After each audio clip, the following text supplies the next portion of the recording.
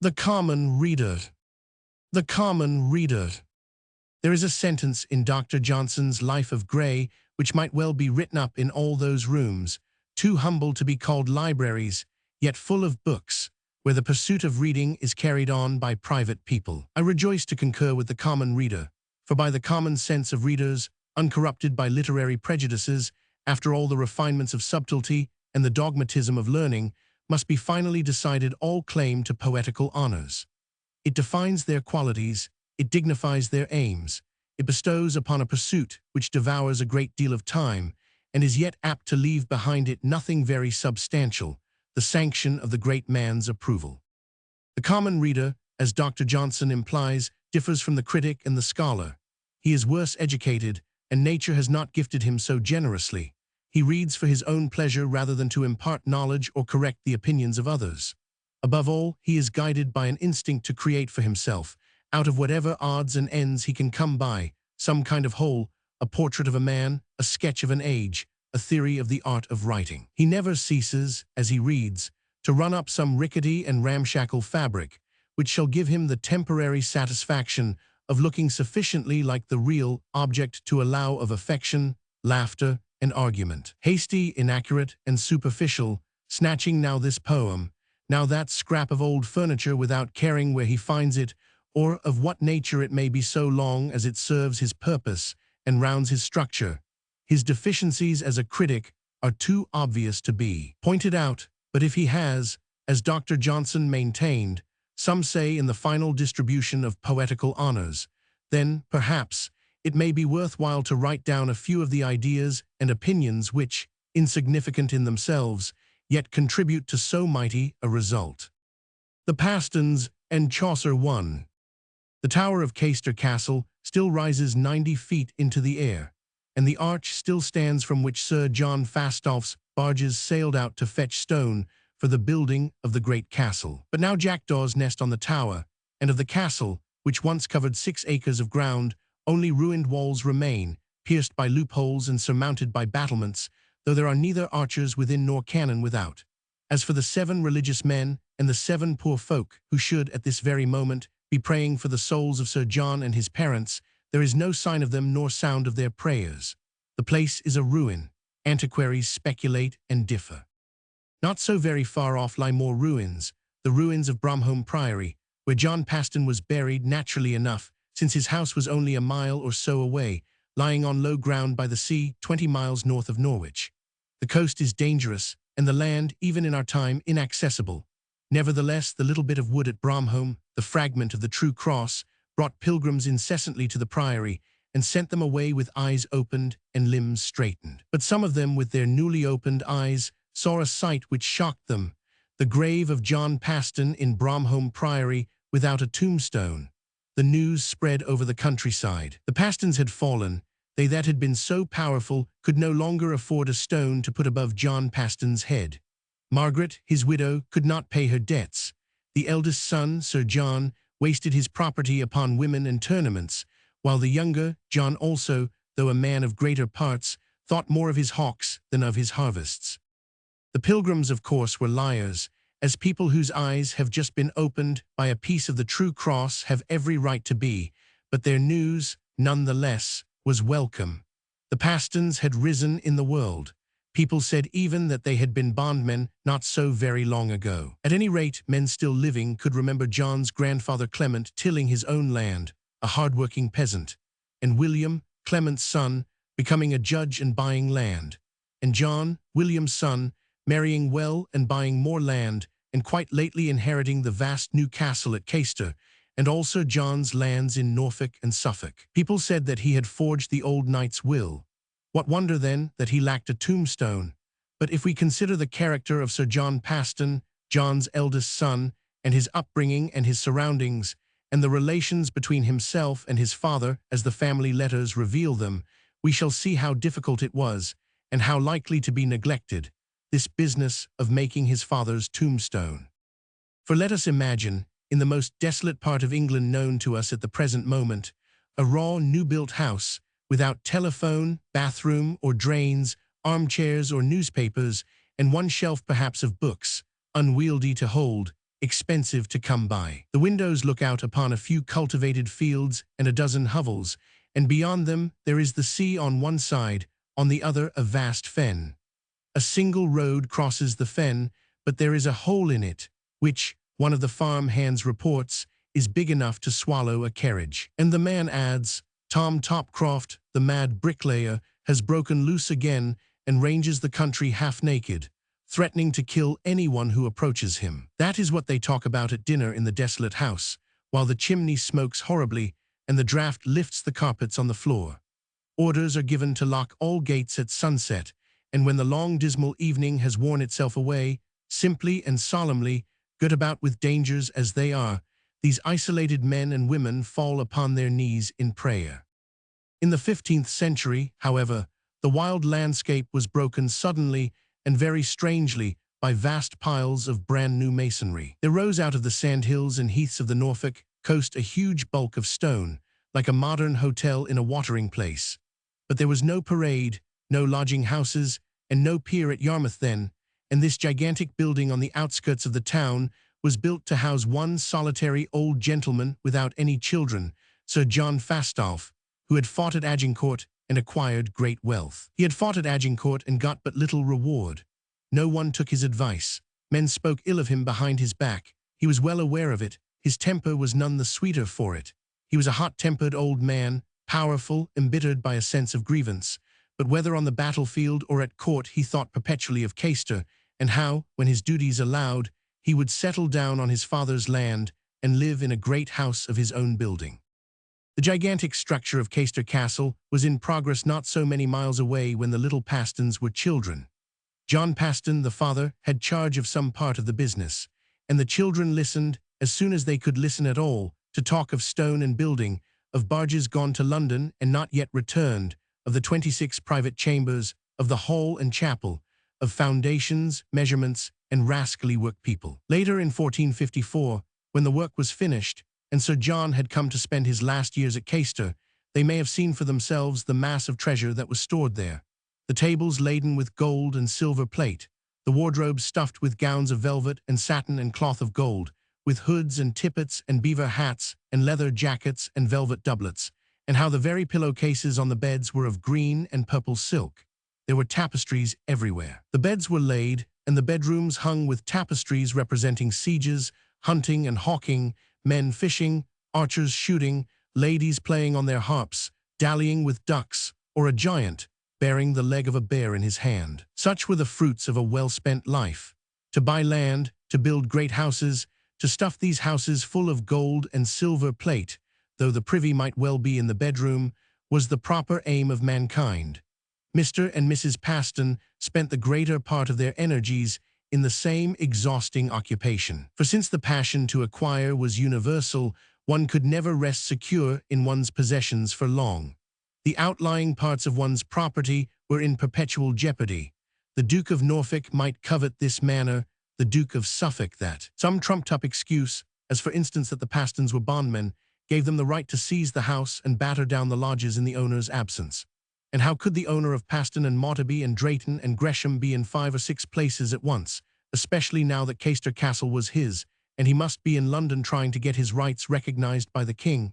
The king was mad too, they said, did not know his own child, they said, or the king was in flight, or there was civil war in the land. Norfolk was always the most distressed of counties, and its country gentlemen the most quarrelsome of mankind.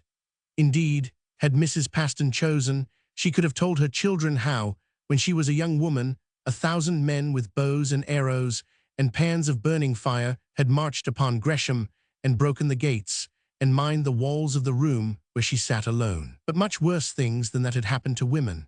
She neither bewailed her lot nor thought herself a heroine. The long, long letters which she wrote so laboriously in her clear, cramped hand to her husband, who was as usual away, make no mention of herself. The sheep had wasted the hay.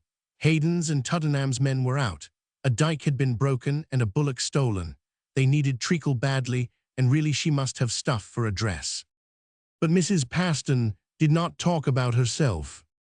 Thus the little Pastons would see their mother writing or dictating page after page, hour after hour, long, long letters, but to interrupt a parent who writes so laboriously of such important matters would have been a sin.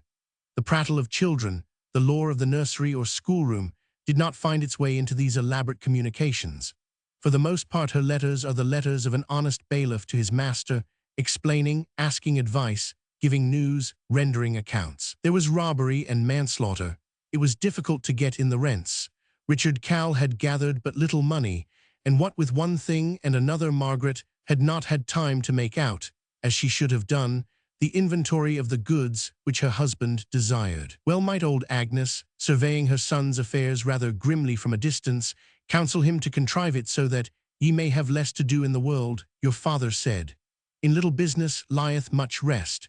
This world is but a thoroughfare and full of woe, and when we depart therefrom, right naught bear with us but our good deeds and 99. The thought of death would thus come upon them in a clap.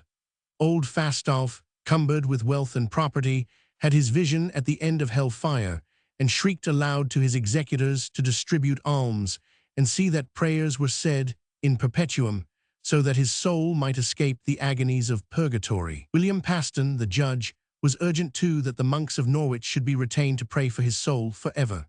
The soul was no wisp of air, but a solid body capable of eternal suffering, and the fire that destroyed it was as fierce as any that burnt on mortal grates. Forever there would be monks in the town of Norwich, and forever the chapel of Our Lady in the town of Norwich. There was something matter-of-fact, positive, and enduring in their conception both of life and of death. With the plan of existence so vigorously marked out, children of course were well beaten, and boys and girls taught to know their places. They must acquire land, but they must obey their parents. A mother would clout her daughter's head 3 times a week, and break the skin if she did not conform to the laws of behavior. Agnes Paston, a lady of birth and breeding, beat her daughter Elizabeth. Margaret Paston, a softer-hearted woman, turned her daughter out of the house for loving the honest bailiff Richard Cal. Brothers would not suffer their sisters to marry beneath them and sell candle and mustard in Framlingham. The fathers quarrelled with the sons, and the mothers, fonder of their boys than of their girls, yet bound by all law and custom to obey their husbands, were torn asunder in their efforts to keep the peace. With all her pains, Margaret failed to prevent rash acts on the part of her eldest son John, or the bitter words with which his father denounced him. He was a drone among bees, the father burst out, which labour for gathering honey in the fields, and the drone doth naught, but taketh his part of it. He treated his parents with insolence, and yet was fit for no charge of responsibility abroad. But the quarrel was ended very shortly by the death, 22nd May 1466, of John Paston, the father, in London. The body was brought down to Bromholm to be buried. 12 poor men trudged all the way bearing torches beside it. Alms were distributed, masses and dirges were said. Bells were rung. Great quantities of fowls, sheep, pigs, eggs, bread and cream were devoured, ale and wine drunk, and candles burnt. 2 panes were taken from the church windows to let out the reek of the torches. Black cloth was distributed, and a light set burning on the grave. But John Paston, the heir, delayed to make his father's tombstone. He was a young man, something over 24 years of age. The discipline and the drudgery of a country life bored him. When he ran away from home, it was, apparently, to attempt to enter the king's household. Whatever doubts, indeed, might be cast by their enemies on the blood of the Pastons, Sir John was unmistakably a gentleman. He had inherited his lands. The honey was his that the bees had gathered with so much labor. He had the instincts of enjoyment rather than of acquisition, and with his mother's parsimony was strangely mixed something of his father's ambition. Yet his own indolent and luxurious temperament took the edge from both. He was attractive to women, liked society and tournaments, and court life and making bets, and sometimes even reading books. And so life, now that John Paston was buried, started afresh upon rather a different foundation. There could be little outward change indeed. Margaret still ruled the house. She still ordered the lives of the younger children as she had ordered the lives of the elder. The boys still needed to be beaten into book learning by their tutors. The girls still loved the wrong men and must be married to the right. Rents had to be collected. The interminable lawsuit for the Fastolf property dragged on. Battles were fought. The roses of York and Lancaster alternately faded and flourished. Norfolk was full of poor people seeking redress for their grievances, and Margaret worked for her son as she had worked for her husband, with this significant change only, that now, instead of confiding in her husband, she took the advice of her priest. But inwardly there was a change. It seems at last as if the hard outer shell had served its purpose, and something sensitive, appreciative, and pleasure-loving had formed within. At any rate, Sir John, writing to his brother John at home, strayed sometimes from the business on hand to crack a joke, to send a piece of gossip, or to instruct him, knowingly and even subtly, upon the conduct of a love affair. Be as lowly to the mother as ye list, but to the maid not too lowly, nor that ye be too glad to speed, nor too sorry to fail. And I shall always be your herald both here, if she come hither, and at home, when I come home, which I hope hastily within 11 days at the furthest. And then a hawk was to be bought, a hat, or new silk laces sent down to John in Norfolk, prosecuting his suit, flying his hawks, and attending with considerable energy, and not too nice a sense of honesty, to the affairs of the Paston estates. The lights had long since burnt out on John Paston's grave, but still Sir John delayed, no tomb replaced them. He had his excuses, what with the business of the lawsuit, and his duties at court, and the disturbance of the civil wars, his time was occupied, and his money spent. But perhaps something strange had happened to Sir John himself, and not only to Sir John dallying in London, but to his sister Marjorie falling in love with the bailiff, and to Walter making Latin verses at Eton, and to John flying his hawks at Paston. Life was a little more various in its pleasures. They were not quite so sure as the elder generation had been of the rights of man, and of the dues of God, of the horrors of death, and of the importance of tombstones. Poor Margaret Paston scented the change, and sought uneasily, with the pen which had marched so stiffly through so many pages, to lay bare the root of her troubles. It was not that the lawsuit saddened her. She was ready to defend Chaucer with her own hands if need be, though I cannot well guide nor rule soldiers, but there was something wrong with the family since the death of her husband and master. Perhaps her son had failed in his service to God. He had been too proud or too lavish in his expenditure, or perhaps he had shown too little mercy to the poor. Whatever the fault might be, she only knew that Sir John spent twice as much money as his father for less result, that they could scarcely pay their debts without selling land, wood, or household stuff. It is a death to me to think of it, while everyday people spoke ill of them in the country because they left John Paston to lie without a tombstone. The money that might have bought it, or more land, and more goblets and more tapestry, was spent by Sir John on clocks and trinkets, and upon paying a clerk to copy out treatises upon knighthood and other such stuff. There they stood at Paston, 11 volumes, with the poems of Lydgate and Chaucer among them, diffusing a strange air into the gaunt, comfortless house, inviting men to indolence and vanity, distracting their thoughts from business, and leading them not only to neglect their own profit, but to think lightly of the sacred dues of the dead. For sometimes, instead of riding off on his horse to inspect his crops or bargain with his tenants, Sir John would sit, in broad daylight, reading. There on the hard chair in the comfortless room with the wind lifting the carpet and the smoke stinging his eyes, he would sit reading Chaucer, wasting his time, dreaming, or what strange intoxication was it that he drew from books? Life was rough, cheerless, and disappointing.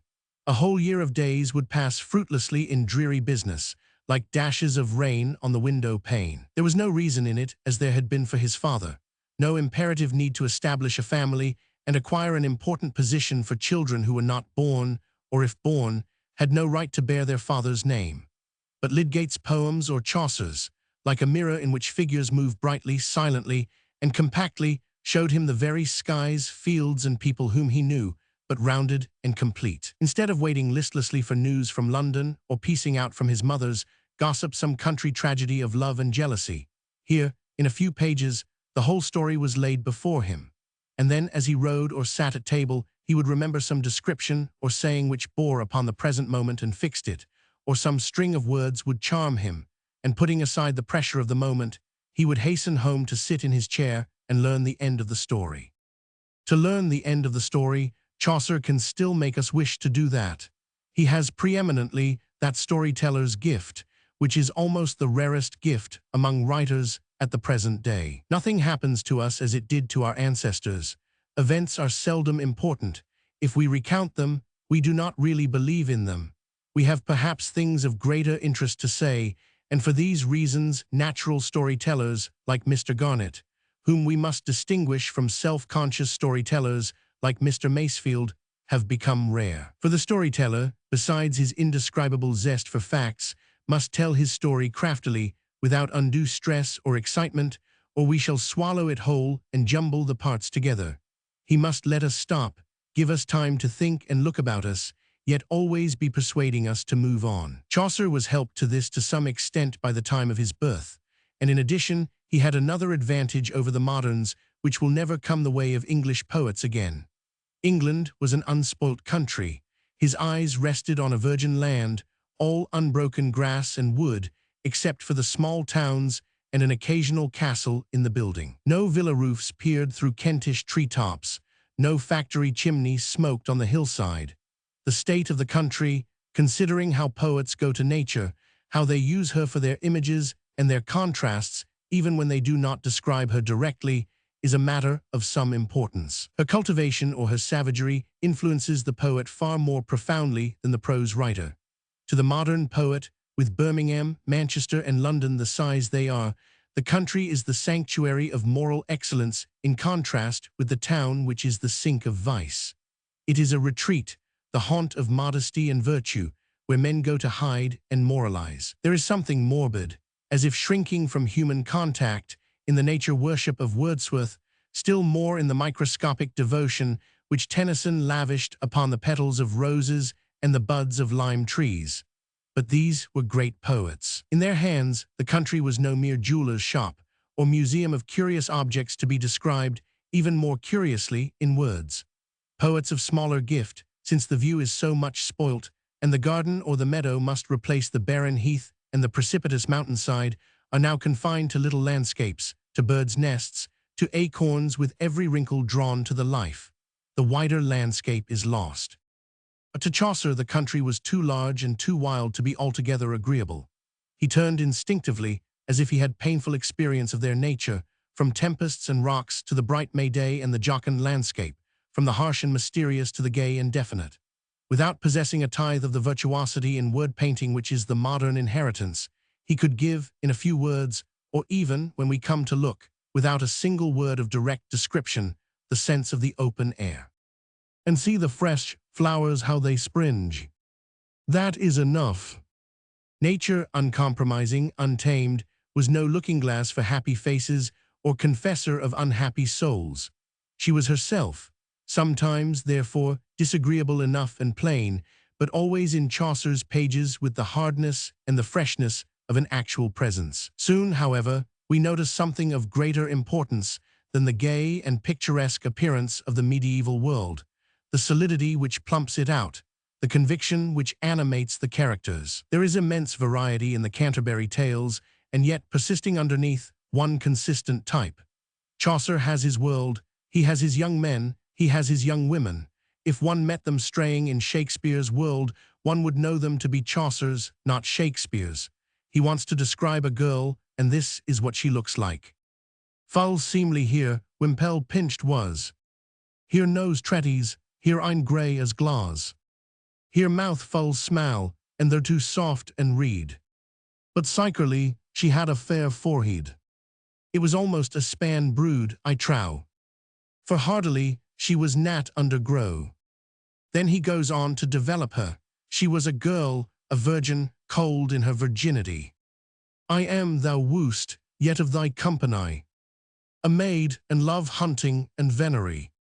And for to walken in the woads wilder. And not to bin a whiff, and be with child. Next he bethinks him how discreet she was in answering alway.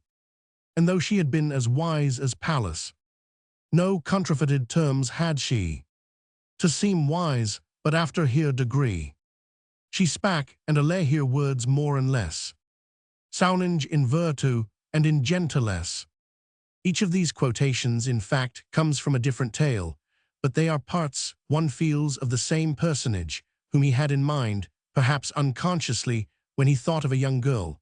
And for this reason, as she goes in and out of the Canterbury Tales bearing different names, she has a stability which is only to be found where the poet has made up his mind about young women, of course, but also about the world they live in, its end, its nature, and his own craft and technique, so that his mind is free to apply its force fully to its object. It does not occur to him that his Griselda might be improved or altered.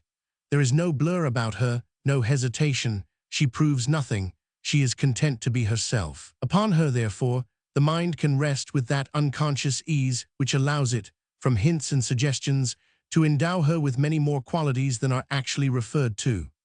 Such is the power of conviction, a rare gift, a gift shared in our day by Joseph Conrad in his earlier novels, and a gift of supreme importance, for upon it the whole weight of the building depends. Once believe in Chaucer's young men and women, and we have no need of preaching or protest. We know what he finds good, what evil, the less said the better. Let him get on with his story, paint knights and squires, good women and bad, cooks, shipmen, priests, and we will supply the landscape, give his society its belief, its standing towards life and death, and make of the journey to Canterbury a spiritual pilgrimage. This simple faithfulness to his own conceptions was easier then than now in one respect at least, for Chaucer could write frankly where we must either say nothing or say it slyly. He could sound every note in the language, instead of finding a great many of the best gone dumb from disuse, and thus, when struck by daring fingers, giving off a loud discordant jangle out of keeping with the rest.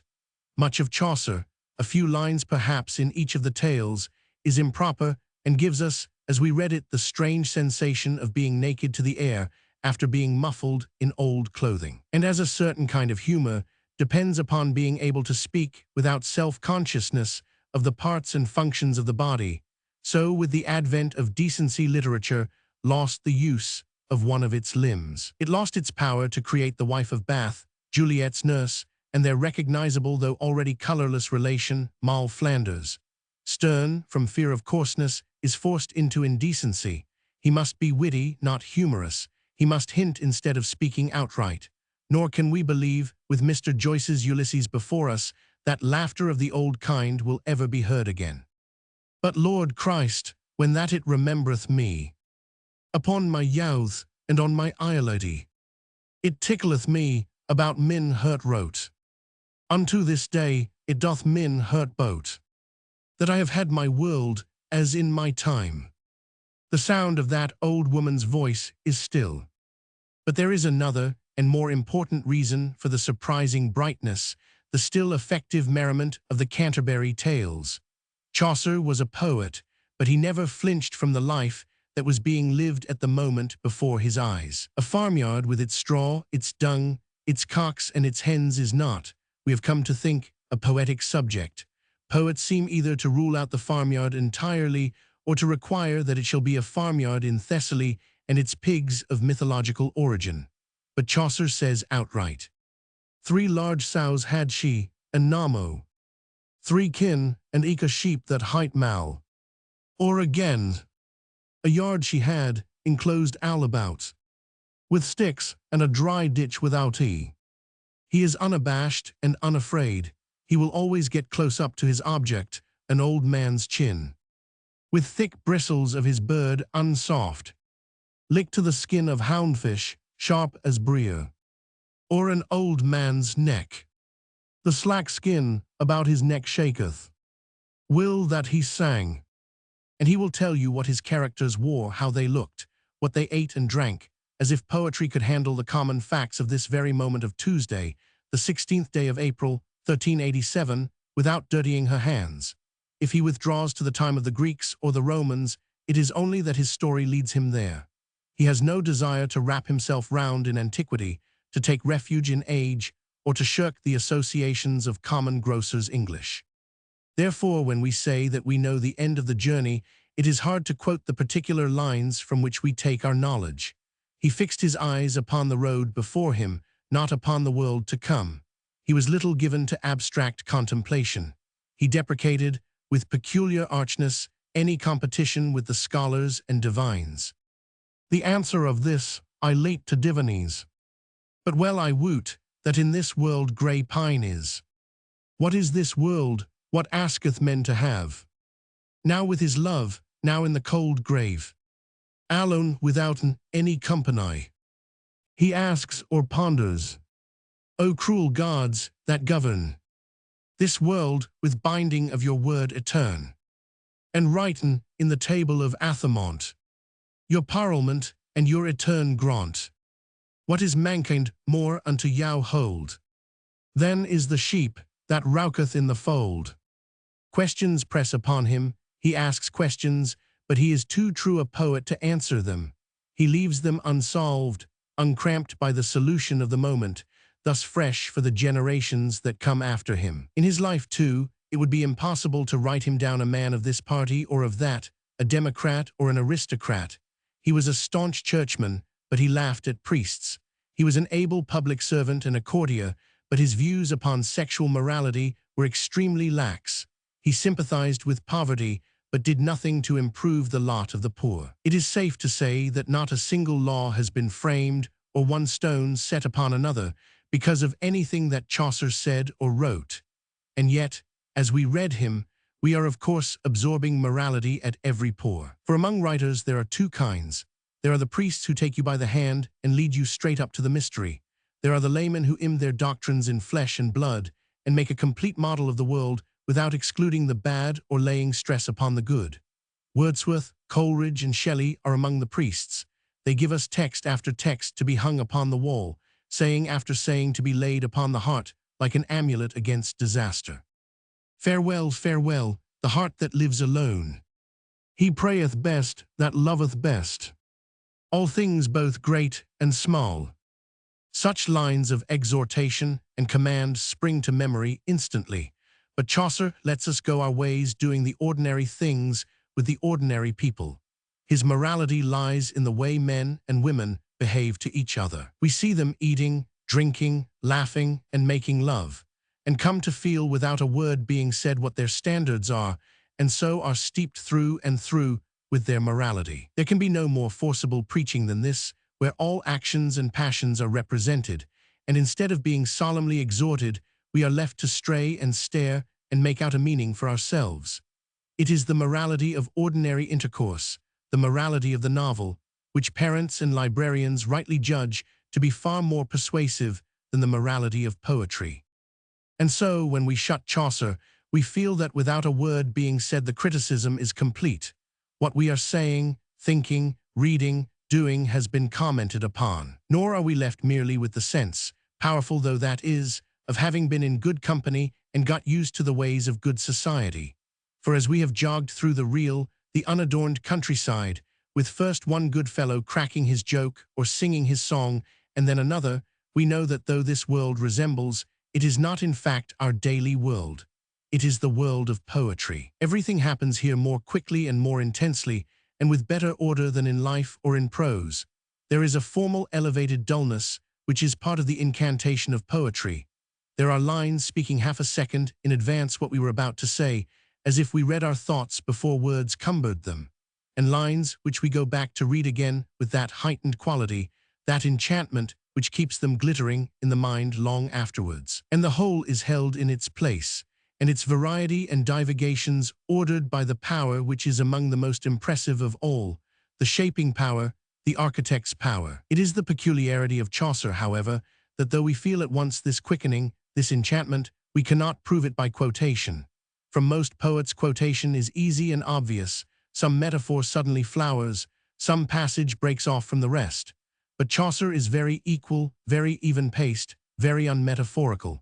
If we take 6 or 7 lines in the hope that the quality will be contained in them, it has escaped. My lord, ye woot that in my father's place ye did me streep out of my pover weed, and richly me cladden, o your grace. To you brought I not else out of dreed, but faith and nakedness and maidenhead. In its place that seemed not only memorable and moving, but fit to set beside striking beauties. Cut out and taken separately, it appears ordinary and quiet. Chaucer, it seems, has some art by which the most ordinary words and the simplest feelings, when laid side by side, make each other shine, when separated lose their luster. Thus the pleasure he gives us is different from the pleasure that other poets give us, because it is more closely connected with what we have ourselves felt or observed. Eating, drinking, and fine weather, the May, cocks and hens, millers, old peasant women, flowers. There's a special stimulus in seeing all these common things so arranged that they affect us as poetry affects us, and are yet bright, sober, precise as we see them out of doors. There is a pungency in this unfigurative language, a stately and memorable beauty in the undraped sentences, which follow each other like women so slightly veiled that you see the lines of their bodies as they go. And she set down here water pot anon, beside the threshold in an ox's stall. And then, as the procession takes its way, tranquilly, beautifully, out from behind peeps the face of Chaucer, grinning, malicious, in league with all foxes, donkeys, and hens, to mock the pomp and ceremonies of life, witty, intellectual, French, at the same time based upon a broad bottom of English humour. So Sir John read his Chaucer in the comfortless room with the wind blowing and the smoke stinging, and left his father's tombstone unmade. But no book, no tomb, had power to hold him long. He was one of those ambiguous characters who haunt the boundary line where one age merges in another and are not able to inhabit either. At one moment, he was all for buying books cheap. Next, he was off to France and told his mother, "My mind is now not most upon books." In his own house, where his mother Margaret was perpetually making out inventories or confiding in Gloys the priest, he had no peace or comfort. There was always reason on her side. She was a brave woman, for whose sake one must put up with the priest's insolence and choke down one's rage when the grumbling broke into open abuse. And thou proud priest and thou proud squire were bandied angrily about the room. All this, with the discomforts of life and the weakness of his own character, drove him to loiter in pleasanter places, to put off coming, to put off writing, to put off, year after year, the making of his father's tombstone. Yet John Paston had now lain for 12 years under the bare ground. The prior of Bromholm sent word that the grave cloth was in tatters, and he had tried to patch it himself.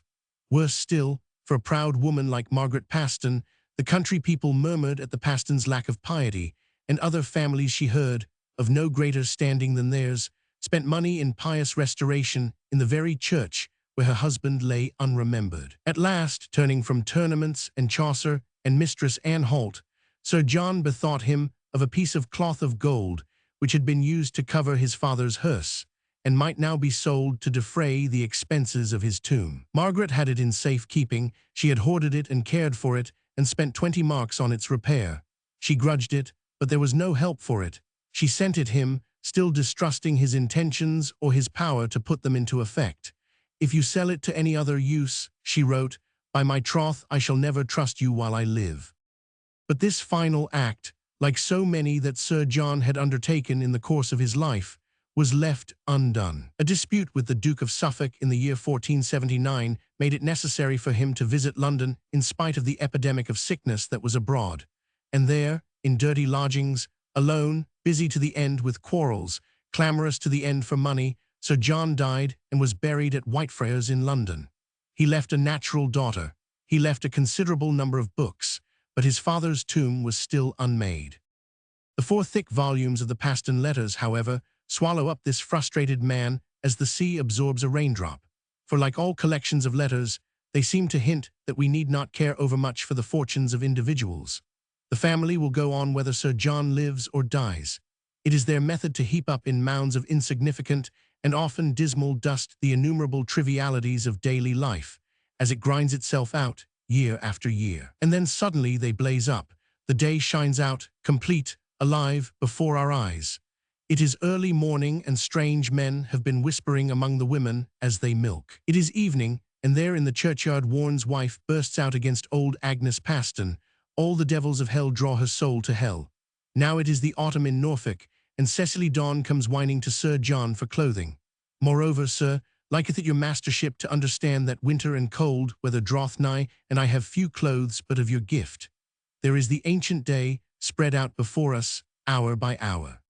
But in all this, there is no writing for writing's sake, no use of the pen to convey pleasure or amusement or any of the million shades of endearment and intimacy which have filled so many English letters since. Only occasionally, under stress of anger for the most part, does Margaret Paston quicken into some shrewd saw or solemn curse. "Men cut large thongs here out of other men's leather. We beat the bushes and other men have the birds. Haste reweth, which is to my heart a very spear." That is her eloquence, and that her anguish.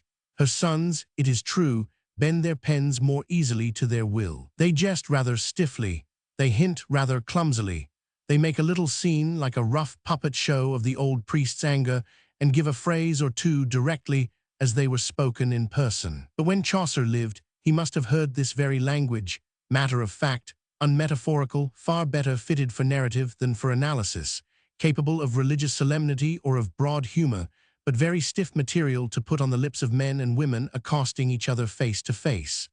In short, it is easy to see, from the Paston Letters, why Chaucer wrote not Lear or Romeo and Juliet, but the Canterbury Tales. Sir John was buried, and John the younger brother succeeded in his turn. The Paston Letters go on, life at Paston continues much the same as before. Over it all broods a sense of discomfort and nakedness, of unwashed limbs thrust into splendid clothing, of tapestry blowing on the draughty walls, of the bedroom with its privy, of winds sweeping straight over land unmitigated by hedge or town, of Caister Castle covering with solid stones 6 acres of ground, and of the plain-faced Pastons indefatigably accumulating wealth, treading out the roads of Norfolk, and persisting with an obstinate courage which does them infinite credit in furnishing the bareness of England. On not knowing Greek. For it is vain and foolish to talk of knowing Greek, since in our ignorance we should be at the bottom of any class of schoolboys, since we do not know how the words sounded, or where precisely we ought to laugh, or how the actors acted, and between this foreign people and ourselves there is not only difference of race and tongue, but a tremendous breach of tradition. All the more strange, then, is it that we should wish to know Greek, try to know Greek, feel forever drawn back to Greek, and be forever making up some notion of the meaning of Greek, though from what incongruous odds and ends, with what slight resemblance to the real meaning of Greek, who shall say? It is obvious, in the first place, that Greek literature is the impersonal literature. Those few hundred years that separate John Paston from Plato, Norwich from Athens, make a chasm which the vast tide of European chatter can never succeed in crossing. When we read Chaucer, we are floated up to him insensibly on the current of our ancestors' lives, and later, as records increase and memories lengthen, there is scarcely a figure which has not its nimbus of association, its life and letters, its wife and family, its house, its character, its happy or dismal catastrophe. But the Greeks remain in a fastness of their own. Fate has been kind there too. She has preserved them from vulgarity. Euripides was eaten by dogs, Hylas killed by a stone, Sappho leapt from a cliff. We know no more of them than that. We have their poetry, and that is all. But that is not, and perhaps never can be, wholly true. Pick up any play by Sophocles, read. Son of him who led our hosts at Troy of old, son of Agamemnon. And at once the mind begins to fashion itself surroundings. It makes some background, even of the most provisional sort, for Sophocles. It imagines some village in a remote part of the country near the sea. Even nowadays such villages are to be found in the wilder parts of England, and as we enter them we can scarcely help feeling that here, in this cluster of cottages, cut off from rail or city, are all the elements of a perfect existence. Here is the rectory, here the manor house, the farm and the cottages, the church for worship, the club for meeting, the cricket field for play. Here life is simply sorted out into its main elements. Each man and woman has his work, each works for the health or happiness of others. And here in this little community, characters become part of the common stock. The eccentricities of the clergyman are known, the great lady's defects of temper, the blacksmith's feud with the milkman, and the loves and matings of the boys and girls. Here life has cut the same grooves for centuries, customs have arisen, legends have attached themselves to hilltops and solitary trees, and the village has its history, its festivals, and its rivalries. It is the climate that is impossible. If we try to think of Sophocles here, we must annihilate the smoke and the damp and the thick wet mists. We must sharpen the lines of the hills. We must imagine a beauty of stone and earth rather than of woods and greenery. With warmth and sunshine and months of brilliant, fine weather, life of course is instantly changed. It is transacted out of doors, with the result, known to all who visit Italy, that small incidents are debated in the street, not in the sitting room, and become dramatic, make people voluble, inspire in them that sneering, laughing, nimbleness of wit and tongue peculiar to the southern races, which has nothing in common with the slow reserve, the low half-tones, the brooding introspective melancholy of people accustomed to live more than half the year indoors. That is the quality that first strikes us in Greek literature, the lightning-quick, sneering, out-of-doors manner. It is apparent in the most august as well as in the most trivial places. Queens and princesses in this very tragedy by Sophocles stand at the door bandying words like village women, with a tendency, as one might expect, to rejoice in language, to split phrases into slices, to be intent on verbal victory. The humor of the people was not good-natured, like that of our postmen and cab drivers. The taunts of men lounging at the street corners had something cruel in them as well as witty. There is a cruelty in Greek tragedy which is quite unlike our English brutality. Is not Pentheus, for example, that highly respectable man made ridiculous in the back before he is destroyed? In fact, of course, these queens and princesses were out of doors, with the bees buzzing past them, shadows crossing them, and the wind taking their draperies. They were speaking to an enormous audience rayed round them on one of those brilliant southern days when the sun is so hot, and yet the air so exciting. The poet, therefore, had to bethink him, not of some theme which could be read for hours by people in privacy, but of something emphatic, familiar, brief, that would carry, instantly and directly, to an audience of 17,000 people, perhaps, with ears and eyes eager and attentive, with bodies whose muscles would grow stiff if they sat too long without diversion. Music and dancing he would need, and naturally would choose one of those legends, like our Tristram and Iseult, which are known to everyone in outline, so that a great fund of emotion is ready prepared, but can be stressed in a new place by each new poet.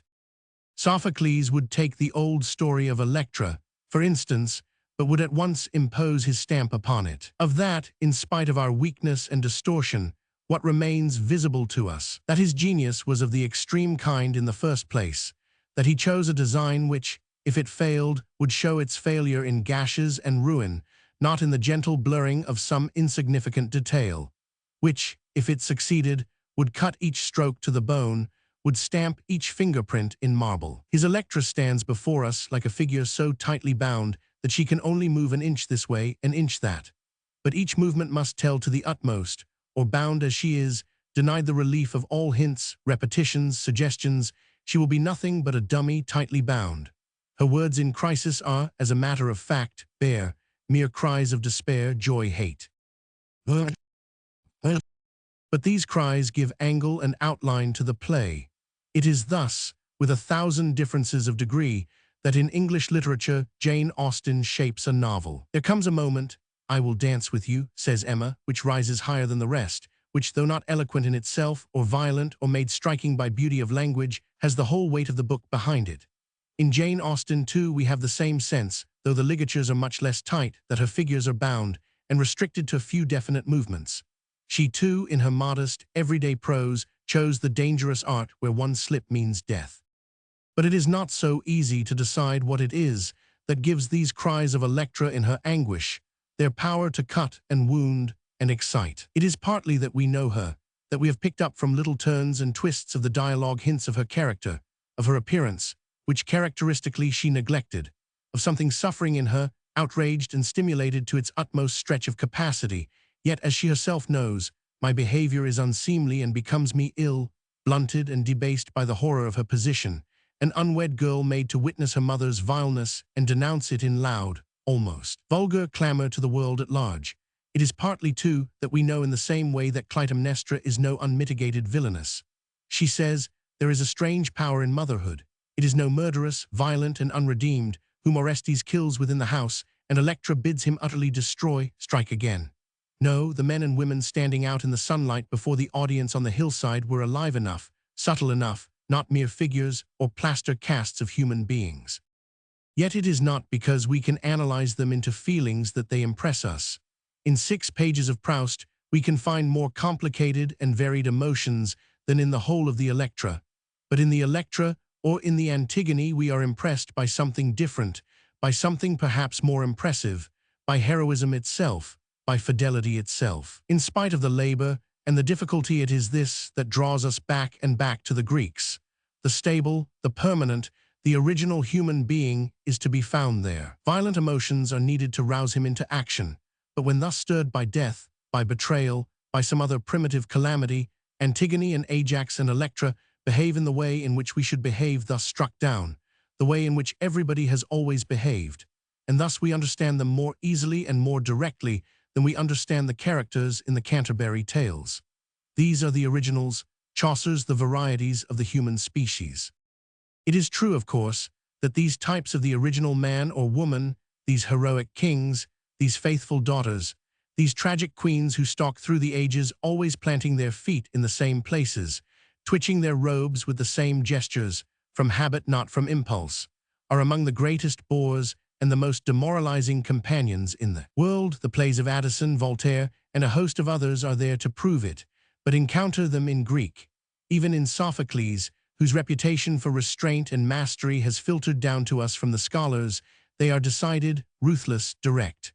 A fragment of their speech broken off wood, we feel, color oceans and oceans of the respectable drama. Here we meet them before their emotions have been worn into uniformity. Here we listen to the nightingale whose song echoes through English literature, singing in her own Greek tongue. For the first time, Orpheus with his lute makes men and beasts follow him. Their voices ring out clear and sharp. We see the hairy tawny bodies at play in the sunlight among the olive trees, not posed gracefully on granite plinths in the pale corridors of the British Museum. And then suddenly, in the midst of all this sharpness and compression, Electra, as if she swept her veil over her face and forbade us to think of her any more, speaks of that very nightingale, that bird distraught with grief, the messenger of Zeus. Ah, Queen of Sorrow, Niobe, the I deem divine thee, who evermore weepest in thy rocky tomb.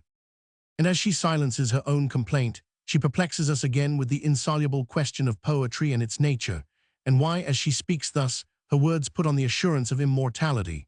For they are Greek, we cannot tell how they sounded, they ignore the obvious sources of excitement, they owe nothing of their effect to any extravagance of expression, and certainly they throw no light upon the speaker's character or the writer's. But they remain something that has been stated and must eternally endure.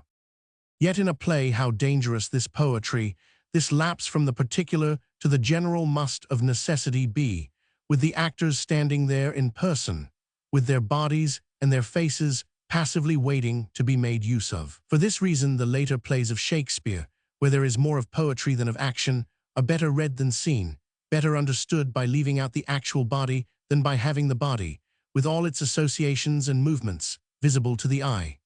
The intolerable restrictions of the drama could be loosened, however, if a means could be found by which what was general and poetic, comment, not action, could be freed without interrupting the movement of the whole. It is this that the choruses supply, the old men or women who take no active part in the drama, the undifferentiated voices who sing like birds in the pauses of the wind, who can comment or sum up or allow the poet to speak himself or supply, by contrast, another side to his conception.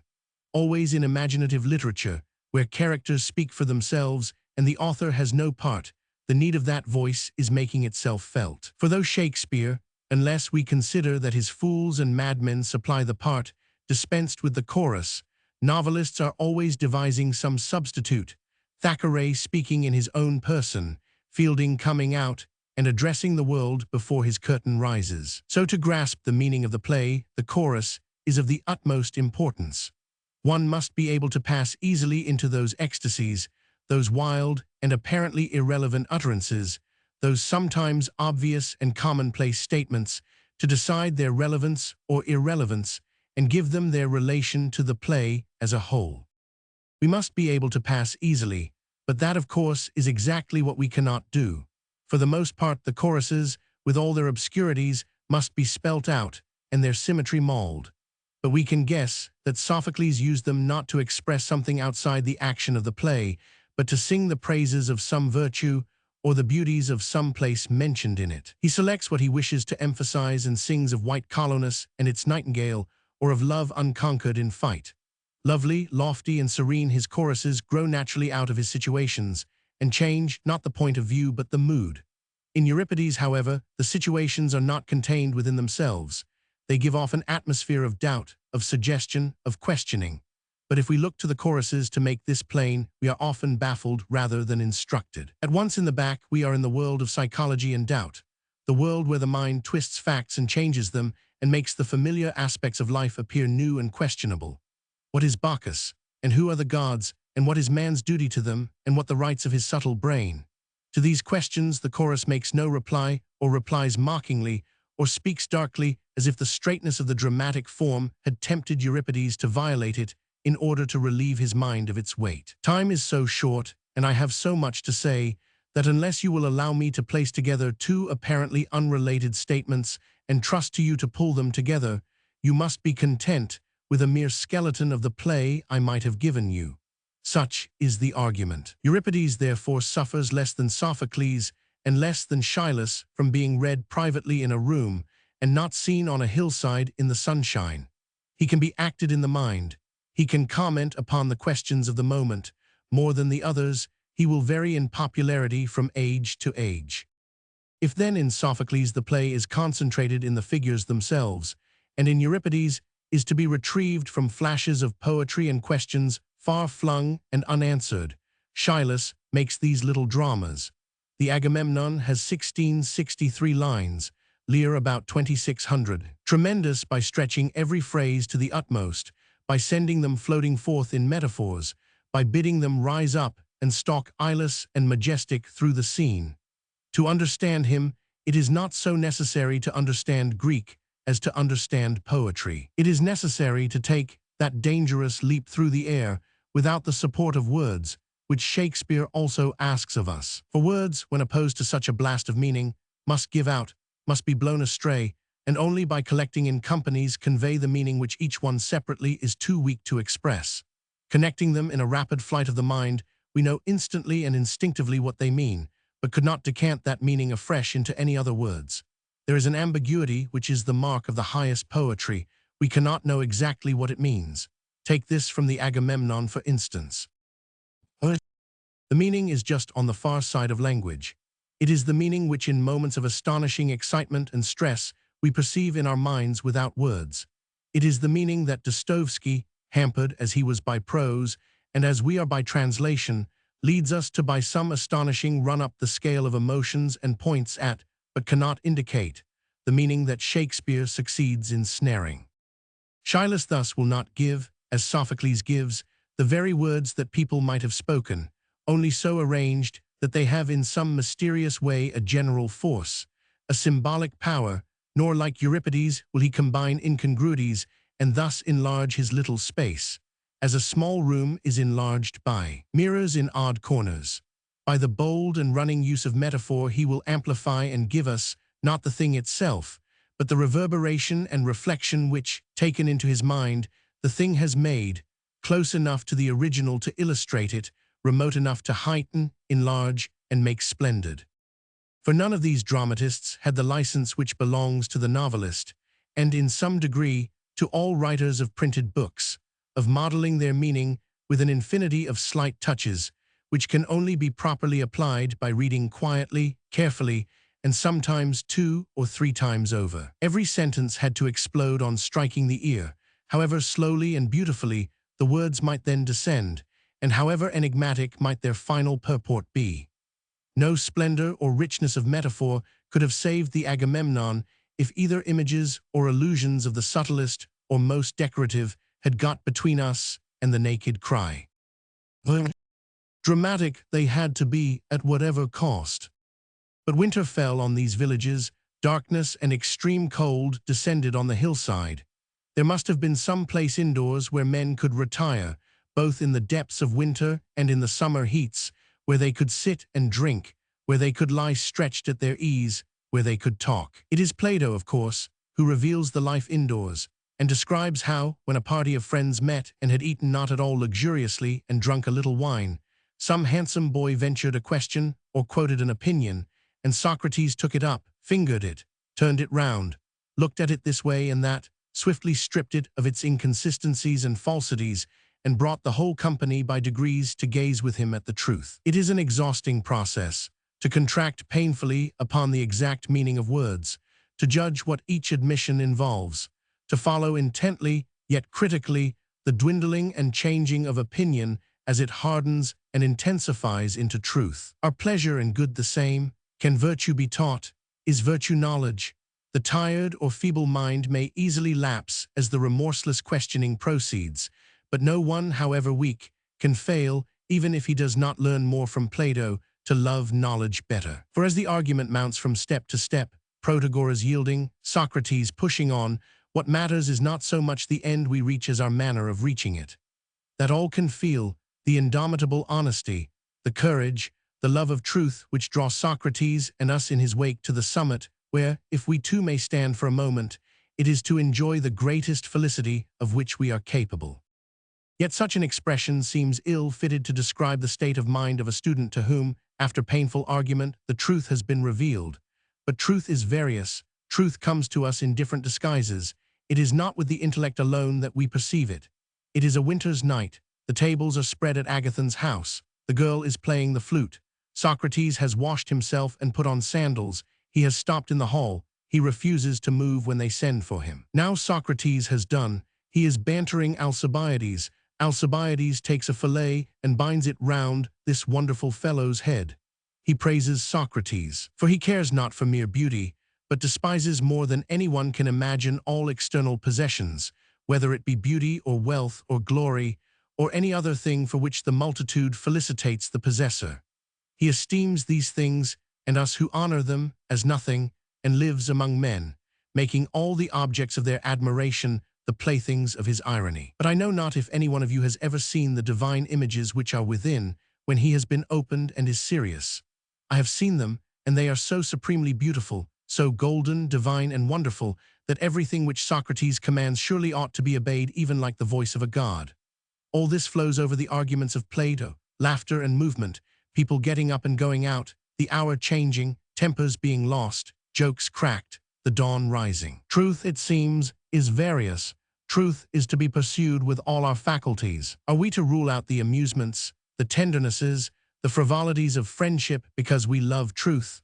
Will truth be quicker found because we stop our ears to music and drink no wine, and sleep instead of talking through the long winter's night? It is not to the cloistered disciplinarian mortifying himself in solitude that we are to turn, but to the well-sunned nature, the man who practices the art of living to the best advantage, so that nothing is stunted, but some things are permanently more valuable than others.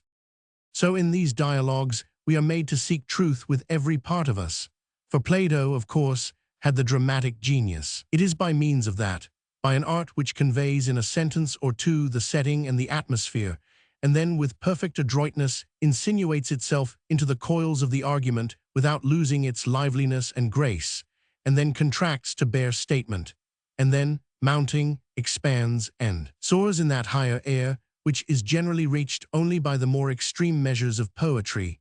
It is this art which plays upon us in so many ways at once, and brings us to an exaltation of mind, which can only be reached when all the powers are called upon to contribute their energy to the whole. But we must beware. Socrates did not care for mere beauty, by which he meant, perhaps, beauty as ornament. A people who judged as much as the Athenians did by ear, sitting out of doors at the play or listening to argument in the marketplace, were far less apt than we are to break off sentences and appreciate them apart from the context. For them there were no beauties of Hardy, beauties of Meredith, sayings from George Eliot. The writer had to think more of the whole and less of the detail. Naturally, living in the open, it was not the lip or the eye that struck them, but the carriage of the body and the proportions of its parts. Thus, when we quote and extract, we do the Greeks more damage than we do the English. There is a bareness and abruptness in their literature which grates upon a taste accustomed to the intricacy and finish of printed books. We have to stretch our minds to grasp a whole devoid of the prettiness of detail or the emphasis of eloquence. Accustomed to look directly and largely rather than minutely and aslant, it was safe for them to step into the thick of emotions which blind and bewilder an age like our own. In the vast catastrophe of the European war, our emotions had to be broken up for us and put at an angle from us before we could allow ourselves to feel them in poetry or fiction. The only poets who spoke to the purpose spoke in the sidelong, satiric manner of Wilfred Owen and Siegfried Sassoon. It was not possible for them to be direct without being clumsy, or to speak simply of emotion without being sentimental. But the Greeks could say, as if for the first time, yet being dead, they have not died. They could say, if to die nobly is the chief part of excellence, to us out of all men fortune gave this lot. For hastening to set a crown of freedom on Greece, we lie possessed of praise that grows not old. They could march straight up, with their eyes open, and thus fearlessly approached, emotions stand still and suffer themselves to be looked at. But again, the question comes back and back.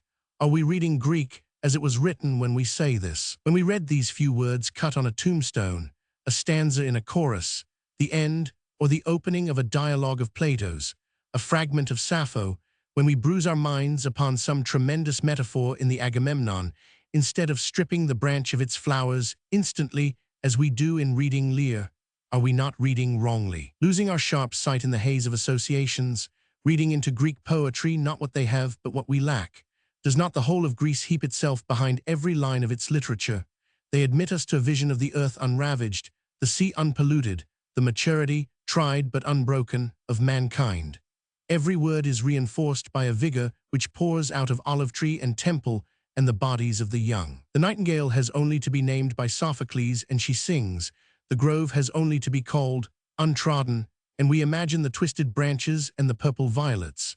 Back and back, we are drawn to steep ourselves in what perhaps is only an image of the reality, not the reality itself. A summer's day imagined in the heart of a northern winter. Chief among these sources of glamour and perhaps misunderstanding is the language. We can never hope to get the whole fling of a sentence in Greek as we do in English. We cannot hear it, now dissonant, now harmonious, tossing sound from line to line across a page. We cannot pick up infallibly one by one all those minute signals by which a phrase is made to hint, to turn, to live. Nevertheless, it is the language that has us most in bondage, the desire for that which perpetually lures us back.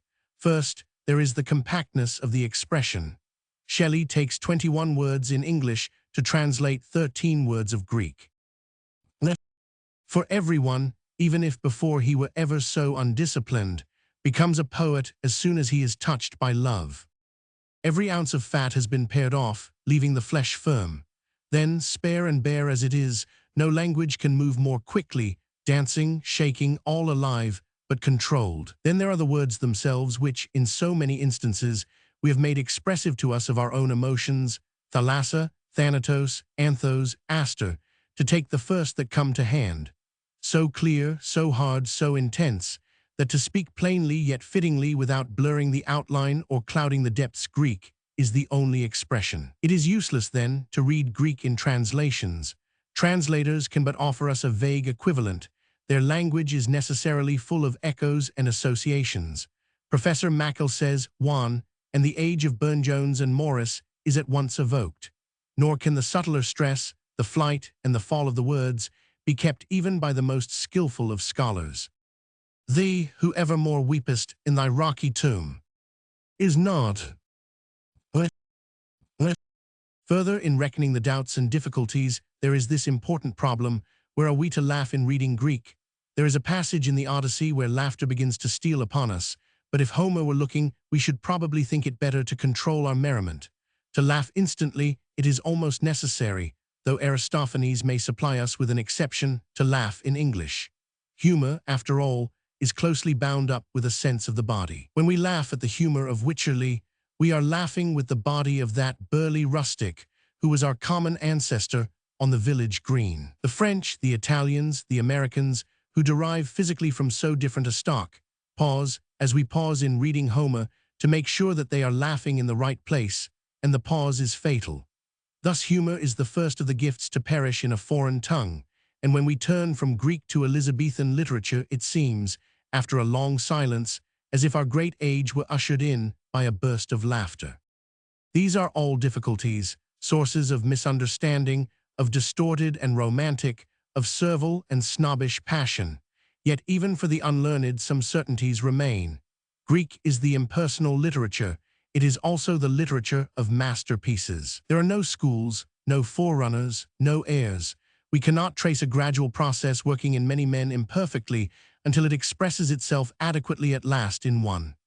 Again, there is always about Greek literature that air of vigor which permeates an age, whether it is the age of Chaucer or Racine or Shakespeare. One generation, at least in that fortunate time, is blown on to be writers to the extreme, to attain that unconsciousness which means that the consciousness is stimulated to the highest extent, to surpass the limits of small triumphs and tentative experiments. Thus we have Sappho with her constellations of adjectives, Plato daring extravagant flights of poetry in the midst of prose, Thucydides constricted and contracted, Sophocles gliding like a shoal of trout smoothly and quietly, apparently motionless, and then with a flicker of fins off and away. While in the Odyssey we have what remains the triumph of narrative, the clearest, and at the same time the most romantic story of the fortunes of men and women. The Odyssey is merely a story of adventure, the instinctive storytelling of a seafaring race. So we may begin it, reading quickly in the spirit of children wanting amusement to find out what happens next.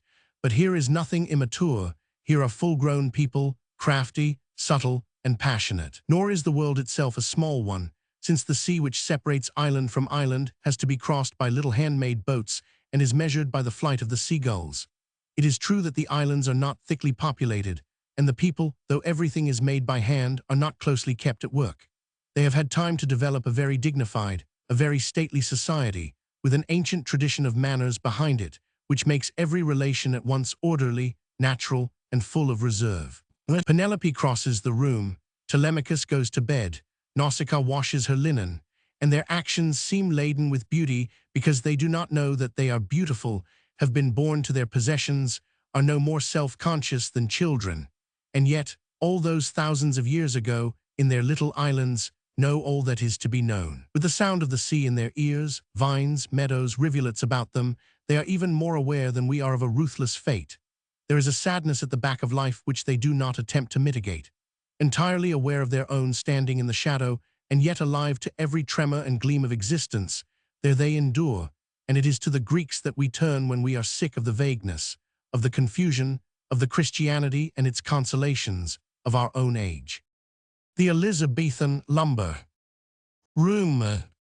These magnificent volumes, too, are not often, perhaps, read through. Part of their charm consists in the fact that Hakluyt is not so much a book as a great bundle of commodities loosely tied together, an emporium, a lumber room strewn with ancient sacks, obsolete nautical instruments, huge bales of wool, and little bags of rubies and emeralds. One is forever untying this packet here, sampling that heap over there, wiping the dust off some vast map of the world, and sitting down in semi-darkness to snuff the strange smells of silks and leathers and ambergris, while outside tumble the huge waves of the uncharted Elizabethan Sea. For this jumble of seeds, silks, unicorns' horns, elephants' teeth, wool, common stones, turbans, and bars of gold, these odds and ends of priceless value and complete worthlessness, were the fruit of innumerable voyages, traffics, and discoveries to unknown lands in the reign of Queen Elizabeth. The expeditions were manned by apt young men from the West Country and financed in part by the great Queen herself. The ships, says Froude, were no bigger than modern yachts. There in the river by Greenwich the fleet lay gathered close to the palace. The Privy Council looked out of the windows of the court. The ships thereupon discharged their ordnance, and the mariners they shouted in such sort that the sky rang again with the noise thereof. Then, as the ships swung down the tide, one sailor after another walked the hatches, climbed the shrouds, stood upon the mainyards to wave his friends a last farewell. Many would come back no more. For directly England and the coast of France were beneath the horizon, the ships sailed into the unfamiliar. The air had its voices, the sea its lions and serpents, its evaporations of fire and tumultuous whirlpools. But God, too, was very close. The clouds but sparely hid the divinity himself. The limbs of Satan were almost visible. Familiarly, the English sailors pitted their God against the God of the Turks, who can speak never a word for dullness, much less can he help them in such an extremity. But howsoever their God behaved himself, our God showed himself a God indeed. God was as near by sea as by land, said Sir Humphrey Gilbert, riding through the storm. Suddenly one light disappeared. Sir Humphrey Gilbert had gone beneath the waves. When morning came, they sought his ship in vain. Sir Hugh Willoughby sailed to discover the Northwest Passage and made no return. The Earl of Cumberland's men, hung up by adverse winds off the coast of Cornwall for a fortnight, licked the muddy water off the deck in agony. And sometimes a ragged and worn-out man came knocking at the door of an English country house and claimed to be the boy who had left it years ago to sail the seas.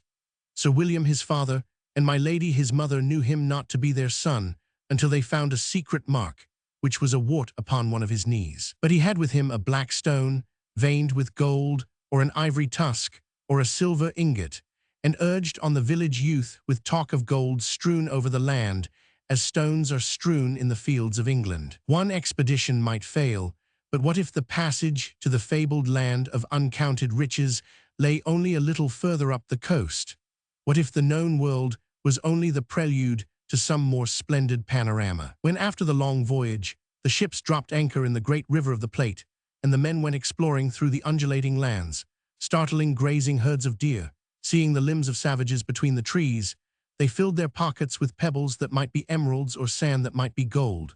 Or sometimes, rounding a headland, they saw far off a string of savages slowly descending to the beach bearing on their heads and linking their shoulders together with heavy burdens for the Spanish king.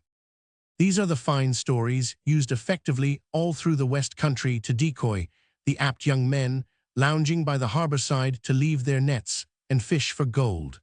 But the voyagers were sober merchants into the bargain, citizens with the good of English trade and the welfare of English work-people at heart. The captains are reminded how necessary it is to find a market abroad for English wool, to discover the herb from which blue dyes are made, above all to make inquiry as to the methods of producing oil, since all attempts to make it from radish seed have failed. They are reminded of the misery of the English poor, whose crimes, brought about by poverty, make them daily consumed by the gallows. They are reminded how the soil of England had been enriched by the discoveries of travelers in the past, how Dr. Linacre brought seeds of the damask rose and chalipas, and how beasts and plants and herbs, without which our life were to be said barbarous, have all come to England gradually from abroad. In search of markets and of goods, of the immortal fame success would bring them, the apt young men set sail for the north, and were left, a little company of isolated Englishmen surrounded by snow and the huts of savages, to make what bargains they could and pick up what knowledge they might before the ships returned in the summer to fetch them home again. There they endured, an isolated company burning on the rim of the dark. One of them, carrying a charter from his company in London, went inland as far as Moscow, and there saw the emperor sitting in his chair of estate with his crown on his head, and a staff of goldsmith's work in his left hand. All the ceremony that he saw is carefully written out, and the site upon which the English merchant first set eyes has the brilliancy of a Roman vase dug up and stood for a moment in the sun, until, exposed to the air, seen by millions of eyes, it dulls and crumbles away. There, all these centuries, on the outskirts of the world, the glories of Moscow, the glories of Constantinople have flowered unseen. The Englishman was bravely dressed for the occasion, led 3 fair mastiffs in coats of red cloth, and carried a letter from Elizabeth, the paper whereof did smell most fragrantly of camphor and ambergris, and the ink of perfect musk. And sometimes, since trophies from the amazing New World were eagerly awaited at home, together with unicorns' horns and lumps of ambergris, and the fine stories of the engendering of whales and debates of elephants and dragons whose blood, mixed, congealed into vermilion, a living sample would be sent, a live savage caught somewhere off the coast of Labrador, taken to England, and shown about like a wild beast. Next year they brought him back and took a woman savage on board to keep him company. When they saw each other they blushed profoundly, but the sailors, though they noted it, knew not why. Later the 2 savages set up house together on board ship, she attending to his wants, he nursing her in sickness. But as the sailors noted again, the savages lived together in perfect chastity. All this, the new words, the new ideas, the waves, the savages, the adventures, found their way naturally into the plays which were being acted on the banks of the Thames. There was an audience quick to seize upon the colored and the high-sounding, to associate those. Frigates bottomed with rich Sethan planks, topped with the lofty firs of Lebanon, with the adventures of their own sons and brothers abroad.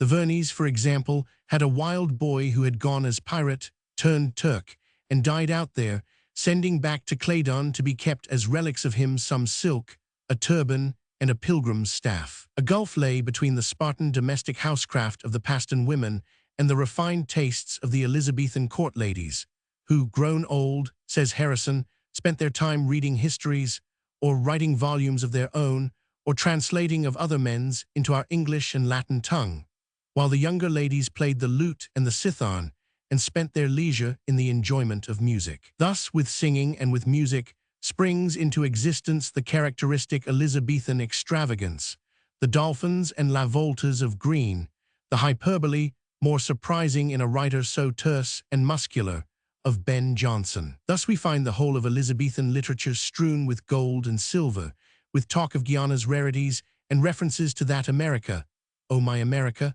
my Newfoundland, which was not merely a land on the map, but symbolized the unknown territories of the soul. So over the water, the imagination of Montaigne brooded in fascination upon savages, cannibals, society, and government.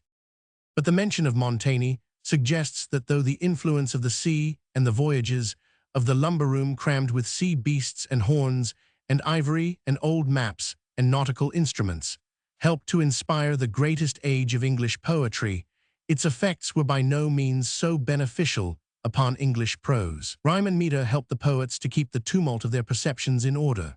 But the prose writer, without these restrictions, accumulated clauses, petered out in interminable catalogues, tripped and stumbled over the convolutions of his own rich draperies.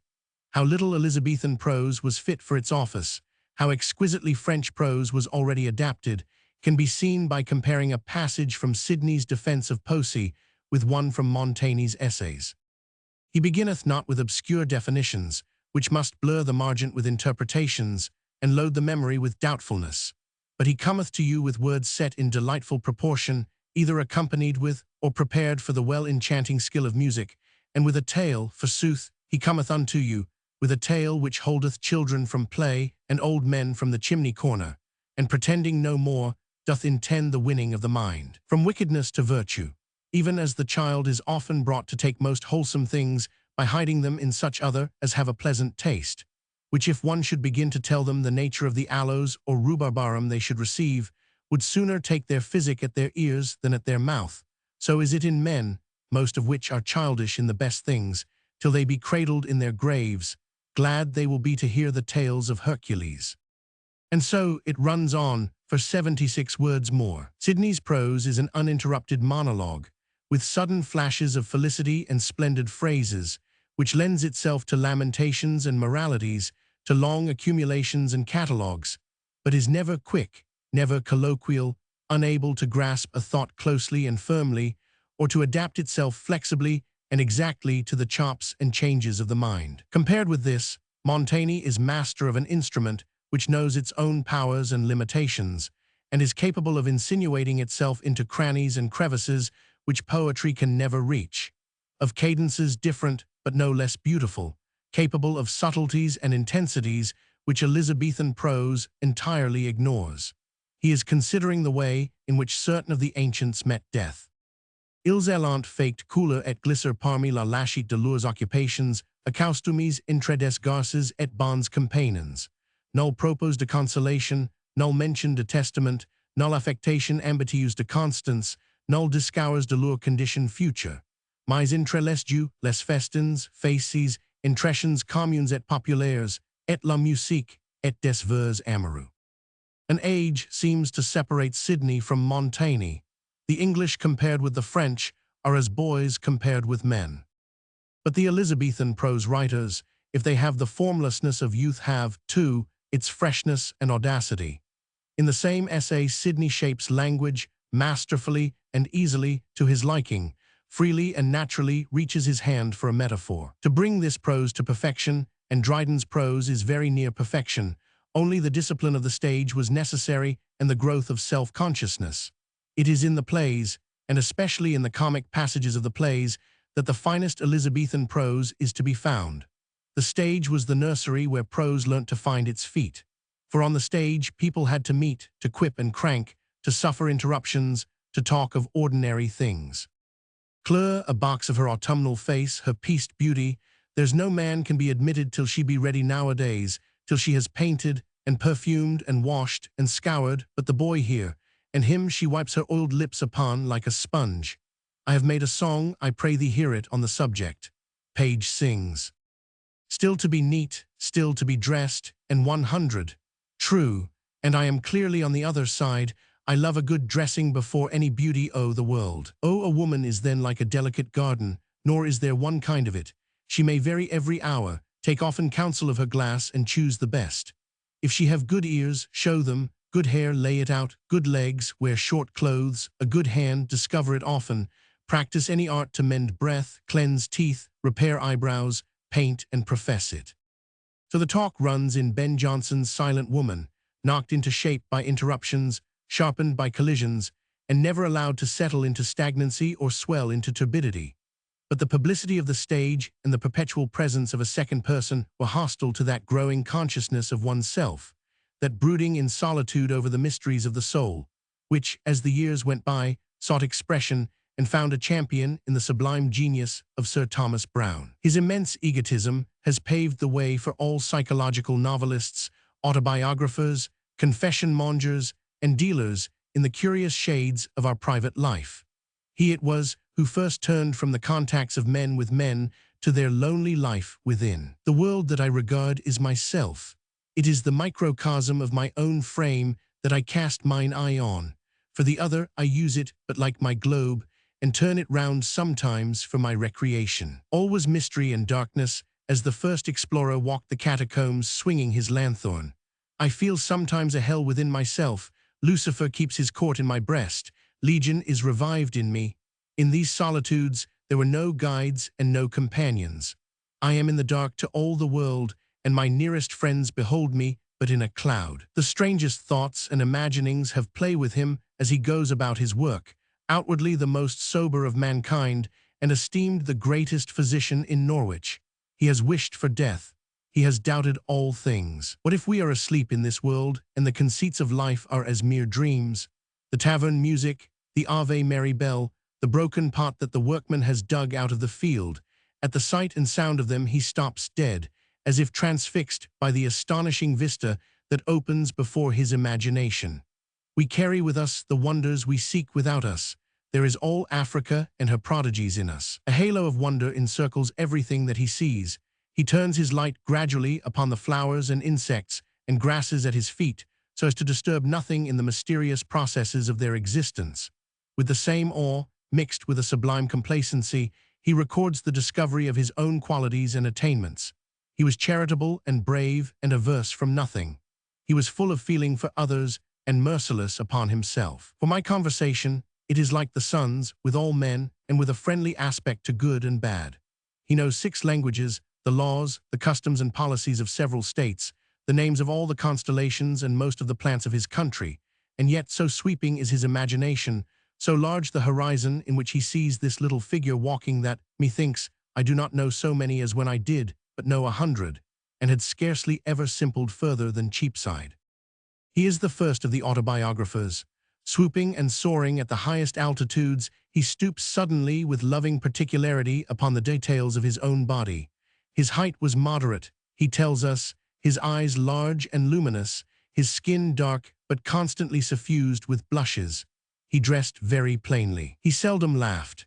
He collected coins, kept maggots in boxes, dissected the lungs of frogs, braved the stench of the spermaceti whale, tolerated Jews, had a good word for the deformity of the toad, and combined a scientific and skeptical attitude towards most things with an unfortunate belief in witches. In short, as we say when we cannot help laughing at the oddities of people we admire most, he was a character, and the first to make us feel that the most sublime speculations of the human imagination are issued from a particular man, whom we can love. In the midst of the solemnities of the urn burial, we smile when he remarks that afflictions induce callosities. The smile broadens to laughter as we mouth out the splendid pomposities, the astonishing conjectures of the Religio Medici. Whatever he writes is stamped with his own idiosyncrasy, and we first become conscious of impurities which hereafter stain literature with so many freakish colors that, however hard we try, make it difficult to be certain whether we are looking at a man or his writing. Now we are in the presence of sublime imagination, now rambling through one of the finest lumber rooms in the world, a chamber stuffed from floor to ceiling with ivory, old iron, broken pots, urns, unicorns' horns, and magic glasses full of emerald lights and blue mystery. Notes on an Elizabethan play. There are, it must be admitted, some highly formidable tracts in English literature, and chief among them that jungle, forest, and wilderness which is the Elizabethan drama. For many reasons, not here to be examined, Shakespeare stands out. Shakespeare who has had the light on him from his day to ours.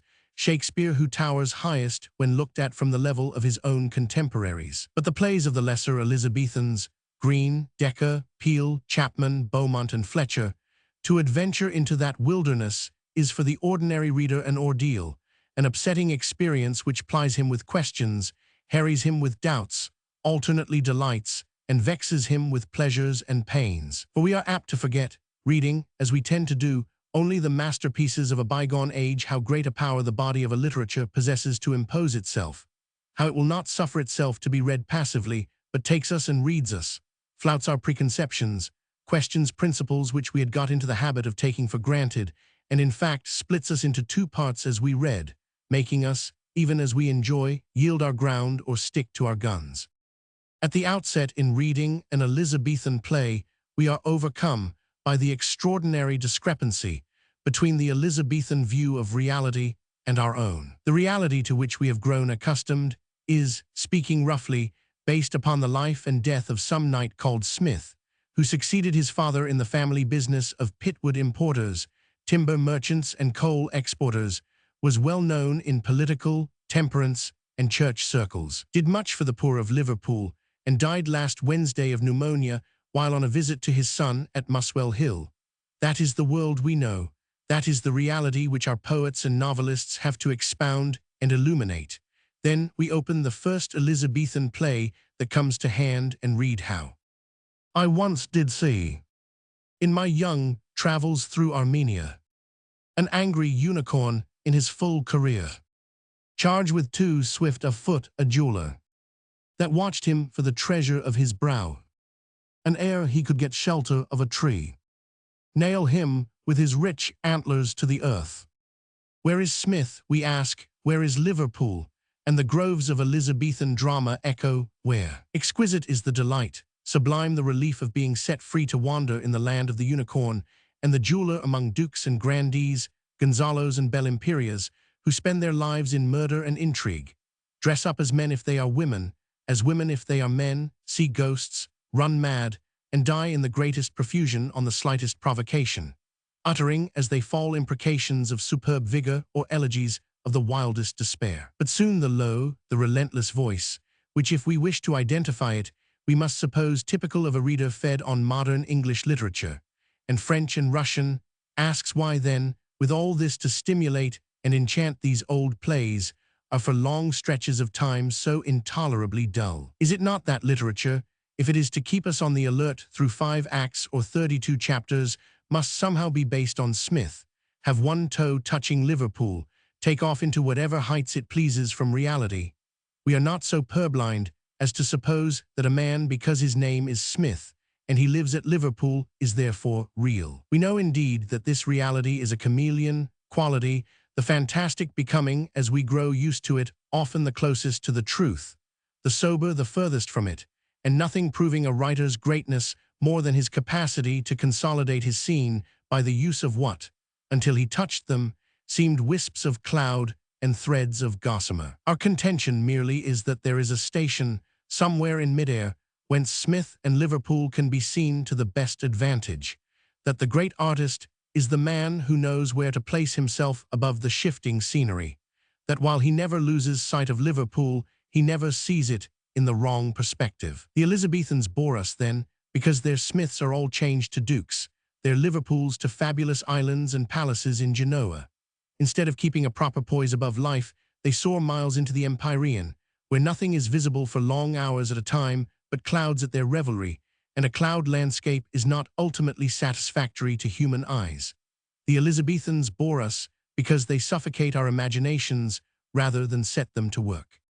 Still, though potent enough, the boredom of an Elizabethan play is of a different quality altogether from the boredom which a 19th-century play, a Tennyson or a Henry Taylor play, inflicts. The riot of images, the violent volubility of language, all that cloys and satiates in the Elizabethans yet appears to be drawn up with a roar as a feeble fire is sucked up by a newspaper. There is, even in the worst, an intermittent bawling vigor which gives us the sense in our quiet armchairs of ostlers and orange girls catching up the lines, flinging them back, hissing or stamping applause. But the deliberate drama of the Victorian age is evidently written in a study. It has for audience ticking clocks and rows of classics bound in half morocco. There is no stamping, no applause. It does not, as with all its faults, the Elizabethan audience did, leaven the mass with fire. Rhetorical and bombastic, the lines are flung and hurried into existence and reach the same impromptu felicities, have the same lip-molded profusion and unexpectedness, which speech sometimes achieves, but seldom in our day the deliberate, solitary pen. Indeed, half the work of the dramatists, one feels, was done in the Elizabethan age by the public. Against that, however, is to be set the fact that the influence of the public was in many respects detestable. To its door we must lay the greatest infliction that Elizabethan drama puts upon us, the plot. The incessant, improbable, almost unintelligible convolutions which presumably gratified the spirit of an excitable and unlettered public actually in the playhouse, but only confuse and fatigue a reader with the book before him. Undoubtedly something must happen. Undoubtedly a play where nothing happens is an impossibility, but we have a right to demand, since the Greeks have proved that it is perfectly possible, that what happens shall have an end in view. It shall agitate great emotions, bring into existence memorable scenes, stir the actors to say what could not be said without this stimulus. Nobody can fail to remember the plot of the Antigone, because what happens is so closely bound up with the emotions of the actors that we remember the people and the plot at one and the same time. But who can tell us what happens in The White Devil or The Maid's Tragedy, except by remembering the story apart from the emotions which it has aroused? As for the lesser Elizabethans, like Greene and Kidd, the complexities of their plots are so great, and the violence which those plots demand so terrific, that the actors themselves are obliterated, and emotions which, according to our convention at least, deserve the most careful investigation, the most delicate analysis, are clean sponged off the slate, and the result is inevitable. Outside Shakespeare and perhaps Ben Jonson, there are no characters in Elizabethan drama, only violences whom we know so little that we can scarcely care what becomes of them. Take any hero or heroine in those early plays. Bellimperia in the Spanish tragedy will serve as well as another. And can we honestly say that we care a jot for the unfortunate lady who runs the whole gamut of human misery to kill herself in the end? No more than for an animated broomstick, we must reply. And in a work dealing with men and women, the prevalence of broomsticks is a drawback. The Spanish tragedy is admittedly a crude forerunner, chiefly valuable because such primitive efforts lay bare the formidable framework which greater dramatists could modify but had to use. Ford, it is claimed, is of the school of Stendhal and of Flaubert. Ford is a psychologist. Ford is an analyst. This man, says Mr. Havelock Ellis, writes of women not as a dramatist nor as a lover, but as one who has searched intimately and felt with instinctive sympathy the fibers of their hearts. The play, "'Tis Pity She's a Whore," upon which this judgment is chiefly based, shows us the whole nature of Annabella spun from pole to pole in a series of tremendous vicissitudes. First, her brother tells her that he loves her. Next, she confesses her love for him. Next, finds herself with child by him. Next, forces herself to marry Soranzo. Next, is discovered. Next, repents. Finally, is killed, and it is her lover and brother who kills her. To trace the trail of feelings which such crises and calamities might be expected to breed in a woman of ordinary sensibility might have filled volumes. A dramatist, of course, has no volumes to fill. He is forced to contract. Even so, he can illumine, he can reveal enough for us to guess the rest. But what is it that we know, without using microscopes and splitting hairs, about the character of Annabella? Gropingly we make out that she is a spirited girl, with her defiance of her husband when he abuses her, her snatches of Italian song, her ready wit, her simple glad love-making. but of character as we understand the word there is no trace. We do not know how she reaches her conclusions, only that she has reached them. Nobody describes her. She is always at the height of her passion, never at its approach. Compare her with Anna Karenina. The Russian woman is flesh and blood, nerves and temperament, has heart, brain, body and mind, where the English girl is flat and crude as a face painted on a playing card. She is without depth, without range, without intricacy. But as we say this, we know that we have missed something. We have let the meaning of the play slip through our hands. We have ignored the emotion which has been accumulating because it has accumulated in places where we have not expected to find it. We have been comparing the play with prose, and the play, after all, is poetry. The play is poetry, we say, and the novel prose. Let us attempt to obliterate detail and place the two before us side by side, feeling, so far as we can, the angles and edges of each, recalling each, so far as we are able, as a whole. Then at once the prime differences emerge.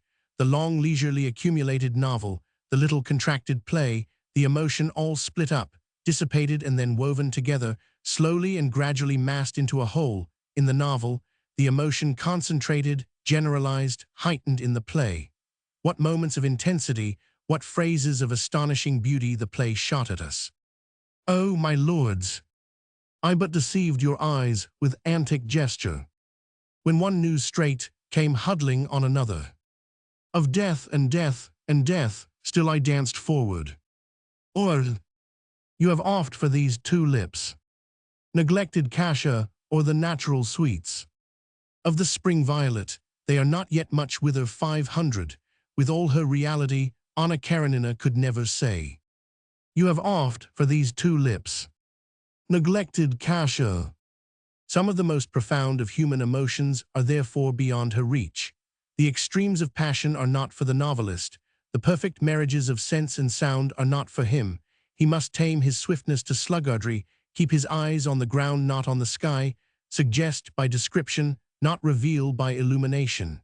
Instead of singing, lay a garland on my hearse of the dismal yew. Maidens, willow branches bare, say I died true. He must enumerate the chrysanthemums fading on the grave, and the undertaker's men snuffling past in their four-wheelers. How then can we compare this lumbering and lagging art with poetry? Granted all the little dexterities by which the novelist makes us know the individual and recognize the real, the dramatist goes beyond the single and the separate, shows us not Annabella in love, but love itself, not Anna Karenina throwing herself under the train, but ruin and death and the soul like a ship in a black storm, driven I know not whither.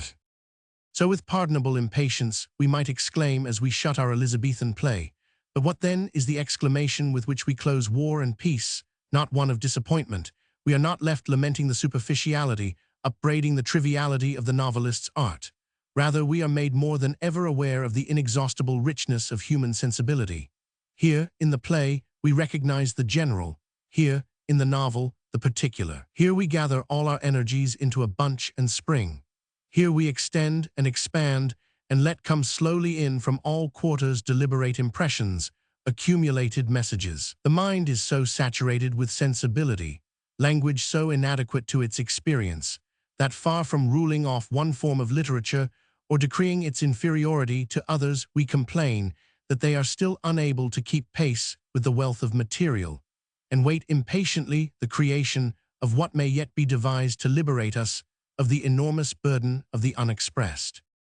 Thus, in spite of dullness, bombast, rhetoric, and confusion, we still read the lesser Elizabethans, still find ourselves adventuring in the land of the jeweler and the unicorn. The familiar factories of Liverpool fade into thin air, and we scarcely recognize any likeness between the knight who imported timber and died of pneumonia at Muswell Hill, and the Armenian duke who fell like a Roman on his sword, while the owl shrieked in the ivy, and the Duchess gave birth to a stillborn babe mongst women howling.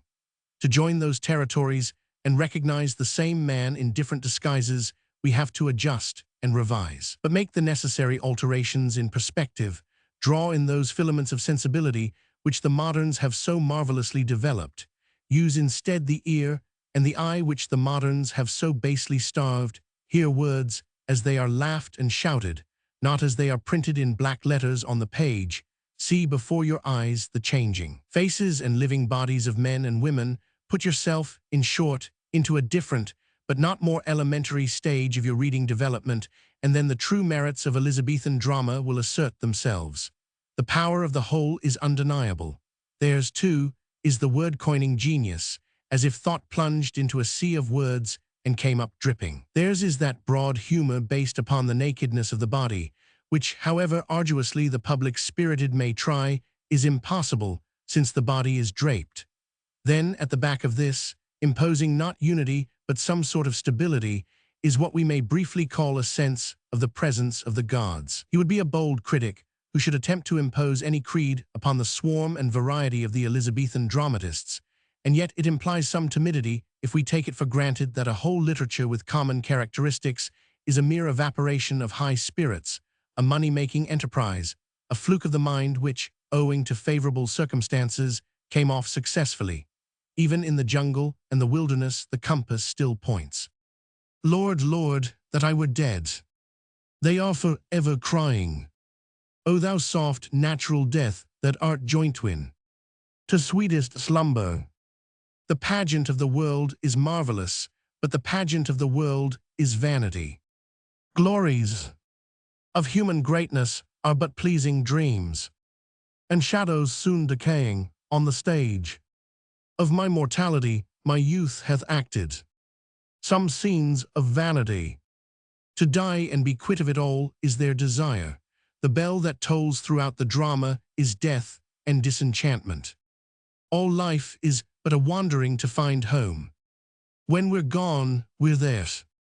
Ruin, weariness, death, perpetually death, stand grimly to confront the other presence of Elizabethan drama, which is life. Life compact of frigates, fir trees and ivory, of dolphins and the juice of July flowers, of the milk of unicorns and panther's breath, of ropes of pearl, brains of peacocks and Cretan wine. To this, life at its most reckless and abundant, they reply. Man is a tree that hath no top in cares, no root in comforts, all his power to live is given to no end, but have power to grieve. It is this echo flung back and back from the other side of the play, which, if it has not the name, still has the effect of the presence of the gods. So we ramble through the jungle, forest, and wilderness of Elizabethan drama. So we consort with emperors and clowns, jewelers and unicorns, and laugh and exult, and marvel at the splendor and humor and fantasy of it all. A noble rage consumes us when the curtain falls. We are bored too, and nauseated by the wearisome old tricks and florid bombast. A dozen deaths of full-grown men and women move us less than the suffering of one of Tolstoy's flies. Wandering in the maze of the impossible and tedious story, suddenly some passionate intensity seizes us, some sublimity exalts, or some melodious snatch of song enchants. It is a world full of tedium and delight, pleasure and curiosity, of extravagant laughter, poetry, and splendor. But gradually it comes over us. What then are we being denied? What is it that we are coming to want so persistently that unless we get it instantly we must seek elsewhere? It is solitude. There is no privacy here. Always the door opens and someone comes in. All is shared, made visible, audible, dramatic.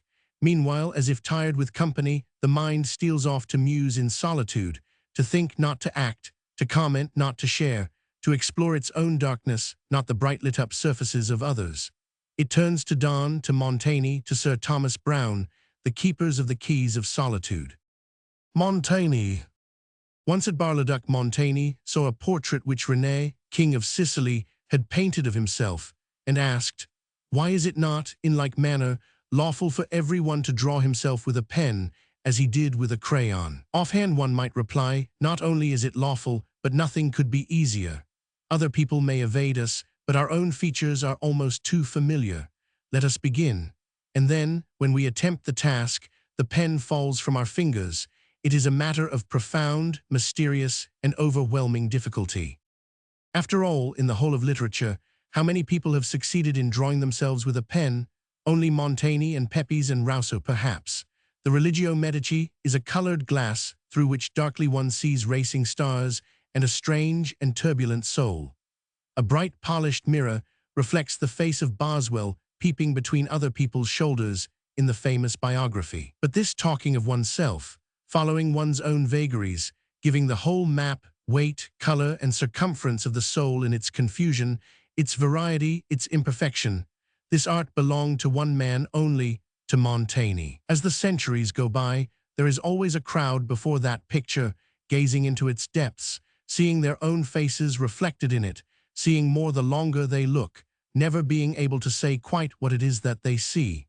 New editions testify to the perennial fascination. Here is the Navarre Society in England reprinting in 5 fine volumes 3 Cotton's translation, while in France the firm of Louis Canard is issuing the complete works of Montaigne with the various readings in an edition to which Dr. Armengaud has devoted a long lifetime of research.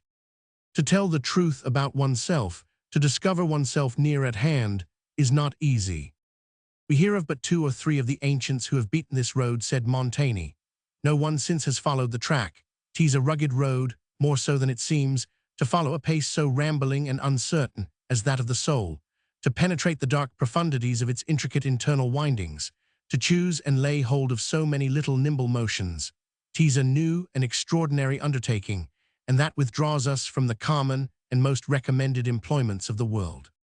There is, in the first place, the difficulty of expression. We all indulge in the strange, pleasant process called thinking, but when it comes to saying, even to some one opposite, what we think, then how little we are able to convey. The phantom is through the mind and out of the window before we can lay salt on its tail, or slowly sinking and returning to the profound darkness which it has lit up momentarily with a wandering light. Face, voice, and accent eke out our words and impress their feebleness with character in speech. But the pen is a rigid instrument. It can say very little. It has all kinds of habits and ceremonies of its own. It is dictatorial too. It is always making ordinary men into prophets and changing the natural stumbling trip of human speech into the solemn and stately march of pens. It is for this reason that Montaigne stands out from the legions of the dead with such irrepressible vivacity. We can never doubt for an instant that his book was himself. He refused to teach. He refused to preach.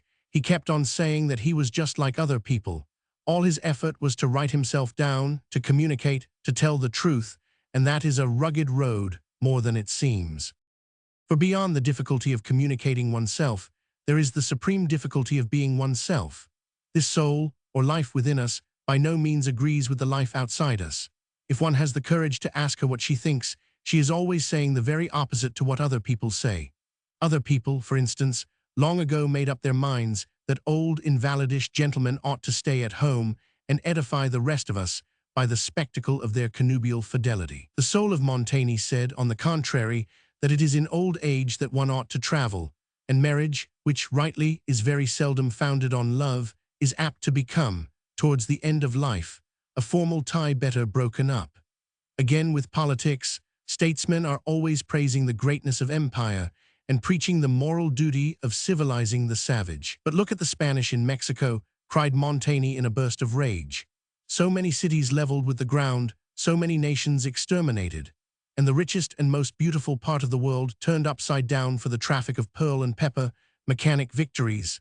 And then, when the peasants came and told him that they had found a man dying of wounds and deserted him for fear lest justice might incriminate them, Montaigne asked, "What could I have said to these people? 'Tis certain that this office of humanity would have brought them into trouble. There is nothing so much, nor so grossly, nor so ordinarily faulty as the laws." Here the soul, getting restive, is lashing out at the more palpable forms of Montaigne's great bugbears, convention and ceremony. But watch her as she broods over the fire in the inner room of that tower which, though detached from the main building, has so wide a view over the estate. Really, she is the strangest creature in the world, far from heroic, variable as a weathercock, bashful, insolent, chaste, lustful, prating, silent, laborious, delicate, ingenious, heavy, melancholic, pleasant, lying, true, knowing, ignorant, liberal, covetous, and prodigal, in short, so complex, so indefinite, corresponding so little to the version which does duty for her in public, that a man might spend his life merely in trying to run her to earth. The pleasure of the pursuit more than rewards one for any damage that it may inflict upon one's worldly prospects. The man who is aware of himself is henceforward independent, and he is never bored, and life is only too short, and he is steeped through and through with a profound yet temperate happiness. He alone lives, while other people, slaves of ceremony, let life slip past them in a kind of dream. Once conform, once do what other people do because they do it, and a lethargy steals over all the finer nerves and faculties of the soul. She becomes all outer show and inward emptiness, dull, callous, and indifferent. Surely then, if we ask this great master of the art of life to tell us his secret, he will advise us to withdraw to the inner room of our tower and there turn the pages of books, pursue fancy after fancy as they chase each other up the chimney, and leave the government of the world to others. Retirement and contemplation, these must be the main elements of his prescription. But no, Montaigne is by no means explicit. It is impossible to extract a plain answer from that subtle, half-smiling, half-melancholy man, with the heavy-lidded eyes and the dreamy, quizzical expression. The truth is that life in the country, with one's books and vegetables and flowers, is often extremely dull. He could never see that his own green peas were so much better than other people's. Paris was the place he loved best in the whole world. Jusque ses verus et ses tax. As for reading, he could seldom read any book for more than an hour at a time, and his memory was so bad that he forgot what was in his mind as he walked from one room to another. Book learning is nothing to be proud of, and as for the achievements of science, what do they amount to? He had always mixed with clever men, and his father had a positive veneration for them, but he had observed that, though they have their fine moments, their rhapsodies, their visions, the cleverest tremble on the verge of folly. Observe yourself. One moment you are exalted, the next a broken glass puts your nerves on edge. All extremes are dangerous. It is best to keep in the middle of the road, in the common ruts, however muddy. In writing, choose the common words, avoid rhapsody and eloquence. Yet it is true, poetry is delicious. The best prose is that which is most full of poetry. It appears, then, that we are to aim at a democratic simplicity. We may enjoy our room in the tower, with the painted walls and the commodious bookcases, but down in the garden there is a man digging who buried his father this morning, and it is he and his like who live the real life and speak the real language. There is certainly an element of truth in that. Things are said very finely at the lower end of the table. There are perhaps more of the qualities that matter among the ignorant than among the learned. But again, what a vile thing the rabble is, the mother of ignorance, injustice, and inconstancy. Is it reasonable that the life of a wise man should depend upon the judgment of fools? Their minds are weak, soft, and without power of resistance. They must be told what it is expedient for them to know. It is not for them to face facts as they are. The truth can only be known by the well-born soul, elame by enni. Who, then, are these well-born souls, whom we would imitate, if only Montaigne would enlighten us more precisely? But no, gnensini point, raconte. After all, how could he explain other people's souls when he could say nothing entirely simply and solidly, without confusion or mixture, in one word, about his own, when indeed it became daily more and more in the dark to him?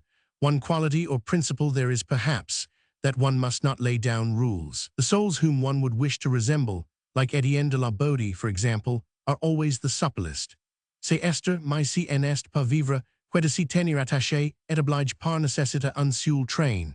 The laws are mere conventions, utterly unable to keep touch with the vast variety and turmoil of human impulses. Habits and customs are a convenience devised for the support of timid natures who dare not allow their souls free play. But we, who have a private life and hold it infinitely the dearest of our possessions, suspect nothing so much as an attitude. Directly we begin to protest, to attitudinize, to lay down laws, we perish. We are living for others, not for ourselves. We must respect those who sacrifice themselves in the public service, load them with honors, and pity them for allowing, as they must, the inevitable compromise. But for ourselves, let us fly fame, honor, and all offices that put us under an obligation to others. Let us simmer over our incalculable cauldron, our enthralling confusion, our hodgepodge of impulses, our perpetual miracle, for the soul throws up wonders every second. Movement and change are the essence of our being. Rigidity is death. Conformity is death.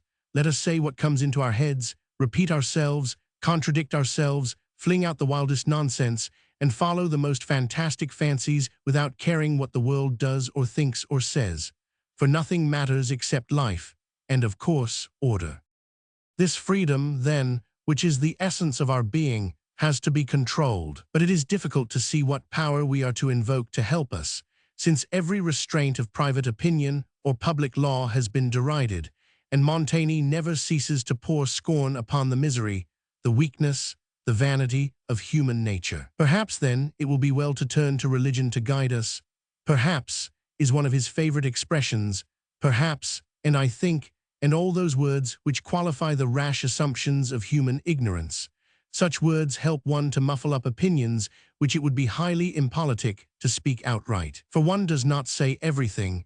There are some things which at present it is advisable only to hint.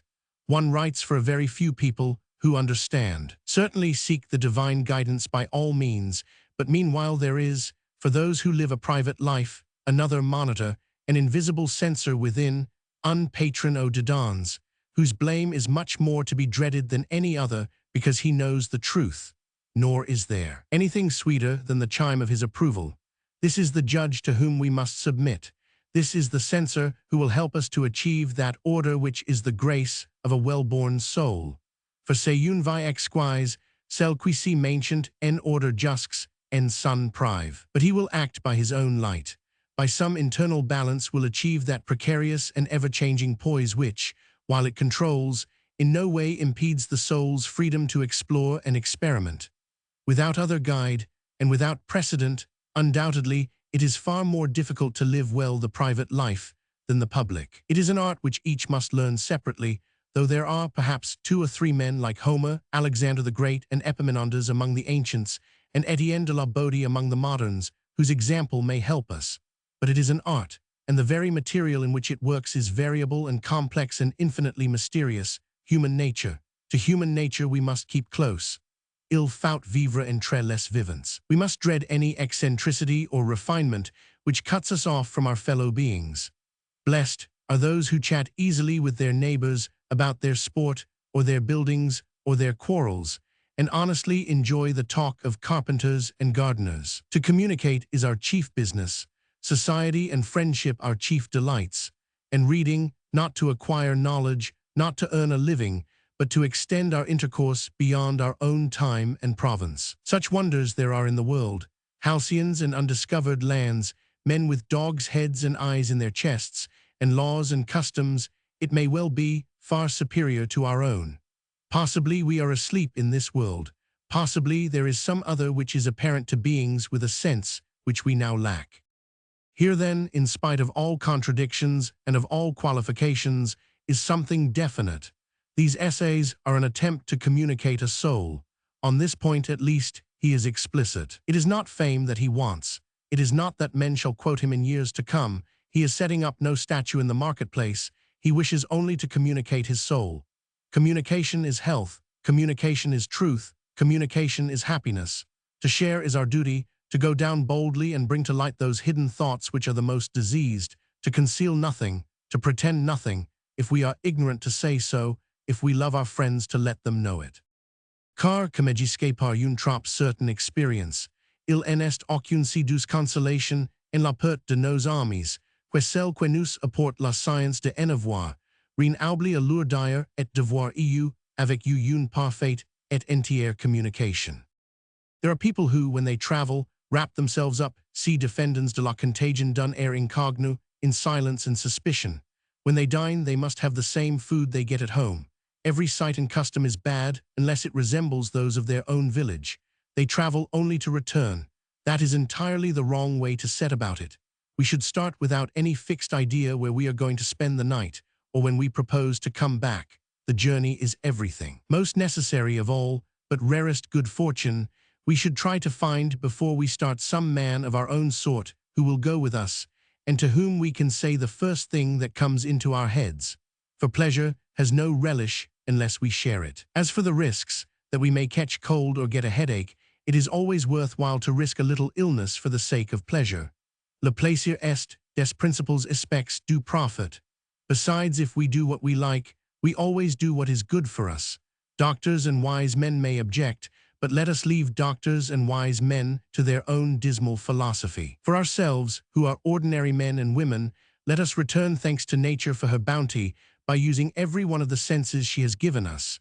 Vary our state as much as possible. Turn now this side, now that, to the warmth, and relish to the full before the sun goes down the kisses of youth and the echoes of a beautiful voice-singing Catullus. Every season is likable, and wet days and fine, red wine and white, company and solitude. Even sleep, that deplorable curtailment of the joy of life, can be full of dreams, and the most common actions, a walk, a talk, solitude in one's own orchard, can be enhanced and lit up by the association of the mind. Beauty is everywhere, and beauty is only 2 fingers' breadth from goodness. So, in the name of health and sanity, let us not dwell on the end of the journey. Let death come upon us planting our cabbages, or on horseback, or let us steal away to some cottage, and there let strangers close our eyes, for a servant sobbing, or the touch of a hand, would break us down. Best of all, let death find us at our usual occupations, among girls and good fellows who make no protests, no lamentations. Let him find us parmi les dieux, les festins, festes, intressions communes et populaires, et la musique, et des vers amoureux. But enough of death. It is life that matters. It is life that emerges more and more clearly as these essays reach not their end, but their suspension in full career. It is life that becomes more and more absorbing as death draws near, oneself, one's soul, every fact of existence. That one wears silk stockings summer and winter, puts water in one's wine, has one's hair cut after dinner, must have glass to drink from, has never worn spectacles, has a loud voice, carries a switch in one's hand, bites one's tongue, fidgets with one's feet, is apt to scratch one's ears, likes meat to be high, rubs one's teeth with a napkin, thank God they are good, must have curtains to one's bed, and what is rather curious, began by liking radishes, then disliked them, and now likes them again.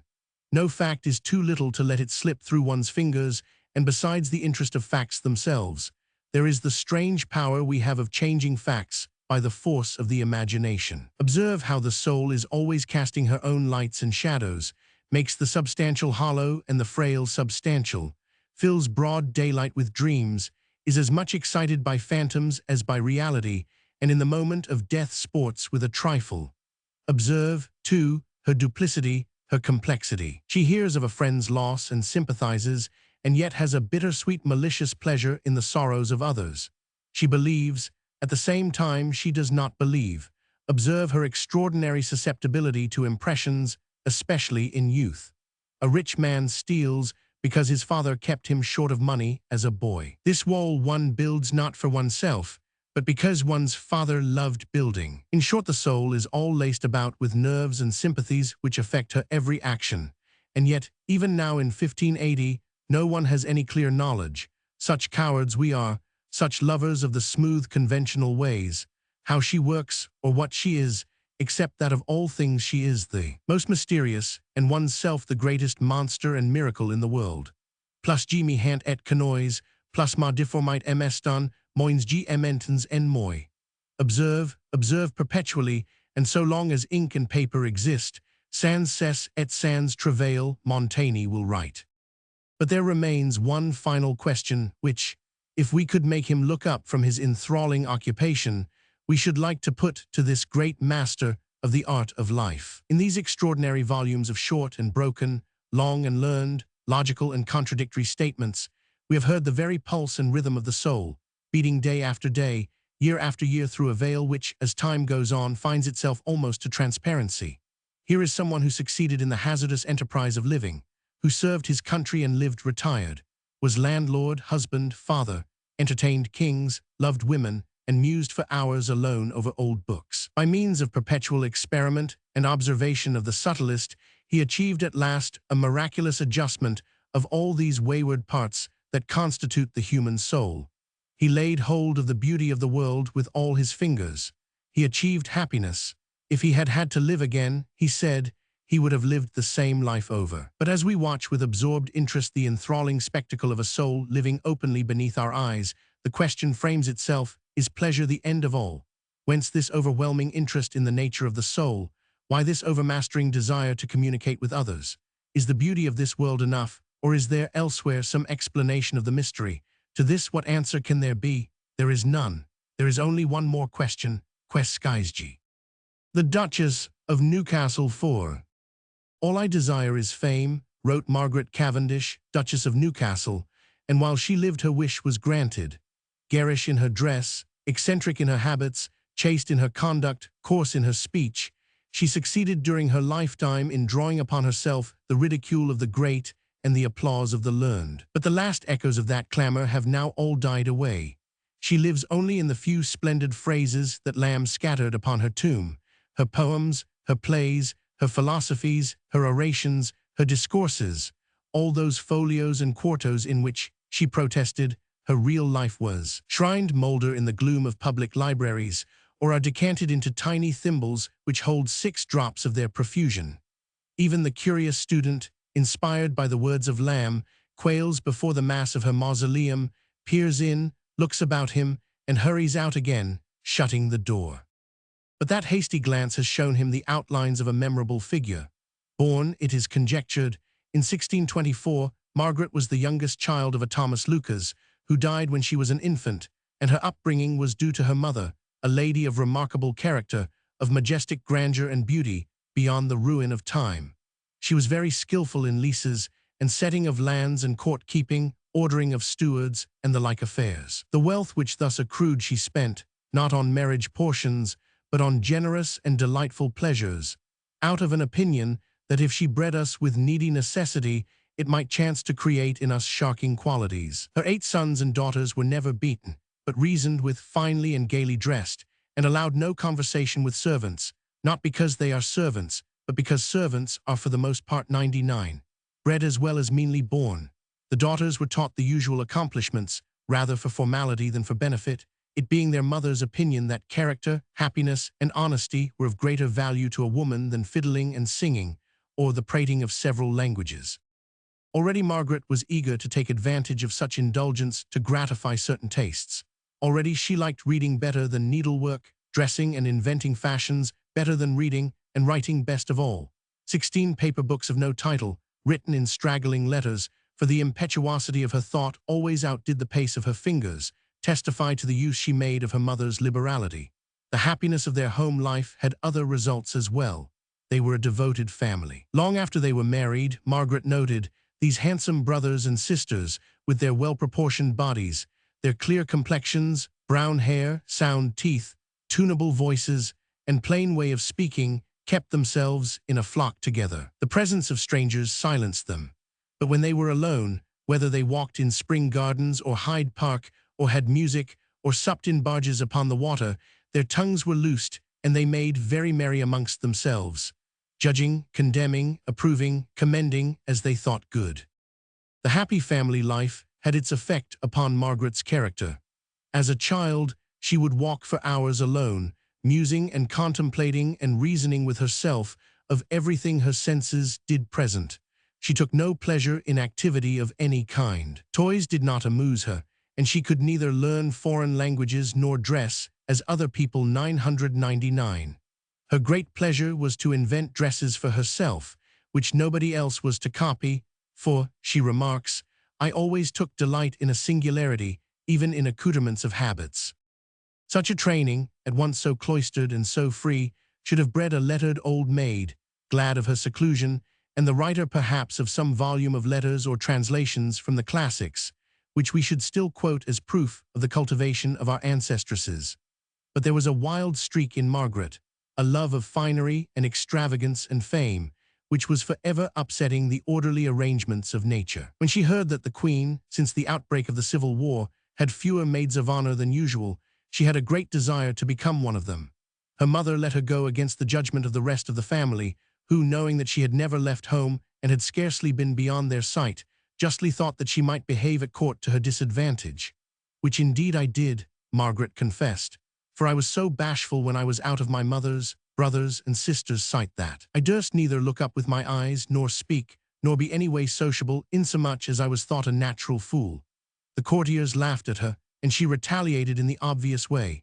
People were censorious, men were jealous of brains in a woman, women suspected intellect in their own sex, and what other lady, she might justly ask, pondered as she walked on the nature of matter and whether snails have teeth, but the laughter galled her, and she begged her mother to let her come home. This being refused, wisely as the event turned out, she stayed on for 2 years, 1643-45, finally going with the Queen to Paris, and there, among the exiles who came to pay their respects to the court, was the Marquis of Newcastle. To the general amazement, the princely nobleman, who had led the king's forces to disaster with indomitable courage but little skill, fell in love with the shy, silent, strangely dressed maid of honor. It was not amorous love, but honest, honorable love, according to Margaret. She was no brilliant match. She had gained a reputation for prudery and eccentricity. What then could have made so great a nobleman fall at her feet? The onlookers were full of derision, disparagement, and slander. "I fear," Margaret wrote to the Marquis, "others foresee we shall be unfortunate, though we see it not ourselves, or else there would not be such pains to untie the knot of our affections. Again, St. Germain's is a place of much slander, and thinks I send too often to you. Pray consider," she warned him, "that I have enemies." But the match was evidently perfect. The Duke, with his love of poetry and music and playwriting, his interest in philosophy, his belief that nobody knew or could know the cause of anything, his romantic and generous temperament, was naturally drawn to a woman who wrote poetry herself, was also a philosopher of the same way of thinking, and lavished upon him not only the admiration of a fellow artist, but the gratitude of a sensitive creature who had been shielded and succored by his extraordinary magnanimity. "He did approve," she wrote, "of those bashful fears which many condemned. And though I did dread marriage and shunned men's company as much as I could, yet I had not the power to refuse him." She kept him company during the long years of exile. She entered with sympathy, if not with understanding, into the conduct and acquirements of those horses, which he trained to such perfection that the Spaniards crossed themselves and cried miraculo. As they witnessed their corvets, voltos, and pirouettes, she believed that the horses even made a trampling action for joy when he came into the stables. She pleaded his cause in England during the Protectorate, and when the Restoration made it possible for them to return to England, they lived together in the depths of the country in the greatest seclusion and perfect contentment, scribbling plays, poems, philosophies, greeting each other's works with raptures of delight, and confabulating doubtless upon such marvels of the natural world as chance threw their way. They were laughed at by their contemporaries. Horace Walpole sneered at them, but there can be no doubt that they were perfectly happy. For now Margaret could apply herself uninterruptedly to her writing. She could devise fashions for herself and her servants. She could scribble more and more furiously with fingers that became less and less able to form legible letters. She could even achieve the miracle of getting her plays acted in London and her philosophies humbly perused by men of learning. There they stand, in the British Museum, volume after volume, swarming with a diffused, uneasy, contorted vitality. Order, continuity, the logical development of her argument are all unknown to her. No fears impede her. She has the irresponsibility of a child and the arrogance of a duchess. The wildest fancies come to her, and she canters away on their backs. We seem to hear her, as the thoughts boil and bubble, calling to John, who sat with a pen in his hand next door, to come quick. "John, John, I conceive." And down it goes, whatever it may be, sense or nonsense, some thought on women's education. Women live like bats or owls, labor like beasts, and die like worms. The best bred women are those whose minds are civilist. Some speculation that had struck her perhaps walking that afternoon alone. Why hogs have the measles, why dogs that rejoice swing their tails, or what the stars are made of, or what this chrysalis is that her maid has brought her, and she keeps warm in a corner of her room. On and on from subject to subject she flies, never stopping to correct. For there is more pleasure in making than in mending, talking aloud to herself of all those matters that filled her brain to her perpetual diversion, of wars and boarding schools and cutting down trees, of grammar and morals, of monsters and the British, whether opium in small quantities is good for lunatics, why it is that musicians are mad. Looking upwards, she speculates still more ambitiously upon the nature of the moon, and if the stars are blazing jellies. Looking downwards, she wonders if the fishes know that the sea is salt, opines that our heads are full of fairies, dear to God as we are, muses whether there are not other worlds than ours, and reflects that the next ship may bring us word of a new one. In short, We are in utter darkness. Meanwhile, what a rapture is thought. As the vast books appeared from the stately retreat at Welbeck, the usual censors made the usual objections, and had to be answered, despised, or argued with as her mood varied in the preface to every work. They said, among other things, that her books were not her own, because she used learned terms and wrote of many matters outside her ken. She flew to her husband for help, and he answered characteristically that the Duchess had never conversed with any professed scholar in learning except her brother and myself. The Duke's scholarship, moreover, was of a peculiar nature. I have lived in the great world a great while, and have thought of what has been brought to me by the senses, more than was put into me by learned discourse. For I do not love to be led by the nose, by authority, and old authors. Ips dixit will not serve my turn. And then she takes up the pen and proceeds, with the importunity and indiscretion of a child, to assure the world that her ignorance is of the finest quality imaginable. She has only seen Descartes and Hobbes, not questioned them. She did indeed ask Mr. Hobbes to dinner, but he could not come. She often does not listen to a word that is said to her. She does not know any French, though she lived abroad for 5 years. She has only read the old philosophers in Mr. Stanley's account of them. Of Descartes she has read but half of his work on passion, and of Hobbes only the little book called Deceive, all of which is infinitely to the credit of her native wit, so abundant that outside succor pained it, so honest that it would not accept help from others. It was from the plane of complete ignorance, the untilled field of her own consciousness, that she proposed to erect a philosophically system that was to oust all others. The results were not altogether happy. Under the pressure of such vast structures, her natural gift, the fresh and delicate fancy which had led her in her first volume to write charmingly of Queen Mab and Fairyland, was crushed out of existence. The palace of the Queen, wherein she dwells, its fabrics built all of Hodmondard shells, the hangings of a rainbow made that's thin, show wondrous fine when one first enters in. The chambers, made of amber that is clear, do give a fine sweet smell if fire be near.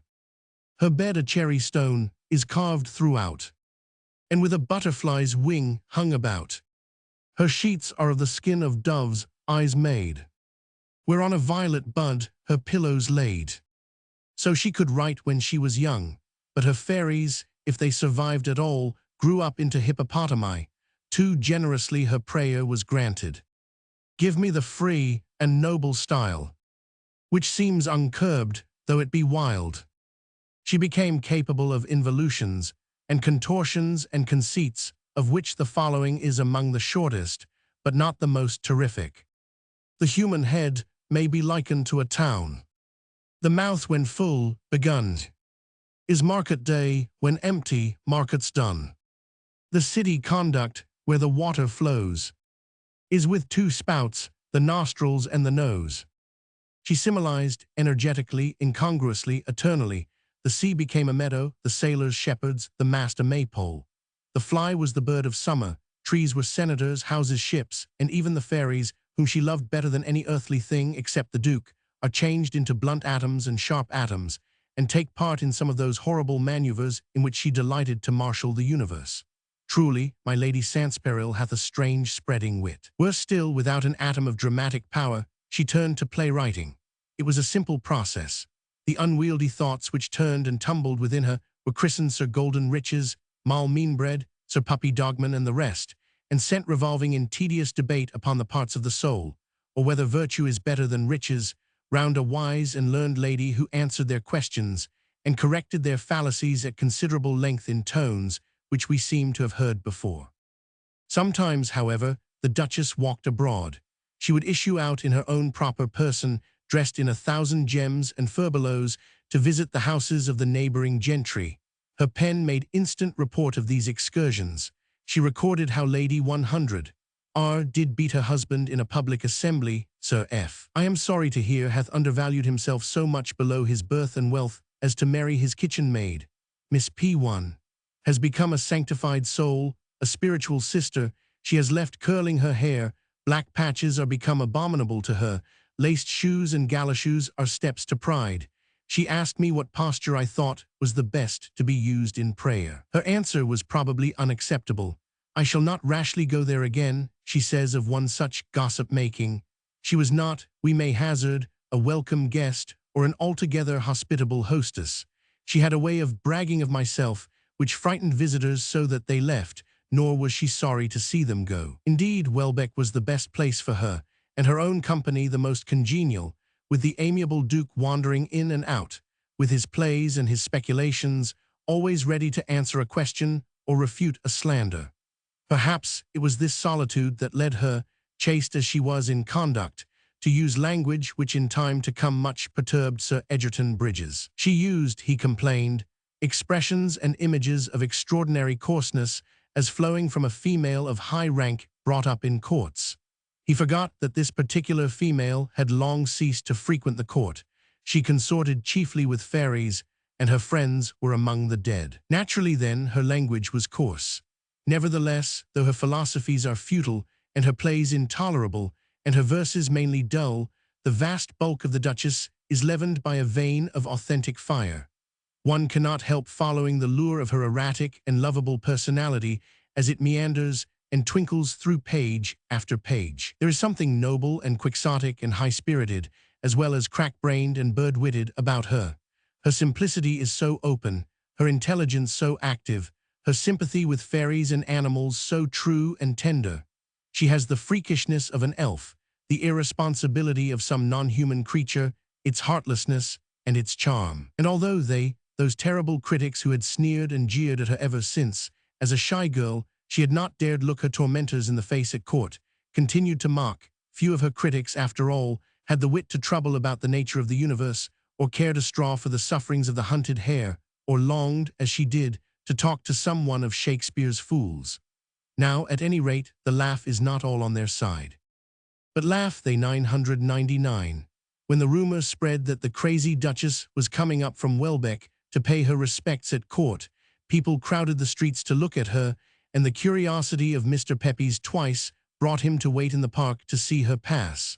But the pressure of the crowd about her coach was too great. He could only catch a glimpse of her in her silver coach, with her footmen all in velvet, a velvet cap on her head, and her hair about her ears. He could only see for a moment between the white curtains the face of a very comely woman, and on she drove through the crowd of staring cockneys, all pressing to catch a glimpse of that romantic lady who stands in the picture at Welbeck, with large melancholy eyes, and something fastidious and fantastic in her bearing, touching a table with the tips of long pointed fingers in the calm assurance of immortal fame.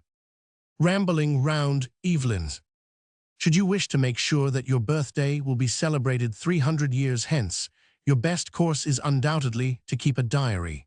Only first be certain that you have the courage to lock your genius in a private book, and the humor to gloat over a fame that will be yours only in the grave. For the good diarist writes either for himself alone or for a posterity so distant that it can safely hear every secret and justly weigh every motive.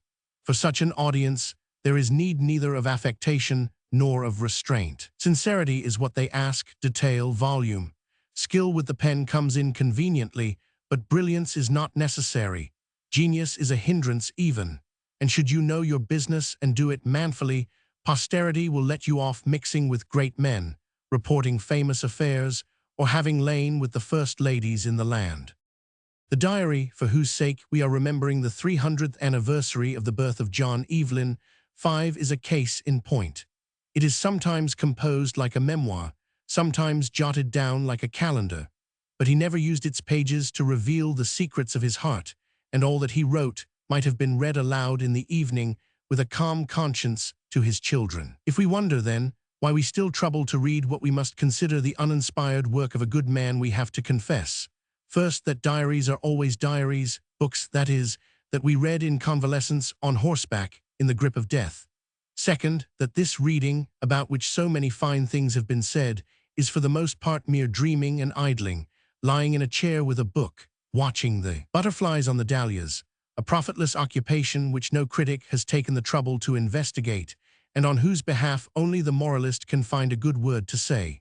For he will allow it to be an innocent employment, and happiness, he will add, though derived from trivial sources, has probably done more to prevent human beings from changing their religions and killing their kings than either philosophy or the pulpit.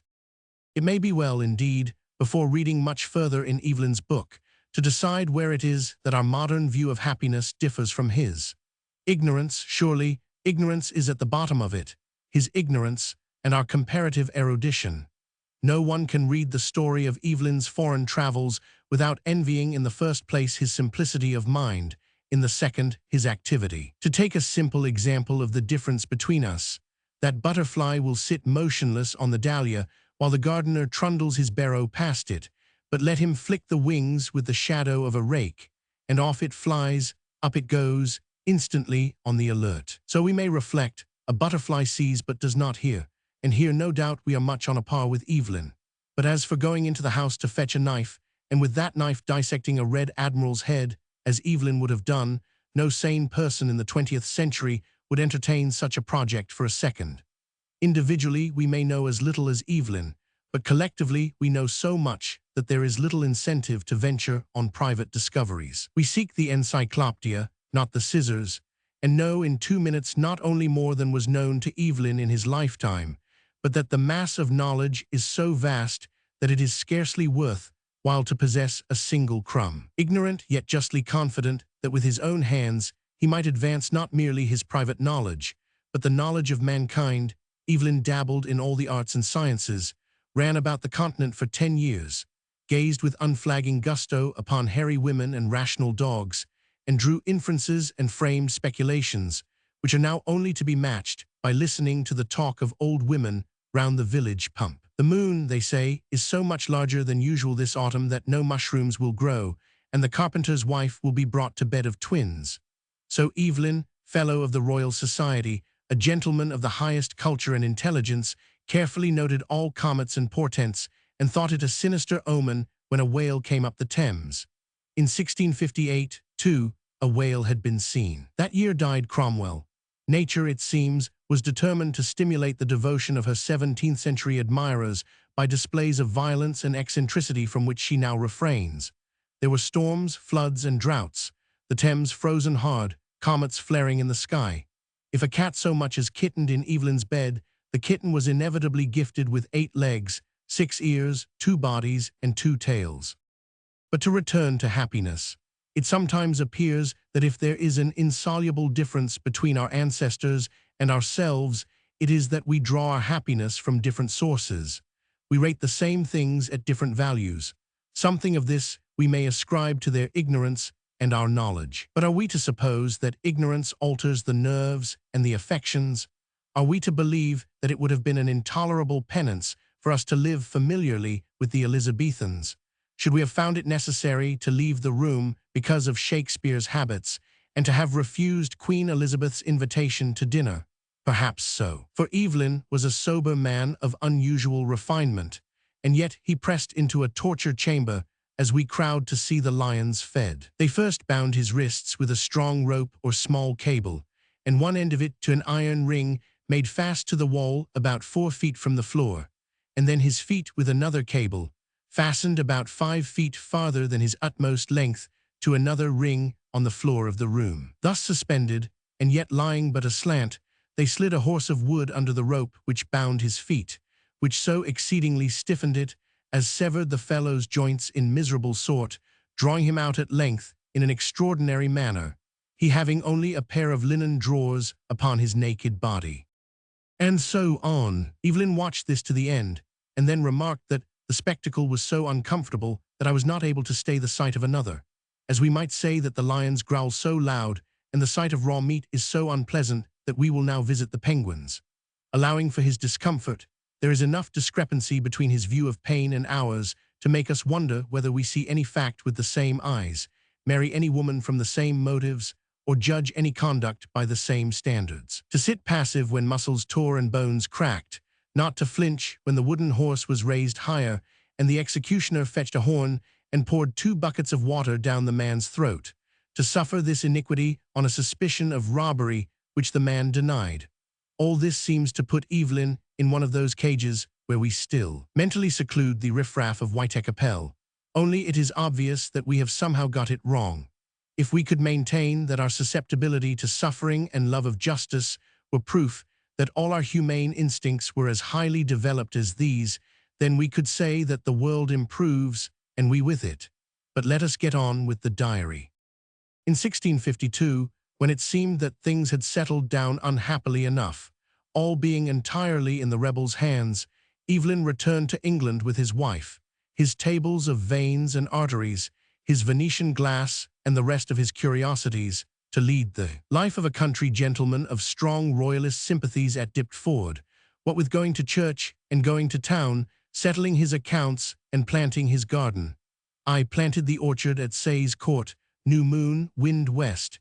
His time was spent much as ours is. But there was one difference, which it is difficult to illustrate by a single quotation, because the evidence is scattered all about in little insignificant phrases. The general effect of them is that he used his eyes.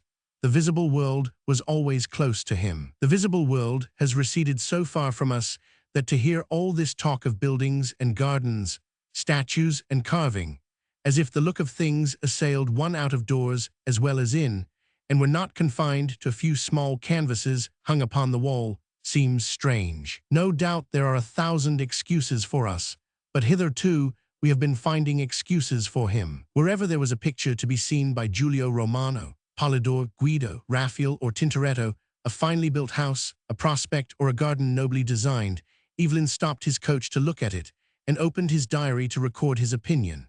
On August 27, Evelyn, with Dr. Wren and others, was in St. Paul's surveying the general decay of that ancient and venerable church, held with Dr. Wren another judgment from the rest, and had a mind to build it with a noble cupola, a form of church building not as yet known in England, but of wonderful grace, in which Dr. Wren concurred. 6 days later, the fire of London altered their plans. It was Evelyn again who, walking by himself, chanced to look in at the window of a poor solitary thatched house in a field in our parish. There saw a young man carving at a crucifix, was overcome with an enthusiasm which does him the utmost credit, and carried Grinling Gibbons and his carving to court. Indeed, it is all very well to be scrupulous about the sufferings of worms and sensitive to the dues of servant girls, but how pleasant also if, with shut eyes, one could call up street after street of beautiful houses. A flower is red, the apples rosy gilt in the afternoon sun. A picture has charm, especially as it displays the character of a grandfather and dignifies a family descended from such a scowl. But these are scattered fragments, little relics of beauty in a world that has grown indescribably drab. To our charge of cruelty, Evelyn might well reply by pointing to Bayswater and the purlieus of Clapham, and if he should assert that nothing now has character or conviction, that no farmer in England sleeps with an open coffin at his bedside to remind him of death, we could not retort effectually offhand. True, we like the country. Evelyn never looked at the sky. But to return. After the Restoration, Evelyn emerged in full possession of a variety of accomplishments which in our time of specialists seems remarkable enough. He was employed on public business. He was secretary to the Royal Society. He wrote plays and poems. He was the first authority upon trees and gardens in England. He submitted a design for the rebuilding of London. He went into the question of smoke and its abatement, the lime trees in St. James's Park being, it is said, the result of his cogitations. He was commissioned to write a history of the Dutch War. In short, he completely outdid the squire of the princess, whom in many respects he anticipated. A lord of fat prize oxen and of sheep. A raiser of huge melons and of pine. A patron of some 30 charities. A pamphleteer on guano and on grain. A quarter sessions chairman abler none. All that he was, and shared with Sir Walter another characteristic which Tennyson does not mention. He was, we cannot help suspecting, something of a bore, a little censorious, a little patronizing, a little too sure of his own merits, and a little obtuse to those of other people. Or what is the quality, or absence of quality, that checks our sympathies? Partly, perhaps, it is due to some inconsistency which it would be harsh to call by so strong a name as hypocrisy. Though he deplored the vices of his age, he could never keep away from the center of them. The luxurious dallying and profaneness of the court, the sight of Mrs. Nelly looking over her garden wall and holding very familiar discourse with King Charles on the green walk below, caused him acute disgust. Yet he could never decide to break with the court and retire to my poor but quiet villa, which was of course the apple of his eye and one of the showplaces in England. Then, though he loved his daughter Mary, his grief at her death did not prevent him from counting the number of empty coaches drawn by 6 horses apiece that attended her funeral. His women friends combined virtue with beauty to such an extent that we can hardly credit them with wit into the bargain. Poor Mrs. Godolphin, at least, whom he celebrated in a sincere and touching biography, loved to be at funerals, and chose habitually the driest and leanest morsels of meat, which may be the habits of an angel, but do not present her friendship with Evelyn in an alluring light. But it is Pepys who sums up our case against Evelyn, Pepys who said of him after a long morning's entertainment, "In fine, a most excellent person he is, and must be allowed a little for a little conceitedness, but he may well be so, being a man so much above others." The words exactly hit the mark. A most excellent person he was, but a little conceited. Pepys it is who prompts us to another reflection, inevitable, unnecessary, perhaps unkind. Evelyn was no genius. His writing is opaque rather than transparent. We see no depths through it, nor any very secret movements of mind or heart. He can neither make us hate a regicide nor love Mrs. Godolphin beyond reason. But he writes a diary, and he writes it supremely well. Even as we drowse, somehow or other the bygone gentleman sets up, through 3 centuries, a perceptible tingle of communication, so that without laying stress on anything in particular, stopping to dream, stopping to laugh, stopping merely to look, we are yet taking notice all the time. His garden, for example, how delightful is his disparagement of it, and how acid his criticism of the gardens of others. Then, we may be sure, the hens at Sayes Court laid the very best eggs in England, and when the Tsar drove a wheelbarrow through his hedge, what a catastrophe it was, and we can guess how Mrs. Evelyn dusted and polished, and how Evelyn himself grumbled, and how punctilious and efficient and trustworthy he was, how prone to give advice, how ready to read his own works aloud, and how affectionate withal, lamenting bitterly but not effusively. For the man with the long-drawn sensitive face was never that, the death of the little prodigy Richard, and recording how, after evening prayers, was my child buried near the rest of his brothers, my very dear children. He was not an artist. No phrases linger in the mind, no paragraphs build themselves up in memory. But as an artistic method, this of going on with the day's story circumstantially, bringing in people who will never be mentioned again, leading up to crises which never take place, introducing Sir Thomas Browne, but never letting him speak, has its fascination. All through his pages good men, bad men, celebrities, nonentities are coming into the room and going out again. The greater number we scarcely notice. The door shuts upon them and they disappear. But now and again, the sight of a vanishing coat-tail suggests more than a whole figure sitting still in a full light.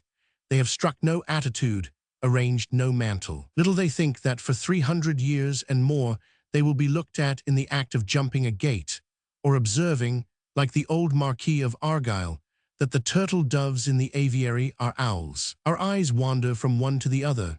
Our affections settle here or there, on hot-tempered Captain Ray, for instance, who was choleric, had a dog that killed a goat, was for shooting the goat's owner, was for shooting his horse when it fell down a precipice, on Mr. Saladin, on Mr. Saladin's beautiful daughter, on Captain Ray lingering at Geneva to make love to Mr. Saladin's daughter, on Evelyn himself most of all, grown old, walking in his garden at Warton, his sorrows smoothed out, his grandson doing him credit, the Latin quotations falling pat from his lips, his trees flourishing, and the butterflies flying and flaunting on his dahlias too. Defoe 6. The fear which attacks the recorder of centenaries, lest he should find himself measuring a diminishing spectre, and forced to foretell its approaching dissolution, is not only absent in the case of Robinson Crusoe, but the mere thought of it is ridiculous. It may be true that Robinson Crusoe is 200 years of age upon the 25th of April 1919, but far from raising the familiar speculations as to whether people now read it and will continue to read it, the effect of the bicentenary is to make us marvel that Robinson Crusoe, the perennial and immortal, should have been in existence so short a time as that. The book resembles one of the anonymous productions of the race itself rather than the effort of a single mind. And as for celebrating its centenary, we should as soon think of celebrating the centenaries of Stonehenge itself. Something of this we may attribute to the fact that we have all had Robinson Crusoe read aloud to us as children, and were thus much in the same state of mind towards Defoe and his story that the Greeks were in towards Homer. It never occurred to us that there was such a person as Defoe, and to have been told that Robinson Crusoe was the work of a man with a pen in his hand would either have disturbed us unpleasantly or meant nothing at all. The impressions of childhood are those that last longest and cut deepest. It still seems that the name of Daniel Defoe has no right to appear upon the title page of Robinson Crusoe, and if we celebrate the bicentenary of the book, we are making a slightly unnecessary allusion to the fact that, like Stonehenge, it is still in existence. The great fame of the book has done its author some injustice, for while it has given him a kind of anonymous glory, it has obscured the fact that he was a writer of other works, which, it is safe to assert, were not read aloud to us as children. Thus, when the editor of the Christian World in the year 1870 appealed to the boys and girls of England to erect a monument upon the grave of Defoe, which a stroke of lightning had mutilated, the marble was inscribed to the memory of the author of Robinson Crusoe.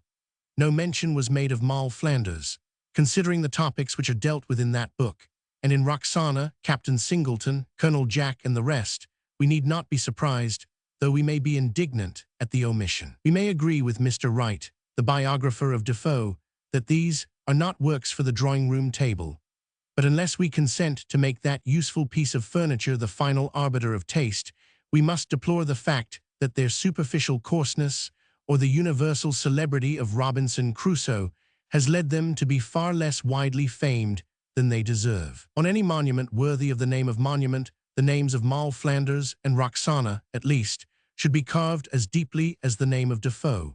They stand among the few English novels which we can call indisputably great. The occasion of the bicentenary of their more famous companion may well lead us to consider in what their greatness, which has so much in common with his, may be found to consist. Defoe was an elderly man when he turned novelist, many years the predecessor of Richardson and Fielding, and one of the first indeed to shape the novel and launch it on its way. But it is unnecessary to labor the fact of his precedence, except that he came to his novel writing with certain conceptions about the art which he derived partly from being himself one of the first to practice it. The novel had to justify its existence by telling a true story and preaching a sound moral. This supplying a story by invention is certainly a most scandalous crime, he wrote. It is a sort of lying that makes a great hole in the heart, in which by degrees a habit of lying enters in, either in the preface or in the text of each of his works. Therefore, he takes pains to insist that he has not used his invention at all, but has depended upon facts, and that his purpose has been the highly moral desire to convert the vicious or to warn the innocent. Happily, these were principles that tallied very well with his natural disposition and endowments. Facts had been drilled into him by 60 years of varying fortunes before he turned his experience to account in fiction. I have some time ago summed up the scenes of my life in this distich, he wrote. No man has tasted differing fortunes more, and 13 times I have been rich and poor. He had spent 18 months in Newgate and talked with thieves, pirates, highwaymen, and coiners before he wrote the history of Moll Flanders. But to have facts thrust upon you by dint of living and accident is one thing, to swallow them voraciously and retain the imprint of them indelibly is another. It is not merely that Defoe knew the stress of poverty and had talked with the victims of it, but that the unsheltered life, exposed to circumstances and forced to shift for itself, appealed to him imaginatively as the right matter for his art. In the first pages of each of his great novels, he reduces his hero or heroine to such a state of unfriended misery that their existence must be a continued struggle, and their survival at all the result of luck and their own exertions. Moll Flanders was born in Newgate of a criminal mother. Captain Singleton was stolen as a child and sold to the gypsies. Colonel Jack, though born a gentleman, was put prentice to a pickpocket. Roxana starts under better auspices, but having married at 15, she sees her husband go bankrupt and is left with 5 children in a condition the most deplorable that words can express. Thus each of these boys and girls has the world to begin and the battle to fight for himself. The situation thus created was entirely to Defoe's liking. From her very birth, or with half a year's respite at most, Moll Flanders, the most notable of them, is goaded by that worst of devils, poverty, forced to earn her living as soon as she can sew, driven from place to place, making no demands upon her creator for the subtle domestic atmosphere which he was unable to supply, but drawing upon him for all he knew of strange people and customs. From the outset, the burden of proving her right to exist is laid upon her.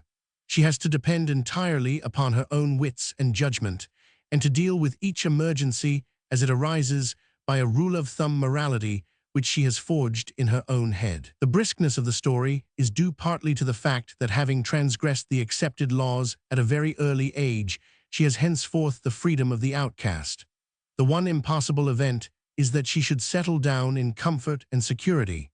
But from the first, the peculiar genius of the author asserts itself and avoids the obvious danger of the novel of adventure. He makes us understand that Moll Flanders was a woman on her own account and not only material for a succession of adventures.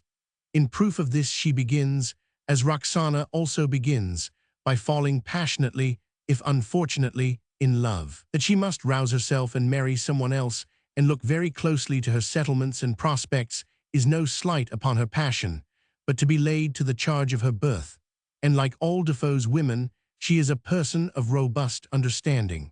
Since she makes no scruple of telling lies when they serve her purpose, there is something undeniable about her truth when she speaks it. She has no time to waste upon the refinements of personal affection. One tear is dropped, one moment of despair allowed, and then on with the story. She has a spirit that loves to breast the storm. She delights in the exercise of her own powers. When she discovers that the man she has married in Virginia is her own brother, she is violently disgusted. She insists upon leaving him, but as soon as she sets foot in Bristol, I took the diversion of going to Bath, for as I was still far from being old, so my humor, which was always gay, continued so to an extreme.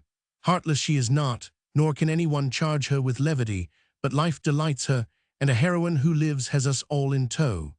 Moreover, her ambition has that slight strain of imagination in it which puts it in the category of the noble passions. Shrewd and practical of necessity, she is yet haunted by a desire for romance, and for the quality which to her perception makes a man a gentleman. It was really a true gallant spirit he was of, and it was the more grievous to me.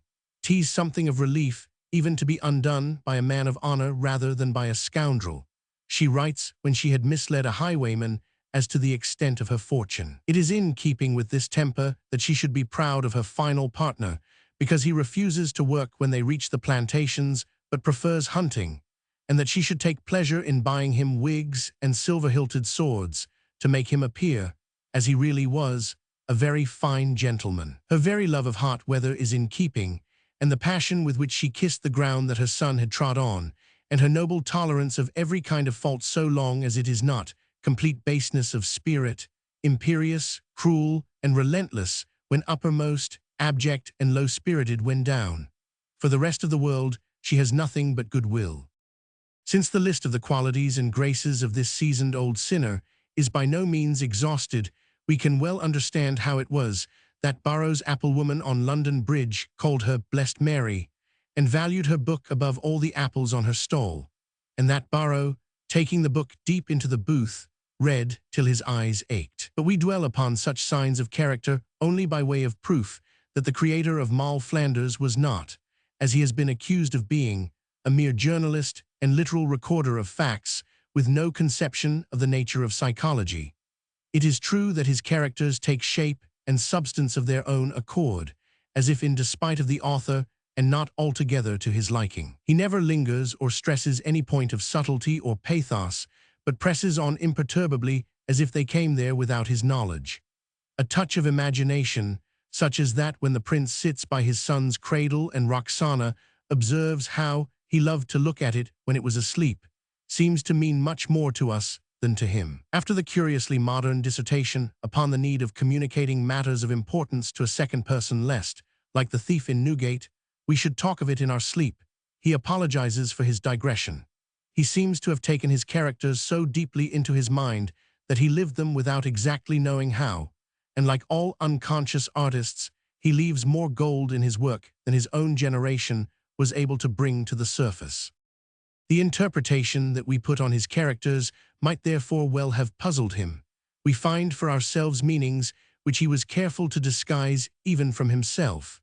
Thus it comes about that we admire Moll Flanders far more than we blame her. Nor can we believe that Defoe had made up his mind as to the precise degree of her guilt, or was unaware that in considering the lives of the abandoned, he raised many deep questions and hinted, if he did not state, answers quite at variance with his professions of belief. From the evidence supplied by his essay upon the education of women, we know that he had thought deeply and much in advance of his age upon the capacities of women, which he rated very high, and the injustice done to them, which he rated very harsh. I have often thought of it as one of the most barbarous customs in the world, considering us as a civilized and a Christian country, that we deny the advantages of learning to women. We reproach the sex every day with folly and impertinence, which I am confident, had they the advantages of education equal to us, they would be guilty of less than ourselves.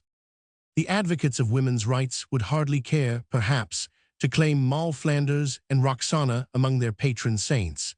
And yet it is clear that Defoe not only intended them to speak some very modern doctrines upon the subject, but placed them in circumstances where their peculiar hardships are displayed in such a way as to elicit our sympathy. Courage, said Moll Flanders, was what women needed, and the power to stand their ground, and at once gave practical demonstration of the benefits that would result. Roxana, a lady of the same profession, argues more subtly against the slavery of marriage. She had started a new thing in the world, the merchant told her. It was a way of arguing contrary to the general practice. But Defoe is the last writer to be guilty of bald preaching. Roxana keeps our attention because she is blessedly unconscious that she is in any good sense an example to her sex, and is thus at liberty to own that part of her argument is of an elevated strain which was really not in my thoughts at first, at all. The knowledge of her own frailties and the honest questioning of her own motives, which that knowledge begets, have the happy result of keeping her fresh and human when the martyrs and pioneers of so many problem novels have shrunken and shriveled to the pegs and props of their respective creeds. But the claim of Defoe upon our admiration does not rest upon the fact that he can be shown to have anticipated some of the views of Meredith, or to have written scenes which, the odd suggestion occurs, might have been turned into plays by Ibsen. Whatever his ideas upon the position of women, they are an incidental result of his chief virtue, which is that he deals with the important and lasting side of things, and not with the passing and trivial. He is often dull. He can imitate the matter-of-fact precision of a scientific traveler until we wonder that his pen could trace, or his brain conceive, what has not even the excuse of truth to soften its dryness. He leaves out the whole of vegetable nature and a large part of human nature. All this we may admit, though we have to admit defects as grave in many writers whom we call great.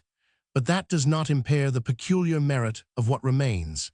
Having at the outset limited his scope and confined his ambitions, he achieves a truth of insight which is far rarer and more enduring than the truth of fact which he professed to make his aim. Moll Flanders and her friends recommended themselves to him not because they were, as we should say, picturesque, nor, as he affirmed, because they were examples of evil living by which the public might profit. It was their natural veracity, bred in them by a life of hardship, that excited his interest. For them there were no excuses, no kindly shelter obscured their motives. Poverty was their taskmaster.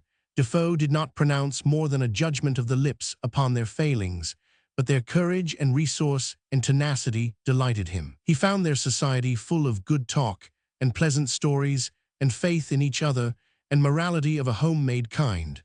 Their fortunes had that infinite variety which he praised and relished and beheld with wonder in his own life. These men and women, above all, were free to talk openly of the passions and desires which have moved men and women since the beginning of time, and thus even now they keep their vitality undiminished.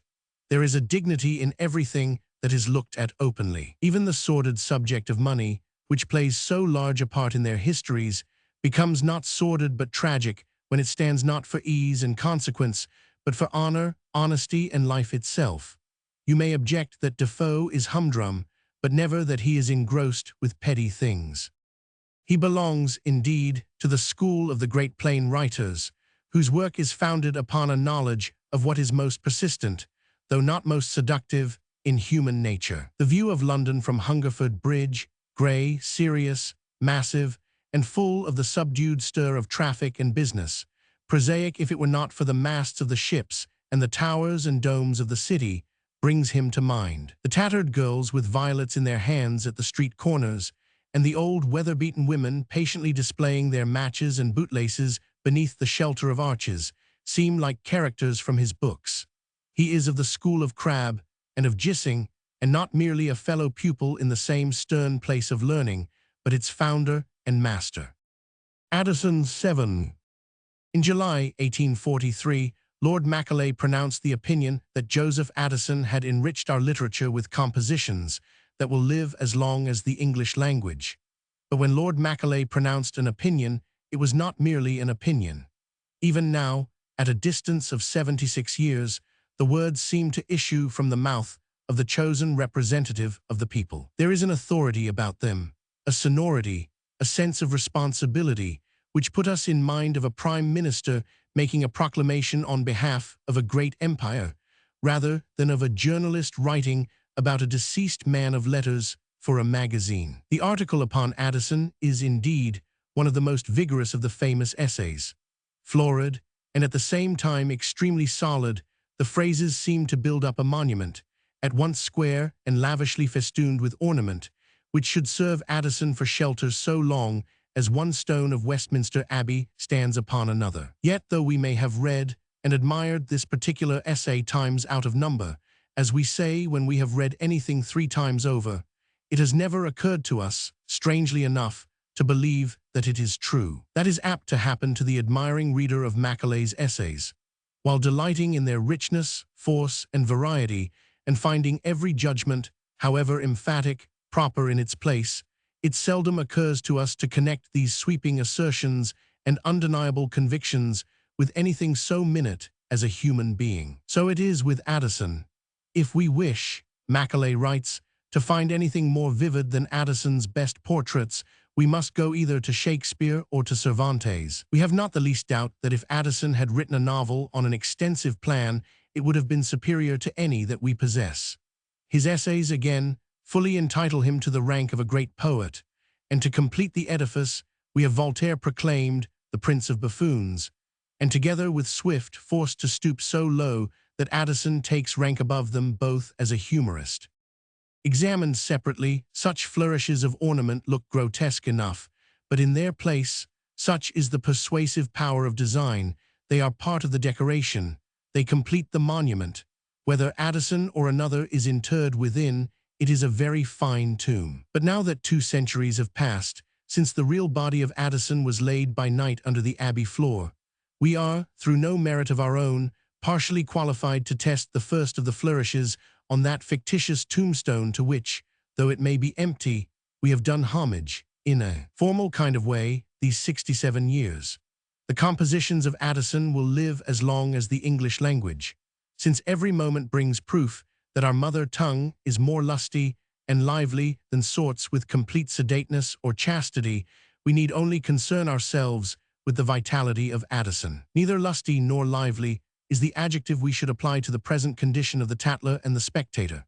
To take a rough test, it is possible to discover how many people in the course of a year borrow Addison's works from the public library, and a particular instance affords us the not very encouraging information that during 9 years 2 people yearly take out the first volume of the Spectator. The second volume is less in request than the first. The inquiry is not a cheerful one. From certain marginal comments and pencil marks, it seems that these rare devotees seek out only the famous passages, and as their habit is, score what we are bold enough to consider the least admirable phrases. No, if Addison lives at all, it is not in the public libraries. It is in libraries that are markedly private, secluded, shaded by lilac trees and brown with folios, that he still draws his faint, regular breath. If any man or woman is going to solace himself with a page of Addison before the June sun is out of the sky today, it is in some such pleasant retreat as this. Yet all over England at intervals, perhaps wide ones, we may be sure that there are people engaged in reading Addison, whatever the year or season.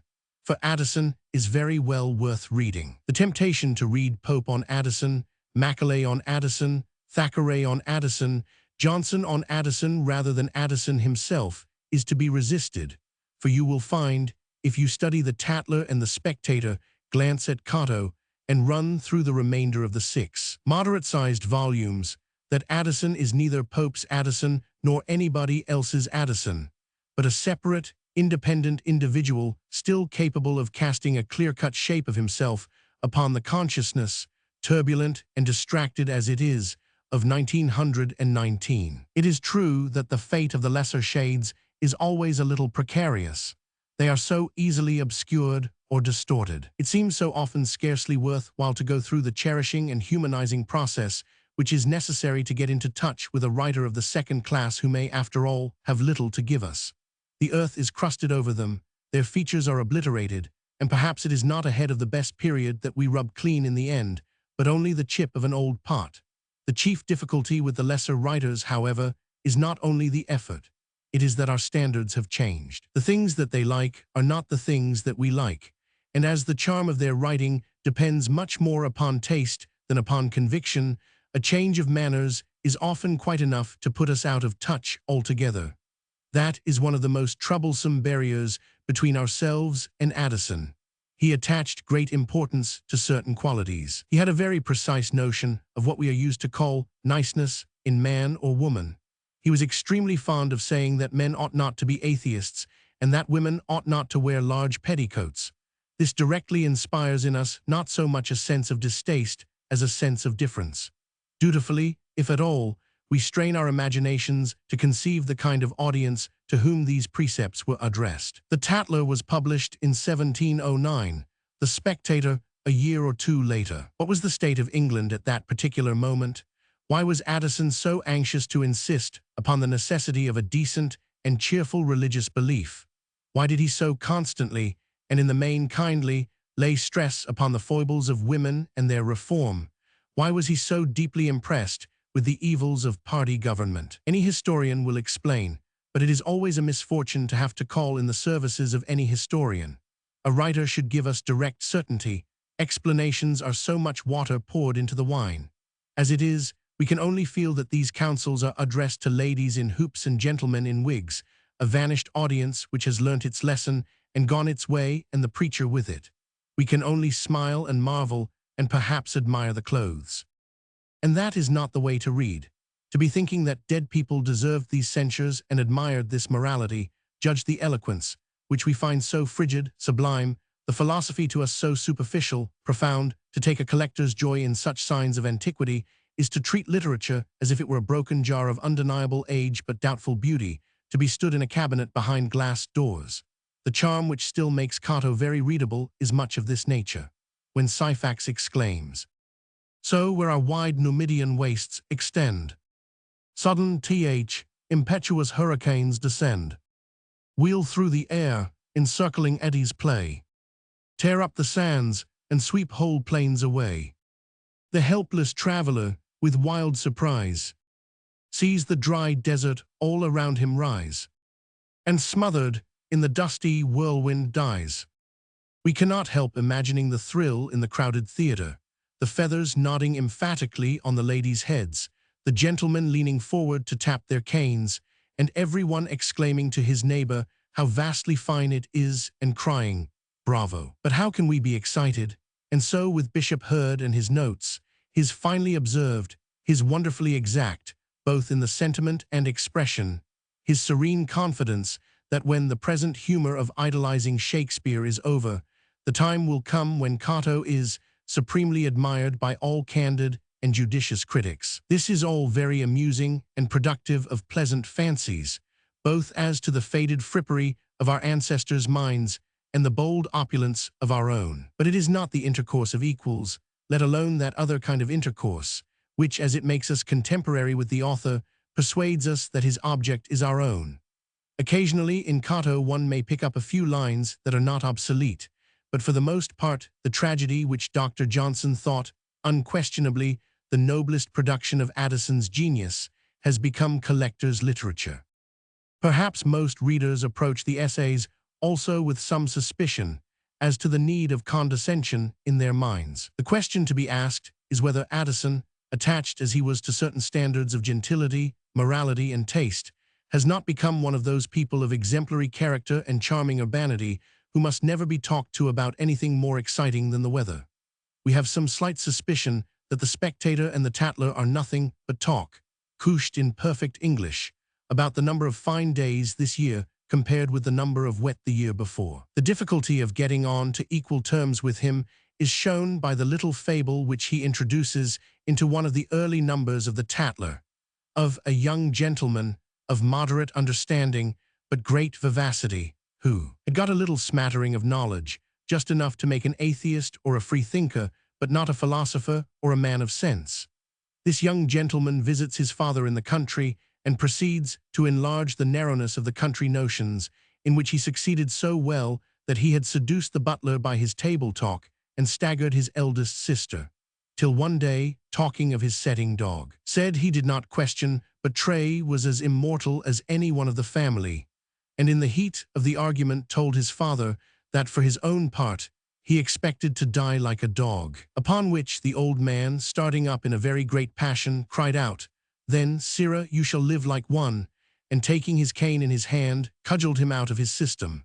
This had so good an effect upon him that he took up from that day, fell to reading good books, and is now a bencher in the Middle Temple. There is a good deal of Addison in that story. His dislike of dark and uncomfortable prospects, his respect for principles which are the support, happiness, and glory of all public societies, as well as private persons, his solicitude for the butler, and his conviction that to read good books and become a bencher in the Middle Temple is the proper end for a very vivacious young gentleman. This Mr. Addison married a countess, gave his little Senate laws, and sending for young Lord Warwick, made that famous remark about seeing how a Christian can die which has fallen upon such evil days that our sympathies are with the foolish, and perhaps fuddled, young peer rather than with the frigid gentleman, not too far gone for a last spasm of self-complacency, upon the bed.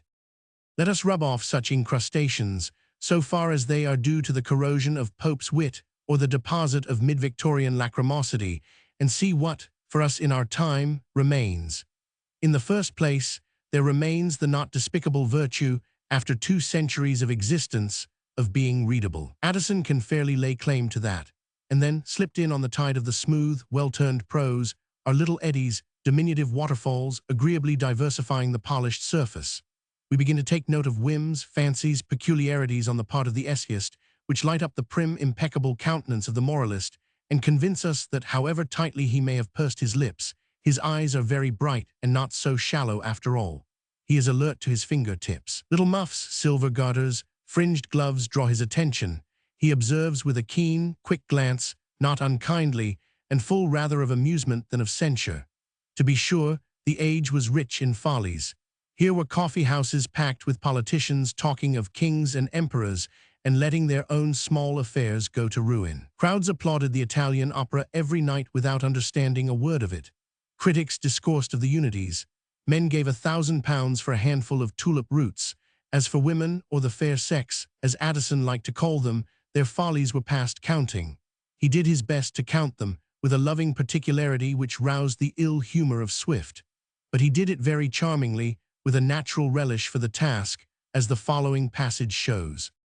I consider woman as a beautiful romantic animal that may be adorned with furs and feathers, pearls and diamonds, ores and silks. The lynx shall cast its skin at her feet to make her a tippet. The peacock, parrot, and swan shall pay contributions to her muff.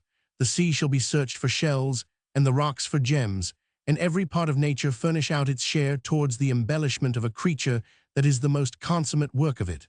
All this I shall indulge them in, but as for the petticoat I have been speaking of, I neither can nor will allow it. In all these matters Addison was on the side of sense and taste and civilization. Of that little fraternity, often so obscure and yet so indispensable, who in every age keep themselves alive to the importance of art and letters and music, watching, discriminating, denouncing and delighting, Addison was one, distinguished and strangely contemporary with ourselves. It would have been, so one imagines, a great pleasure to take him a manuscript, a great enlightenment, as well as a great honor, to have his opinion. In spite of Pope, one fancies that his would have been criticism of the best order, open-minded and generous to novelty, and yet, in the final resort, unfaltering in its standards. The boldness which is a proof of vigor is shown by his defense of Chevy Chase.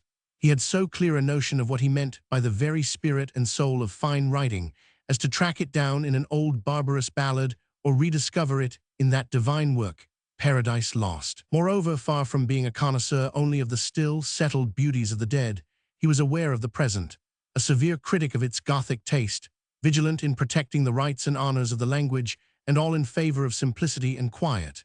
Here we have the Addison of wills and buttons, who, sitting late into the night and drinking more than was good for him, gradually overcame his taciturnity and began to talk. Then he chained the attention of everyone to him. Addison's conversation, said Pope, had something in it more charming than I have found in any other man. One can well believe it, for his essays at their best preserve the very cadence of easy yet exquisitely modulated conversation, the smile checked before it has broadened into laughter, the thought lightly turned from frivolity or abstraction, the ideas springing, bright, new, various, with the utmost spontaneity. He seems to speak what comes into his head, and is never at the trouble of raising his voice. But he has described himself in the character of the lute better than anyone can do it for him. The lute is a character directly opposite to the drum that sounds very finely by itself or in a very small concert. Its notes are exquisitely sweet and very low, easily drowned in a multitude of instruments and even lost among a few unless you give a particular attention to it. A lute is seldom heard in a company of more than 5, whereas a drum will show itself to advantage in an assembly of 500. The lutanists, therefore, are men of a fine genius, uncommon reflection, great affability, and esteemed chiefly by persons of a good taste, who are the only proper judges of so delightful and soft a melody. Addison was a lutanist. No praise, indeed, could be less appropriate than Lord Macaulay's. To call Addison on the strength of his essays a great poet, or to prophesy that if he had written a novel on an extensive plan it would have been superior to any that we possess, is to confuse him with the drums and trumpets. It is not merely to overpraise his merits, but to overlook them. Dr. Johnson superbly, and as his manner is, once, and for all has summed up the quality of Addison's poetic genius. His poetry is first to be considered, of which it must be confessed that it has not often those felicities of diction which give luster to sentiments, or that vigor of sentiment that animates diction. There is little of ardor, vehemence, or transport. There is very rarely the awfulness of grandeur, and not very often the splendor of elegance. He thinks justly, but he thinks faintly. The Sir Roger de Coverley papers are those which have the most resemblance, on the surface, to a novel, but their merit consists in the fact that they do not adumbrate, or initiate, or anticipate anything. They exist, perfect, complete, entire in themselves. To read them as if they were a first hesitating experiment containing the seed of greatness to come is to miss the peculiar point of them. They are studies done from the outside by a quiet spectator. When read together, they compose a portrait of the squire and his circle all in characteristic positions, one with his rod, another with his hounds, but each can be detached from the rest without damage to the design or harm to himself. In a novel, where each chapter gains from the one before it or adds to the one that follows it, such separations would be intolerable. The speed, the intricacy, the design would be mutilated. These particular qualities are perhaps lacking, but nevertheless Addison's method has great advantages. Each of these essays is very highly finished. The characters are defined by a succession of extremely neat, clean strokes. Inevitably, where the sphere is so narrow, an essay is only 3 or 4 pages in length, there is not room for great depth or intricate subtlety. Here, from the Spectator, is a good example of the witty and decisive manner in which Addison strikes out a portrait to fill the little frame. Sombrius is one of these sons of sorrow. He thinks himself obliged in duty to be sad and disconsolate. He looks on a sudden fit of laughter as a breach of his baptismal vow. An innocent jest startles him like blasphemy. Tell him of one who is advanced to a title of honor, he lifts up his hands and eyes. Describe a public ceremony, he shakes his head. Show him a gay equipage, he blesses himself. All the little ornaments of life are pomps and vanities. Mirth is wanton and wit profane. He is scandalized at youth for being lively and at childhood for being playful. He sits at a christening or at a marriage feast as at a funeral, sighs at the conclusion of a merry story, and grows devout when the rest of the company grow pleasant. After all, Sombrius is a religious man and would have behaved himself very properly had he lived when Christianity was under a general persecution. The novel is not a development from that model, for the good reason that no development along these lines is possible. Of its kind, such a portrait is perfect, and when we find, scattered up and down the Spectator and the Tatler, numbers of such little masterpieces with fancies and anecdotes in the same style, some doubt as to the narrowness of such a sphere becomes inevitable. The form of the essay admits of its own particular perfection, and if anything is perfect, the exact dimensions of its perfection become immaterial. One can scarcely settle whether, on the whole, one prefers a raindrop to the River Thames. When we have said all that we can say against them, that many are dull, others superficial, the allegories faded, the piety conventional, the morality trite, there still remains the fact that the essays of Addison are perfect essays. Always at the highest point of any art, there comes a moment when everything seems in a conspiracy to help the artist, and his achievement becomes a natural felicity on his part of which he seems, to a later age, half unconscious. So Addison, writing day after day, essay after essay, knew instinctively and exactly how to do it.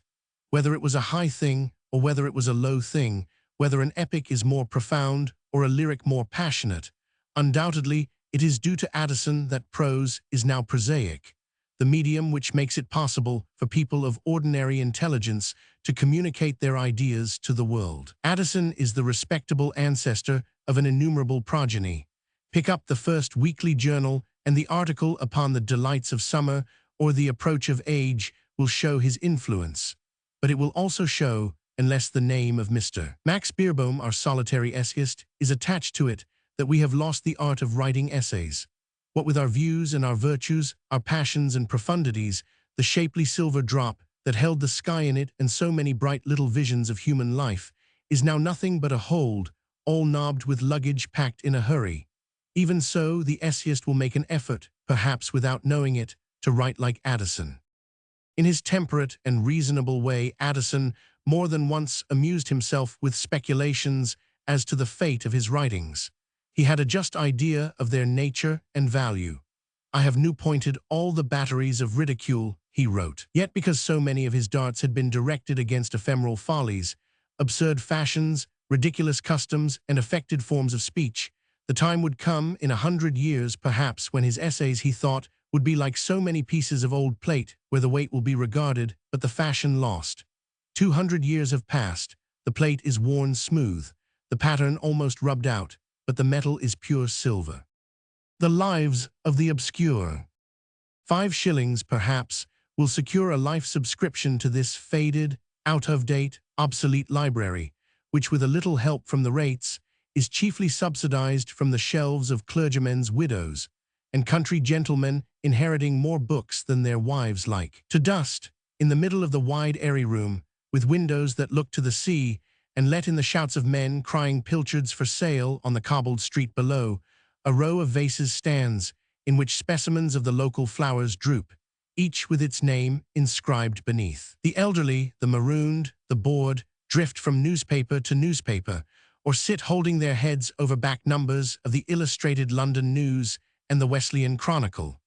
No one has spoken aloud here since the room was opened in 1854. The obscure sleep on the walls, slouching against each other as if they were too drowsy to stand upright.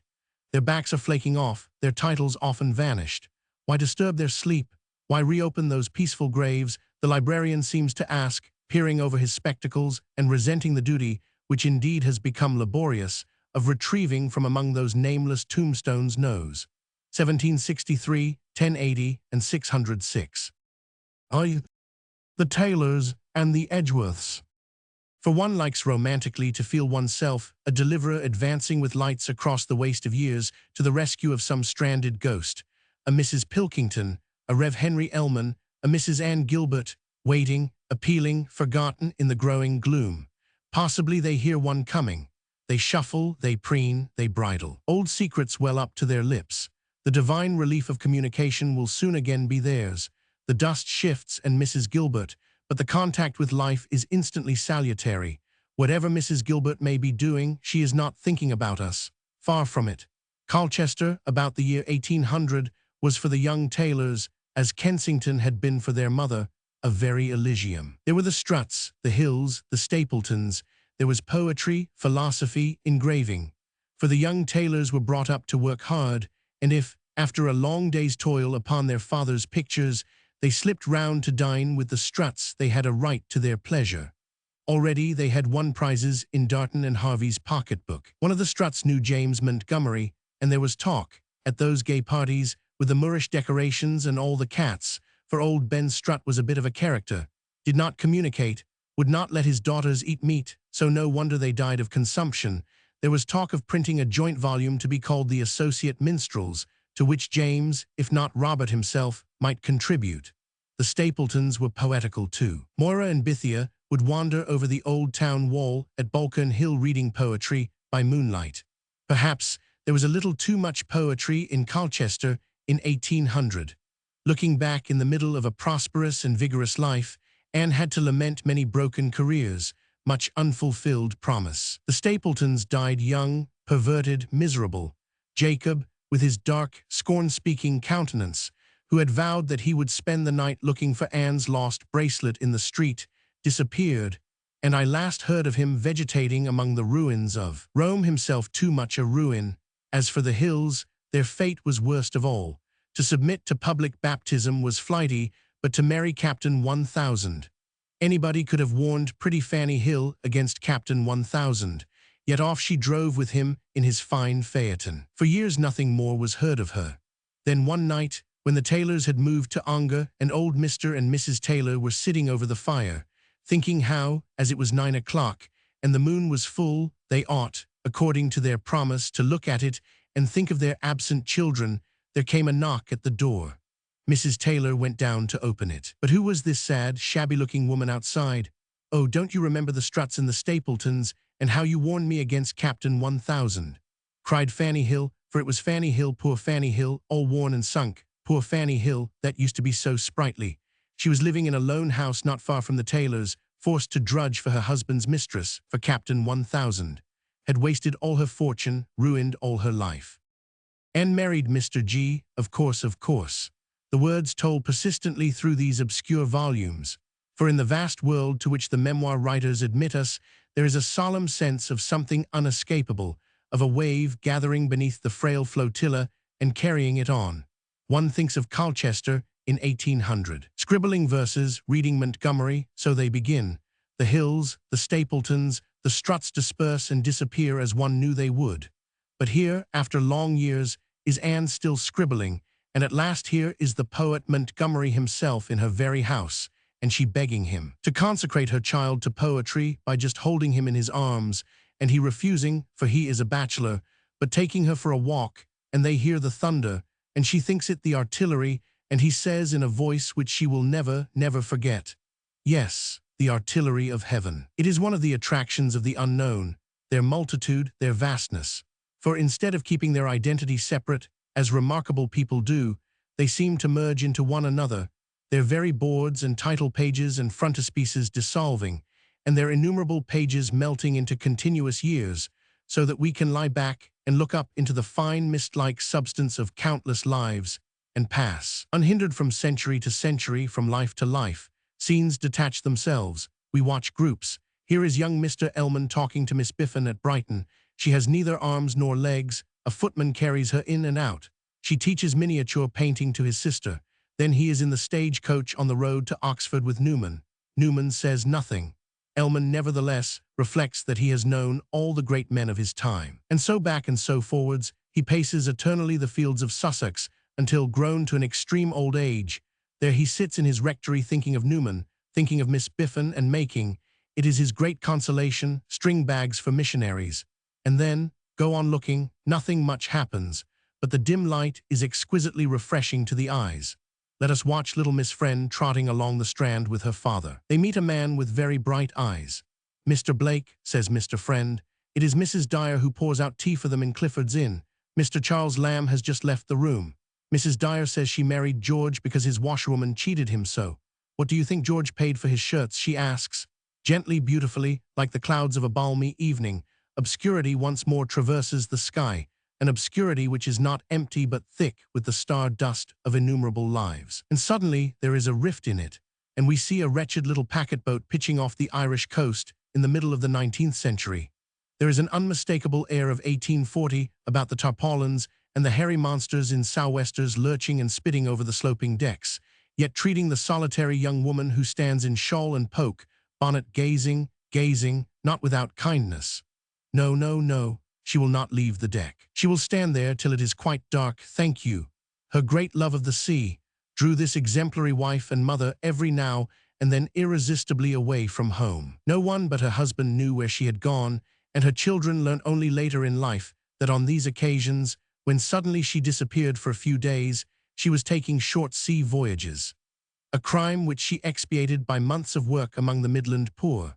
Then the craving would come upon her, would be confessed in private to her husband, and off she stole again, the mother of Sir George Newnes. One would conclude that human beings were happy, endowed with such blindness to fate, so indefatigable an interest in their own activities, were it not for those sudden and astonishing apparitions staring in at us, all taut and pale in their determination never to be forgotten, men who have just missed fame, men who have passionately desired redress, men like Haydon and Mark Pattison and the Rev. Blencowe White. And in the whole world, there is probably but one person who looks up for a moment and tries to interpret the menacing face, the furious beckoning fist, before, in the multitude of human affairs, fragments of faces, echoes of voices, flying coat-tails, and bonnet strings disappearing down the shrubbery walks, one's attention is distracted. Forever, what is that enormous wheel, for example, careering downhill in Berkshire in the 18th century? It runs faster and faster. Suddenly, a youth jumps out from within. Next moment, it leaps over the edge of a chalk pit and is dashed to smithereens. This is Edgeworth's doing, Richard Lovell Edgeworth, we mean the portentous bore. For that is the way he has come down to us in his 2 volumes of memoirs. Byron's bore, Day's friend, Maria's father, the man who almost invented the telegraph, and did, in fact, invent machines for cutting turnips, climbing walls, contracting on narrow bridges and lifting their wheels over obstacles. A man meritorious, industrious, advanced, but still, as we investigate his memoirs, mainly a bore. Nature endowed him with irrepressible energy. The blood coursed through his veins at least 20 times faster than the normal rate. His face was red, round, vivacious. His brain raced. His tongue never stopped talking. He had married 4 wives and had 19 children, including the novelist Maria. Moreover, he had known everyone and done everything. His energy burst open the most secret doors and penetrated to the most private apartments. His wife's grandmother, for instance, disappeared mysteriously every day. Edgeworth blundered in upon her and found her, with her white locks flowing and her eyes streaming, in prayer before a crucifix. She was a Roman Catholic then, but why a penitent? He found out somehow that her husband had been killed in a duel, and she had married the man who killed him. The consolations of religion are fully equal to its terrors, Dick Edgeworth reflected as he stumbled out again. Then there was the beautiful young woman in the castle among the forests of Dauphiny. Half paralyzed, unable to speak above a whisper, there she lay when Edgeworth broke in and found her reading. Tapestries flapped on the castle walls, 50,000 bats, odious animals whose stench is uncommonly noisome, hung in clusters in the caves beneath. None of the inhabitants understood a word she said, but to the Englishman she talked for hour after hour about books and politics and religion. He listened, no doubt he talked. He sat dumbfounded. But what could one do for her? Alas, one must leave her lying among the tusks, and the old men, and the crossbows, reading, for Edgeworth was employed in turning the Rhone from its course. He must get back to his job. One reflection he would make. I determined on steadily persevering in the cultivation of my understanding. He was impervious to the romance of the situations in which he found himself. Every experience served only to fortify his character. He reflected, he observed, he improved himself daily. You can improve, Mr. Edgeworth used to tell his children, every day of your life. He used to say that with this power of improving they might in time be anything, and without it in time they would be nothing. Imperturbable, indefatigable, daily increasing in sturdy self-assurance, he has the gift of the egoist.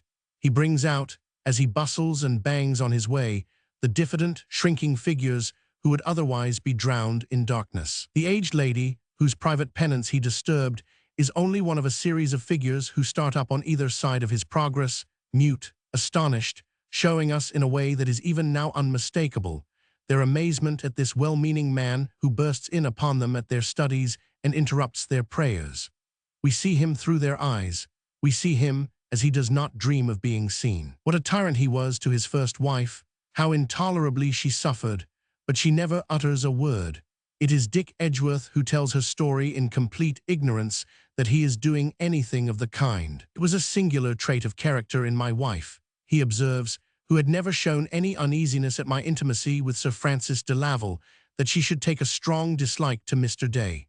A more dangerous and seductive companion than the one, or a more moral and improving companion than the other, could not be found in England. It was, indeed, very singular. For the first Mrs. Edgeworth was a penniless girl, the daughter of a ruined country gentleman, who sat over his fire picking cinders from the hearth and throwing them into the grate, while from time to time he ejaculated, "Hein, heeing," as yet another scheme for making his fortune came into his head. She had had no education. An itinerant writing master had taught her to form a few words. When Dick Edgeworth was an undergraduate and rode over from Oxford, she fell in love with him and married him in order to escape the poverty and the mystery and the dirt, and to have a husband and children like other women. But with what result?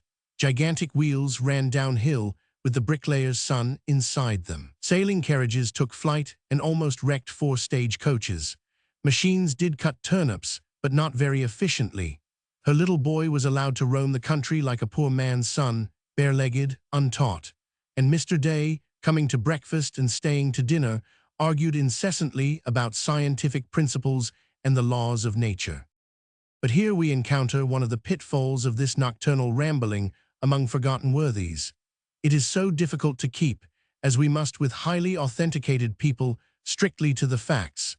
It is so difficult to refrain from making scenes which, if the past could be recalled, might perhaps be found lacking in accuracy. With a character like Thomas Day, in particular, whose history surpasses the bounds of the credible, we find ourselves oozing amazement, like a sponge which has absorbed so much that it can retain no more but fairly drips.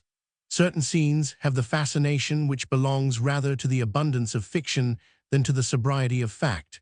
For instance, we conjure up all the drama of poor Mrs. Edgeworth's daily life, her bewilderment, her loneliness, her despair, how she must have wondered whether anyone really wanted machines to climb walls, and assured the gentleman that turnips were better cut simply with a knife, and so blundered and floundered and been snubbed that she dreaded the almost daily arrival of the tall young man with his pompous, melancholy face, marked by the smallpox, his profusion of uncombed black hair, and his finical cleanliness of hands and person.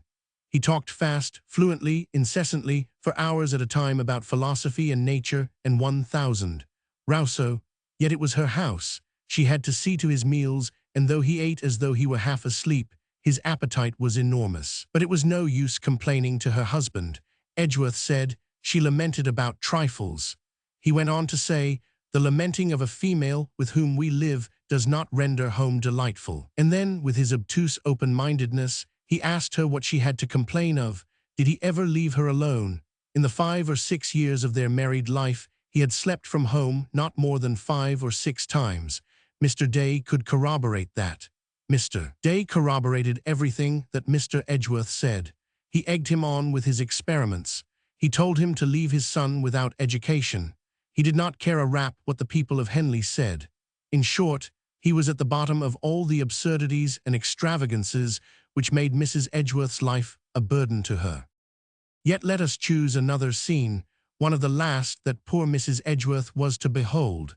She was returning from Lyon, and Mr. Day was her escort. A more singular figure, as he stood on the deck of the packet which took them to Dover, very tall, very upright, one finger in the breast of his coat, letting the wind blow his hair out, dressed absurdly, though in the height of fashion, wild, romantic, yet at the same time authoritative and pompous, could scarcely be imagined. And this strange creature, who loathed women, was in charge of a lady who was about to become a mother, had adopted 2 orphan girls, and had set himself to win the hand of Miss Elizabeth Sneyd by standing between boards for 6 hours daily in order to learn to dance. Now and again he pointed his toe with rigid precision. Then, waking from the congenial dream into which the dark clouds, the flying waters, and the shadow of England upon the horizon had thrown him, he rapped out an order in the smart, affected tones of a man of the world. The sailors stared, but they obeyed. There was something sincere about him, something proudly indifferent to what you thought. Yes, something comforting and humane, too, so that Mrs. Edgeworth for her part was determined never to laugh at him again. But men were strange, life was difficult, and with a sigh of bewilderment, perhaps of relief, poor Mrs. Edgeworth landed at Dover, was brought to bed of a daughter, and died.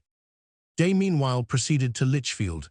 Elizabeth Sneyd, of course, refused him, gave a great cry, people said, exclaimed that she had loved Day the blackguard, but hated Day the gentleman, and rushed from the room.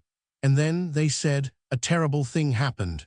Mr. Day, in his rage, bethought him of the orphan, Sabrina Sidney, whom he had bred to be his wife, visited her at Sutton Coldfield, flew into a passion at the sight of her, fired a pistol at her skirts, poured melted sealing wax over her arms, and boxed her ears. No, I could never have done that, Mr. Edgeworth used to say when people described the scene. And whenever to the end of his life he thought of Thomas Day, he fell silent. So great, so passionate, so inconsistent, his life had been a tragedy, and in thinking of his friend, the best friend he had ever had, Richard Edgeworth fell silent. It is almost the only occasion upon which silence is recorded of him. To muse, to repent, to contemplate were foreign to his nature.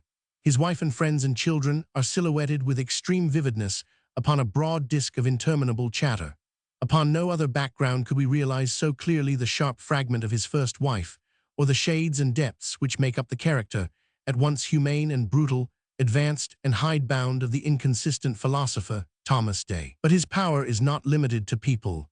Landscapes, groups, societies seem, even as he describes them, to split off from him, to be projected away, so that we are able to run just ahead of him and anticipate his coming. They are brought out all the more vividly by the extreme incongruity which so often marks his comment and stamps his presence.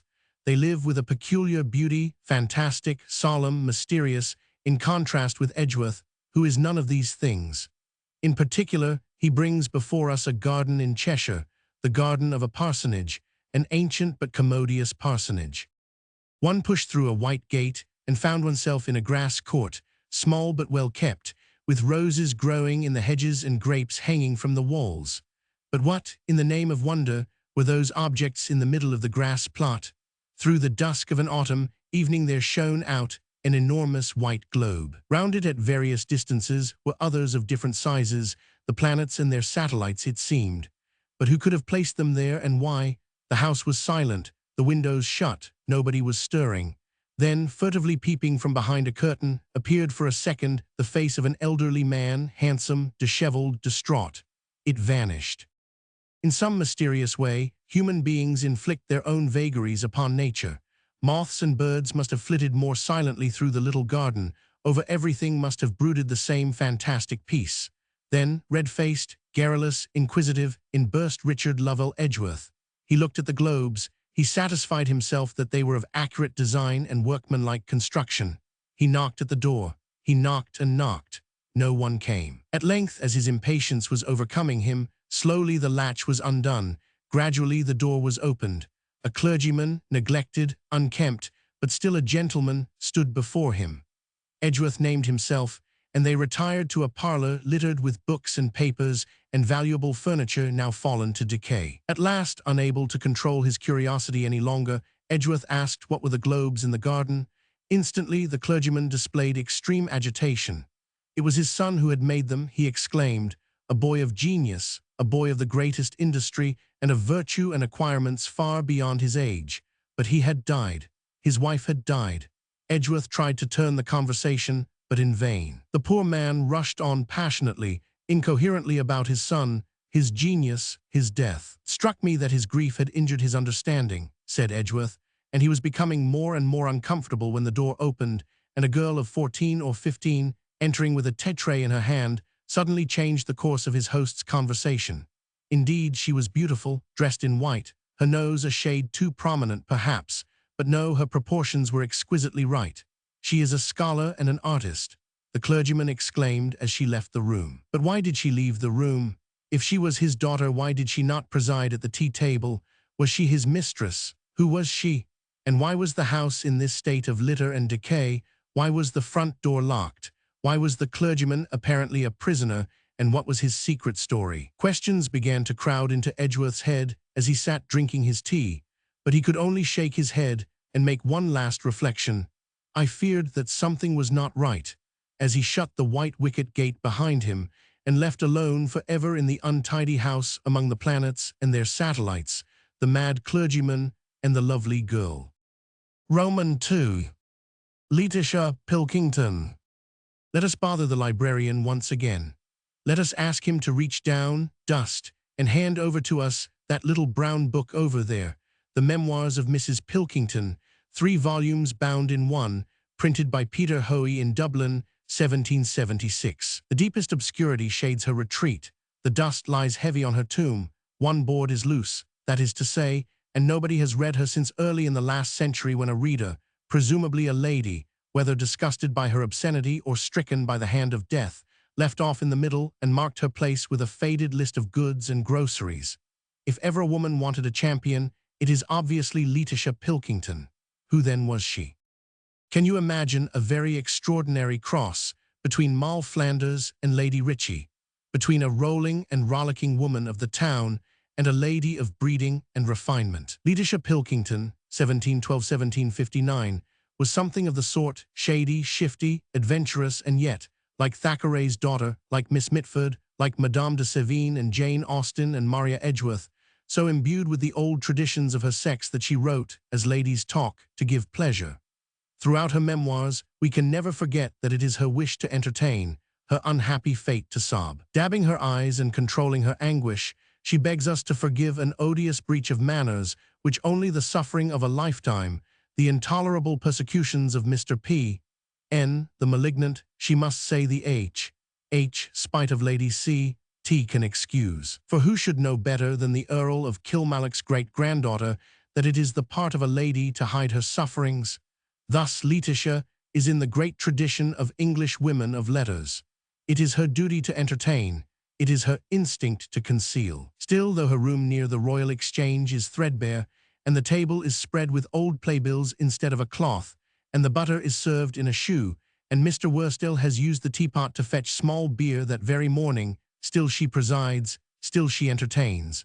Her language is a trifle coarse, perhaps, but who taught her English? The great Dr. Swift. In all her wanderings, which were many, and in her failings, which were great, she looked back to those early Irish days when Swift had pinched her into propriety of speech. He had beaten her for fumbling at a drawer. He had daubed her cheeks with burnt cork to try her temper. He had bade her pull off her shoes and stockings and stand against the wainscot and let him measure her.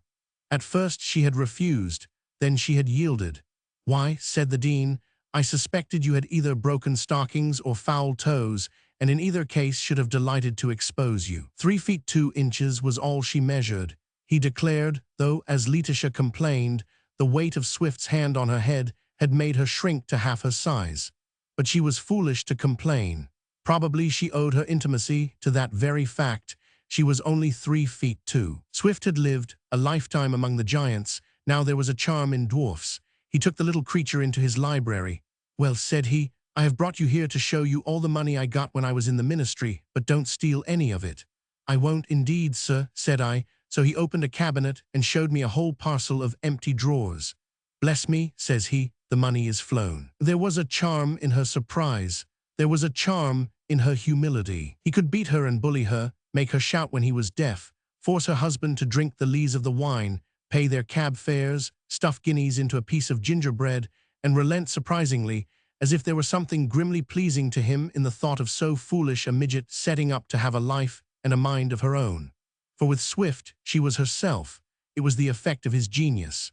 She had to pull off her stockings if he told her to. So though his satire terrified her, and she found it highly unpleasant to dine at the deanery and see him watching, in the great glass which hung before him for that purpose, the butler stealing beer at the sideboard, she knew that it was a privilege to walk with him in his garden, to hear him talk of Mr. Pope and quote Hudibras, and then be hustled back in the rain to save coach hire, and then to sit chatting in the parlor with Mrs. Brent, the housekeeper, about the dean's oddity and charity, and how the sixpence he saved on the coach he gave to the lame old man who sold gingerbread at the corner, while the dean dashed up the front stairs and down the back so violently that she was afraid he would fall and hurt himself.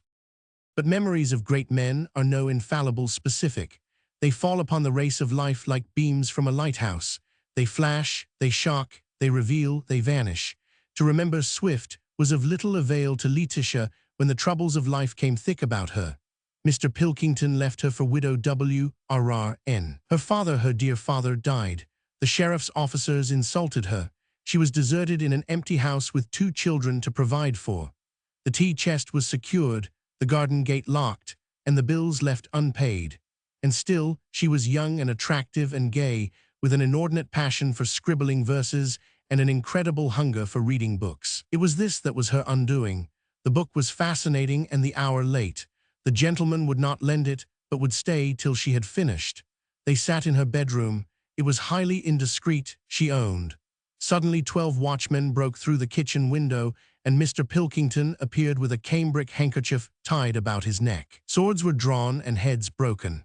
As for her excuse, how could one expect Mr. Pilkington and the 12 watchmen to believe that? Only reading, only sitting up late to finish a new book. Mr. Pilkington and the watchmen interpreted the situation as such men would. But lovers of learning, she is persuaded, will understand her passion and deplore its consequences. And now what was she to do? Reading had played her false, but still she could write. Ever since she could form her letters, indeed, she had written, with incredible speed and considerable grace, odes, addresses, apostrophes to Miss Hoadley, to the Recorder of Dublin, to Dr. Delville's place in the country. Hail, happy Delville, blissful seat! Is there a man whose fixed and steady gaze? The verses flowed without the slightest difficulty on the slightest occasion. Now, therefore, crossing to England, she set up, as her advertisement had it, to write letters upon any subject, except the law, for 12 pence ready money, and no trust given. She lodged opposite White's Chocolate House, and there, in the evening, as she watered her flowers on the leads, the noble gentleman in the window across the road drank her health, sent her over a bottle of Burgundy, and later she heard old Colonel crying, "Poke after me, my lord, poke after me," as he shepherded the D.of.M.L.B.G.H. up her dark stairs. That lovely gentleman, who honored his title by wearing it, kissed her, complimented her, opened his pocketbook, and left her with a banknote for £50 upon Sir Francis Child. Such tributes stimulated her pen to astonishing outbursts of impromptu gratitude. If, on the other hand, a gentleman refused to buy or a lady hinted impropriety, this same flowery pen writhed and twisted in agonies of hate and vituperation. Had I said that your F.R. died blaspheming the Almighty, one of her accusations begins, but the end is unprintable.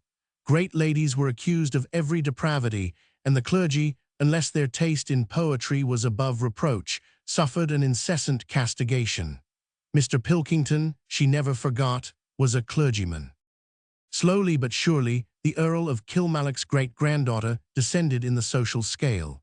From St. James's Street and its noble benefactors, she migrated to Green Street to lodge with Lord Stair's valet de chamber and his wife, who washed for persons of distinction. She who had dallied with dukes was glad for company's sake to take a hand at quadrille with footmen and laundresses and Grub Street writers, who, as they drank porter, sipped green tea, and smoked tobacco, told stories of the utmost scurrility about their masters and mistresses. The spiciness of their conversation made amends for the vulgarity of their manners. From them Letitia picked up those anecdotes of the great which sprinkled her pages with dashes and served her purpose when subscribers failed and landladies grew insolent. Indeed, it was a hard life to trudge to Chelsea in the snow wearing nothing but a chintz gown and be put off with a beggarly half-crown by Sir Hans Sloane, next to tramp to Ormond Street and extract 2 guineas from the odious doctor. Mead, which in her glee she tossed in the air and lost in a crack of the floor, to be insulted by footmen, to sit down to a dish of boiling water because her landlady must not guess that a pinch of tea was beyond her means. Twice on moonlight nights, with the lime trees in flower, she wandered in St. James's Park and contemplated suicide in Rossalmon's Pond. Once, musing among the tombs in Westminster Abbey, the door was locked on her, and she had to spend the night in the pulpit, wrapped in a carpet from the communion table to protect herself from the assaults of rats. "I long to listen to the young-eyed cherubims," she exclaimed, but a very different fate was in store for her, in spite of Mr. Colley Cibber and Mr. Richardson, who supplied her first with gilt-edged notepaper and then with baby linen. Those harpies, her landladies, after drinking her ale, devouring her lobsters, and failing often for years at a time to comb their hair, succeeded in driving Swift's friend, and the Earl's great-granddaughter, to be imprisoned with common debtors in the Marshalsea. Bitterly she cursed her husband, who had made her a lady of adventure instead of what nature intended, a harmless household dove. More and more wildly she ransacked her brains for anecdotes, memories, scandals, views about the bottomless nature of the sea, the inflammable character of the earth, anything that would fill a page and earn her a guinea. She remembered that she had eaten plover's eggs with Swift. "Here, hussy," said he, "is a plover's egg. King William used to give crowns apiece for them." Swift never laughed, she remembered. He used to suck in his cheeks instead of laughing. And what else could she remember? A great many gentlemen, a great many landladies, how the window was thrown up when her father died, and her sister came downstairs with the sugar basin, laughing. All had been bitterness and struggle, except that she had loved Shakespeare, known Swift, and kept through all the shifts and shades of an adventurous career a gay spirit, something of a lady's breeding, and the gallantry which, at the end of her short life, led her to crack her joke and enjoy her duck with death at her heart and duns at her pillow. Roman 3. Miss Ormerod 8. The trees stood massively in all their summer foliage, spotted and grouped upon a meadow, which sloped gently down from the big white house. There were unmistakable signs of the year 1835, both in the trees and in the sky, for modern trees are not nearly so voluminous as these ones, and the sky of those days had a kind of pale diffusion in its texture, which was different from the more concentrated tone of the skies we know. Mr. George Ormerod stepped from the drawing-room window of Sedberry House, Gloucestershire, wearing a tall furry hat and white trousers strapped under his instep. He was closely, though deferentially, followed by a lady wearing a yellow-spotted dress over a crinoline, and behind her, singly and arm in arm, came 9 children in nankeen jackets and long white drawers. They were going to see the water let out of a pond. The youngest child, Elena, a little girl with a pale face, rather elongated features and black hair, was left by herself in the drawing-room, a large sallow apartment with pillars, 2 chandeliers, for some reason enclosed in Holland bags, and several octagonal tables, some of inlaid wood and others of greenish malachite. At one of these little Elena Ormerod was seated in a high chair. "Now, Elena," said her mother, as the party assembled for the expedition to the pond, "here are some pretty beetles. Don't touch the glass. Don't get down from your chair, and when we come back, little George will tell you all about it." So saying, Mrs. Ormerod placed a tumbler of water containing about half a dozen great water grubs in the middle of the malachite table, at a safe distance from the child, and followed her husband down the slope of old-fashioned turf towards a cluster of extremely old-fashioned sheep. Opening, directly she stepped onto the terrace, a tiny parasol of bottle green silk with a bottle green fringe, though the sky was like nothing so much as a flock bed covered with a counterpane of white dimity. The plump pale grubs gyrated slowly round and round in the tumbler. So simple an entertainment must surely soon have ceased to satisfy. Surely Elena would shake the tumbler, upset the grubs, and scramble down from her chair. Why, even a grown person can hardly watch those grubs crawling down the glass wall, then floating to the surface, without a sense of boredom not untinged with disgust. but the child sat perfectly still. Was it her custom, then, to be entertained by the gyrations of grubs? Her eyes were reflective, even critical, but they shone with increasing excitement. She beat one hand upon the edge of the table. What was the reason? One of the grubs had ceased to float. He lay at the bottom. The rest, descending, proceeded to tear him to pieces. "And how has little Elena enjoyed herself?" asked Mr. Ormerod in rather a deep voice, stepping into the room and with a slight air of heat and of fatigue upon his face. "Papa," said Elena, almost interrupting her father in her eagerness to impart her observation, "I saw one of the grubs fall down and the rest came and ate him." "Nonsense, Elena," said Mr. Ormerod. "You are not telling the truth." He looked severely at the tumbler in which the beetles were still gyrating as before. "Papa, it was true." "Elena, little girls are not allowed to contradict their fathers," said Mrs. Ormerod, coming in through the window and closing her green parasol with a snap. "Let this be a lesson," Mr. Ormerod began, signing to the other children to approach, when the door opened and the servant announced, "Captain Fenton." Captain Fenton was at times thought to be tedious in his recurrence to the charge of the Scots Greys, in which he had served at the Battle of Waterloo. But what is this crowd gathered round the door of the George Hotel in Chepstow? A faint cheer rises from the bottom of the hill. Up comes the mail coach, horses steaming, panels mud-splashed. Make way," cries the ostler, and the vehicle dashes into the courtyard, pulls up sharp before the door. Down jumps the coachman, the horses are led off, and a fine team of spanking greys is harnessed with incredible speed in their stead. Upon all this, coachman, horses, coach, and passengers, the crowd looked with gaping admiration every Wednesday evening all through the year. But today, the 12th of March, 1852, as the coachman settled his rug and stretched his hands for the reins, he observed that instead of being fixed upon him, the eyes of the people of Chepstow darted this way and that. Heads were jerked, arms flung out. Here a hat swooped in a semicircle. Off drove the coach almost unnoticed. As it turned the corner, all the outside passengers craned their necks, and one gentleman rose to his feet and shouted, "There, there, there!" Before he was bowled into eternity, it was an insect, a red-winged insect. Out the people of Chepstow poured into the high road. Down the hill they ran. Always the insect flew in front of them. At length, by Chepstow Bridge, a young man, throwing his bandana over the blade of an oar, captured it alive and presented it to a highly respectable elderly gentleman who now came. Puffing upon the scene, Samuel Budge, Doctor of Chepstow. By Samuel Budge, it was presented to Miss Ormerod, by her sent to a professor at Oxford, and he, declaring it a fine specimen of the rose underwinged locust, added the gratifying information that it was the first of the kind to be captured so far west. And so, at the age of 24, Miss Elena Ormerod was thought the proper person to receive the gift of a locust. When Elena Ormerod appeared at archery meetings and croquet tournaments, young men pulled their whiskers and young ladies looked grave. It was so difficult to make friends with a girl who could talk of nothing but black beetles and earwigs. Yes, that's what she likes, isn't it queer? Why, the other day Ellen, Mama's maid, heard from Jane, who's under kitchen maid at Sedberry House, that Elena tried to boil a beetle in the kitchen saucepan and he wouldn't die, and swam round and round, and she got into a terrible state and sent the groom all the way to Gloucester to fetch chloroform. All for an insect, my dear. And she gives the cottagers shillings to collect beetles for her, and she spends hours in her bedroom cutting them up, and she climbs trees like a boy to find wasps' nests.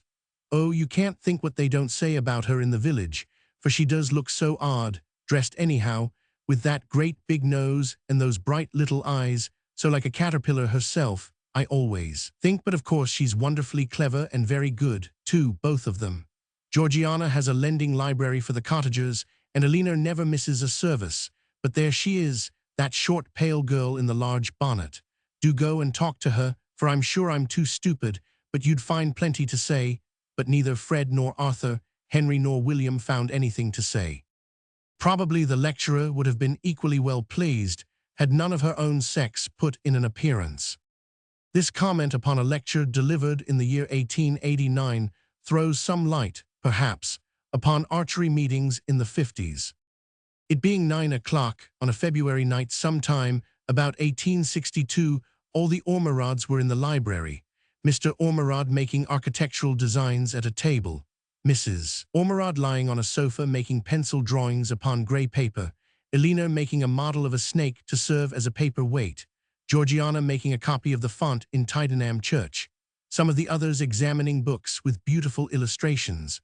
While at intervals someone rose, unlocked the wire bookcase, took down a volume for instruction or entertainment, and perused it beneath the chandelier. Mr. Ormerod required complete silence for his studies. His word was law, even to the dogs, who, in the absence of their master, instinctively obeyed the eldest male person in the room. Some whispered colloquy there might be between Mrs. Ormerod and her daughters. The draught under the pew was really worse than ever this morning, Mama.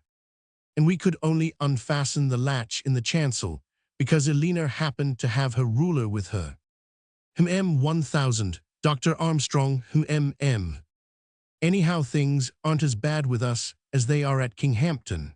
They say Mrs. Briscoe's Newfoundland dog follows her right up to the chancel rails when she takes the sacrament. And the turkey is still sitting on its eggs in the pulpit.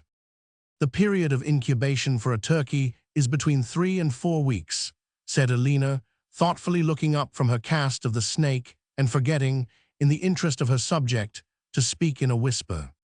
Am I to be allowed no peace in my own house? Mr. Ormerod exclaimed angrily, rapping with his ruler on the table, upon which Mrs. Ormerod half shut one eye and squeezed a little blob of Chinese white onto her high light, and they remained silent until the servants came in, when everyone, with the exception of Mrs. Ormerod, fell on their knees. For she, poor lady, suffered from a chronic complaint and left the family party forever a year or two later, when the green sofa was moved into the corner and the drawings given to her nieces in memory of her. But Mr. Ormerod went on making architectural drawings at 9p1000 every night save on Sundays when he read a sermon, until he too lay upon the green sofa, which had not been used since Mrs. Ormerod lay there, but still looked much the same. We deeply felt the happiness of ministering to his welfare, Miss Ormerod wrote, for he would not hear of our leaving him for even 24 hours, and he objected to visits from my brothers, excepting occasionally for a short time. They not being used to the gentle ways necessary for an aged invalid worried him. The Thursday following, the 9th October, 1873, he passed gently away at the mature age of 87 years. Oh, graves in country churchyards, respectable burials, mature old gentlemen 500, 100, 50, 100, 500 FRS, F.S. A. Lots of letters come after your names, but lots of women are buried with you. There remain the Hessian fly and the bot, mysterious insects. Not, one would have thought, among God's most triumphant creations, and yet, if you see them under a microscope, the bot, obese, globular, obscene, the Hessian, booted, spurred, whiskered, cadaverous.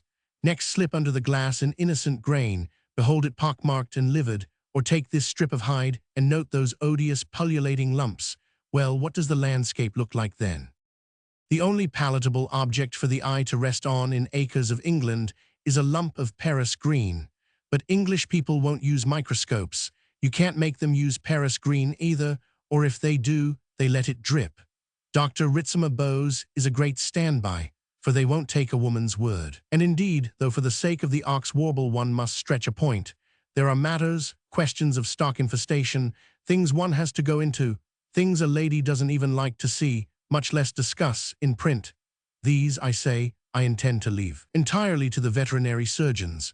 My brother, oh, he's dead now, a very good man for whom I collected wasps' nests, lived at Brighton and wrote about wasps. He, I say, wouldn't let me learn anatomy, never liked me to do more than take sections of teeth. Ah, but Elena, the bot and the Hessian have more power over you than Mr. Edward Ormerod himself. Under the microscope, you clearly perceive that these insects have organs, orifices, excrement.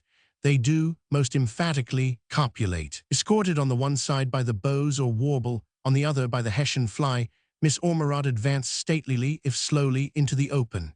Never did her features show more sublime than when lit up by the candor of her avowal. This is excrement. These, though Ritzema Bowes is positive to the contrary, are the generative organs of the male. I've proved it.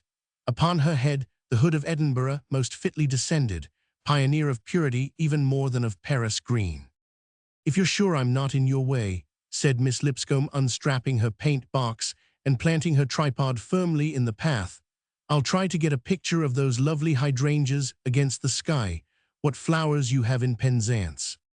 The market gardener crossed his hands on his hoe, slowly twined a piece of bass round his finger, looked at the sky, said something about the sun, also about the prevalence of lady artists, and then, with a nod of his head, observed sententiously that it was to a lady that he owed everything he had.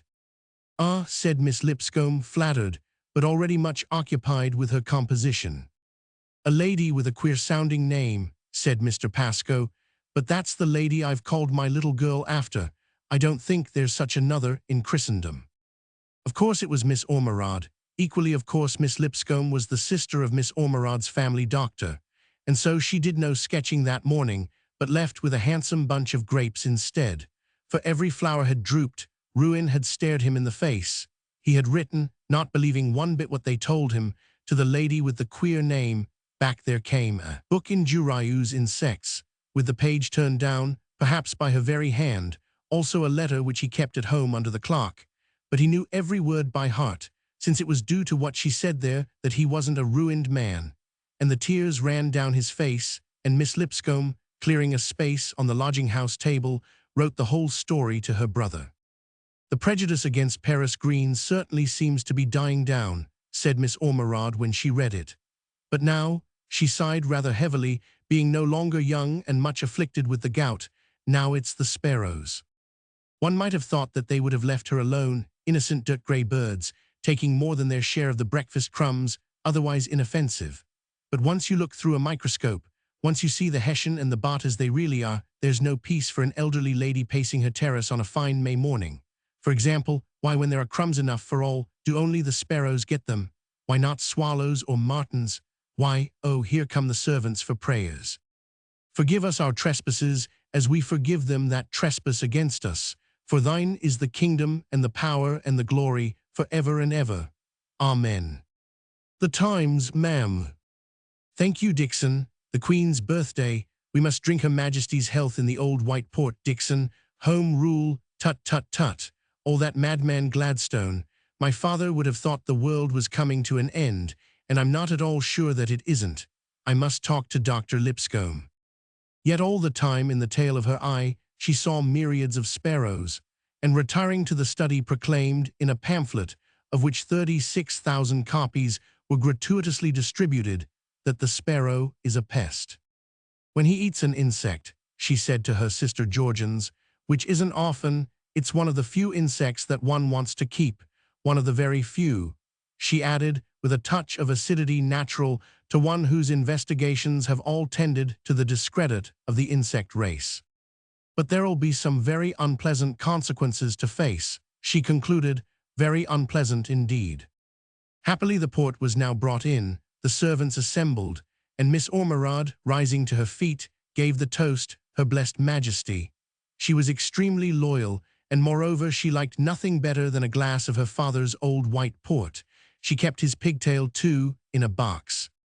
Such being her disposition, it went hard with her to analyze the sparrow's crop, for the sparrow, she felt, symbolizes something of the homely virtue of English domestic life, and to proclaim it stuffed with deceit was disloyal to much that she, and her fathers before her, held dear. Sure enough, the clergy, the Rev. J. E. Walker, denounced her for her brutality. "God save the sparrow," exclaimed the animal's friend, and Miss Carrington, of the Humanitarian League, replied in a leaflet described by Miss Ormerod as spirity, discourteous, and inaccurate. "Well," said Miss Ormerod to her sister, "it did me no harm before to be threatened to be shot at, also hanged in effigy, and other little attentions. Still it was very disagreeable, Elena, more disagreeable, I believe, to me than to you," said Georgiana. Soon Georgiana died. She had, however, finished the beautiful series of insect diagrams at which she worked every morning in the dining room, and they were presented to Edinburgh University. But Elena was never the same woman after that. Dear forest fly, flower moths, weevils, grouse and cheese flies, beetles, foreign correspondents, eelworms, ladybirds, wheat midges, resignation from the Royal Agricultural Society, gall mites, boot beetles, announcement of honorary degree to be conferred, feelings of appreciation and anxiety, paper on wasps, last annual report, warnings of serious illness, proposed pension, gradual loss of strength, finally death. That is life, so they say. It does no good to keep people waiting for an answer, sighed Miss Ormerod, though I don't feel as able as I did since that unlucky accident at Waterloo. And no one realizes what the strain of the work is.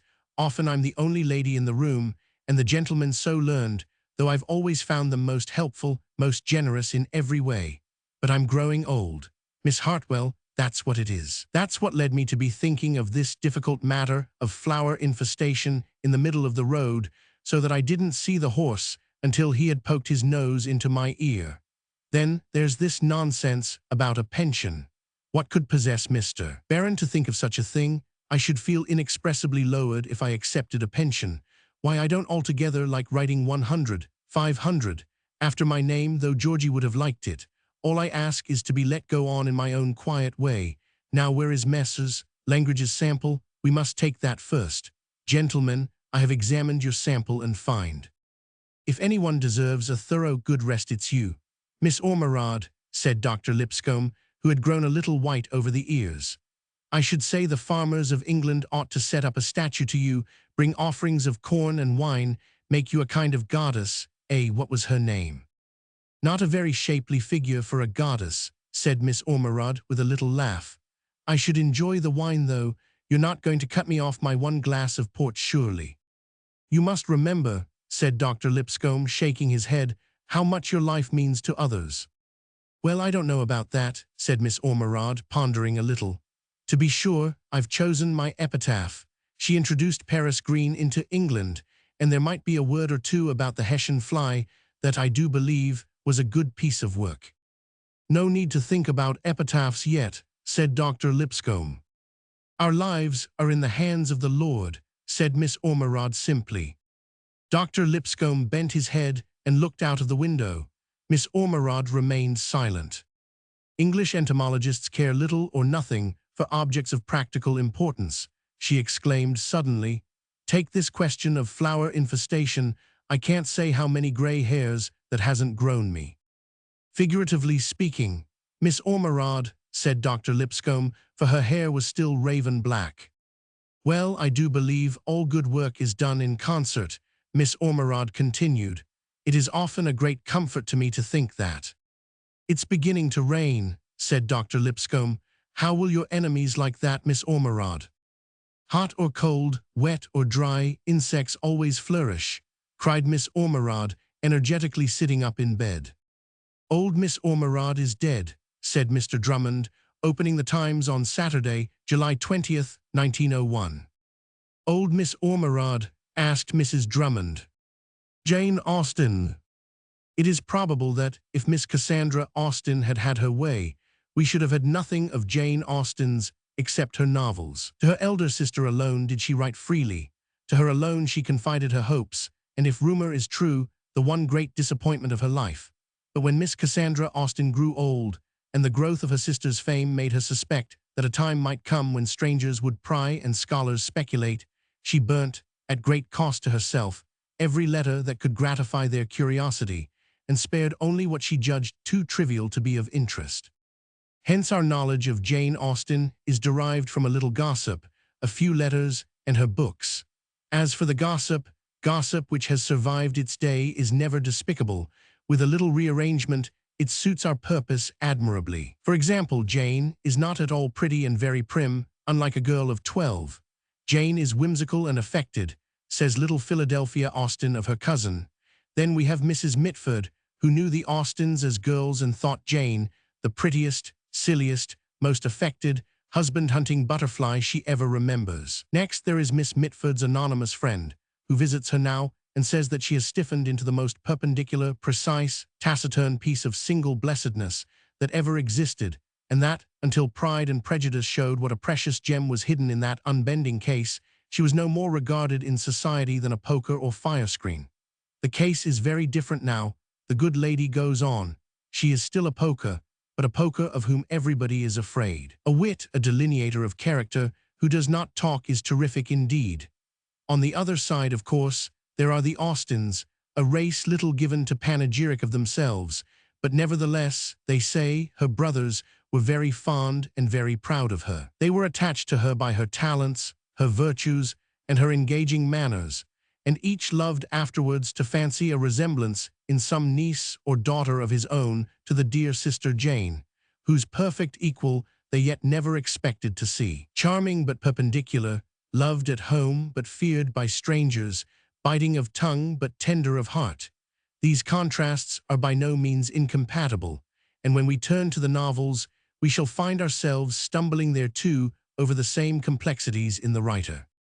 To begin with, that prim little girl whom Philadelphia found so unlike a child of 12, whimsical and affected, was soon to be the authoress of an astonishing and unchildish story, Love and Friendship 9, which, incredible though it appears, was written at the age of 15. It was written, apparently, to amuse the schoolroom. One of the stories in the same book is dedicated with mock solemnity to her brother. Another is neatly illustrated with watercolor heads by her sister. There are jokes which one feels were family property, thrusts of satire, which went home because all little Austens made mock, in common, of fine ladies who sighed and fainted on the sofa. Brothers and sisters must have laughed when Jane read out loud her last hit at the vices which they all abhorred. I die a martyr to my grief for the loss of Augustius. One fatal swoon has cost me my life. Beware of swoons, dear Laura.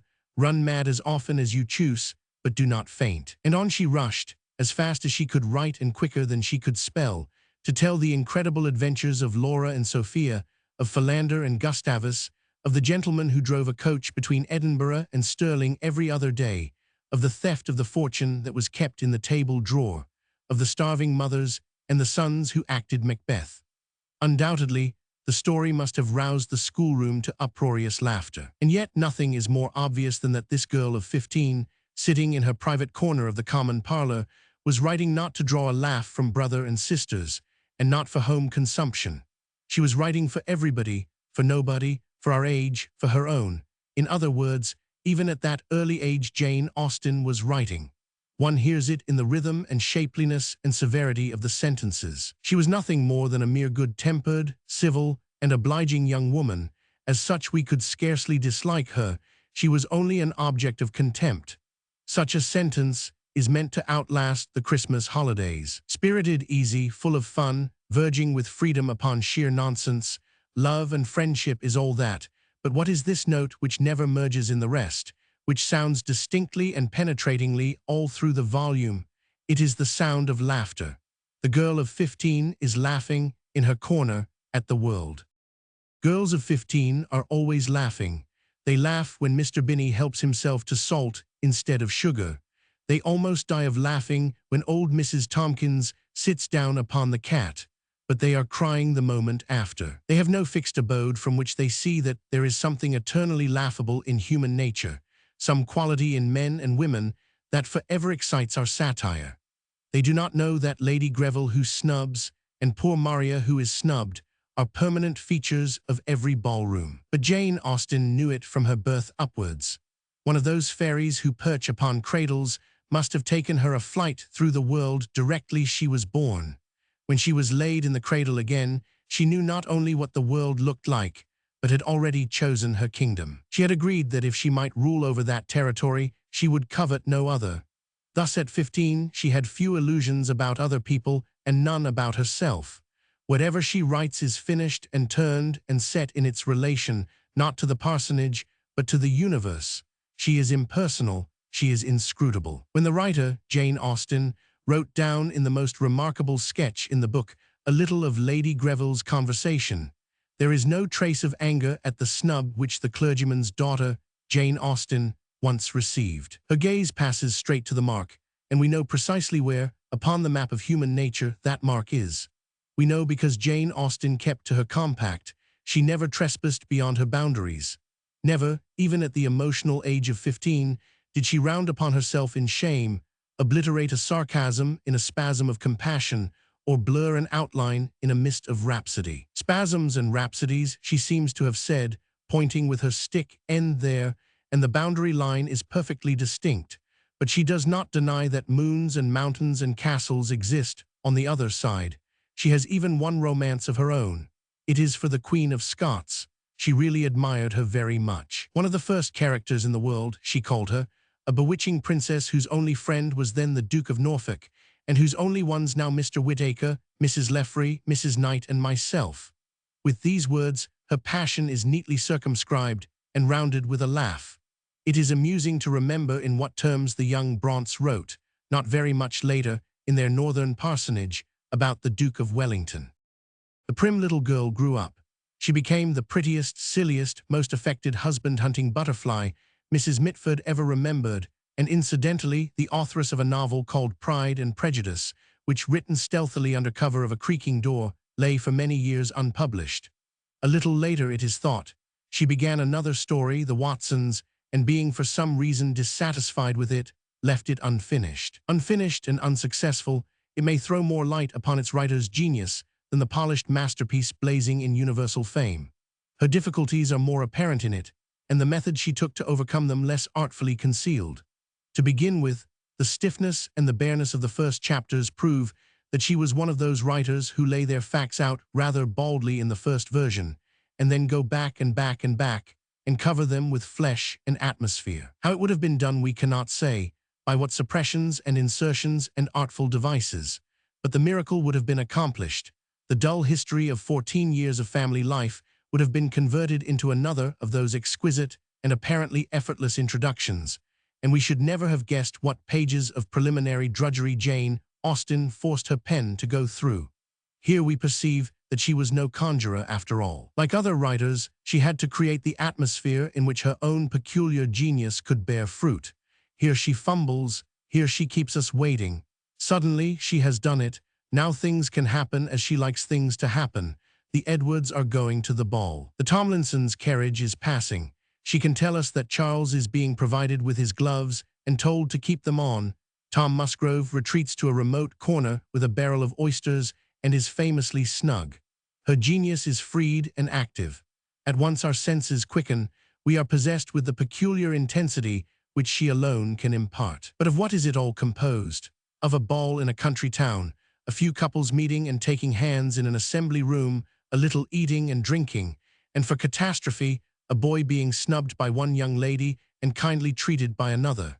There is no tragedy and no heroism.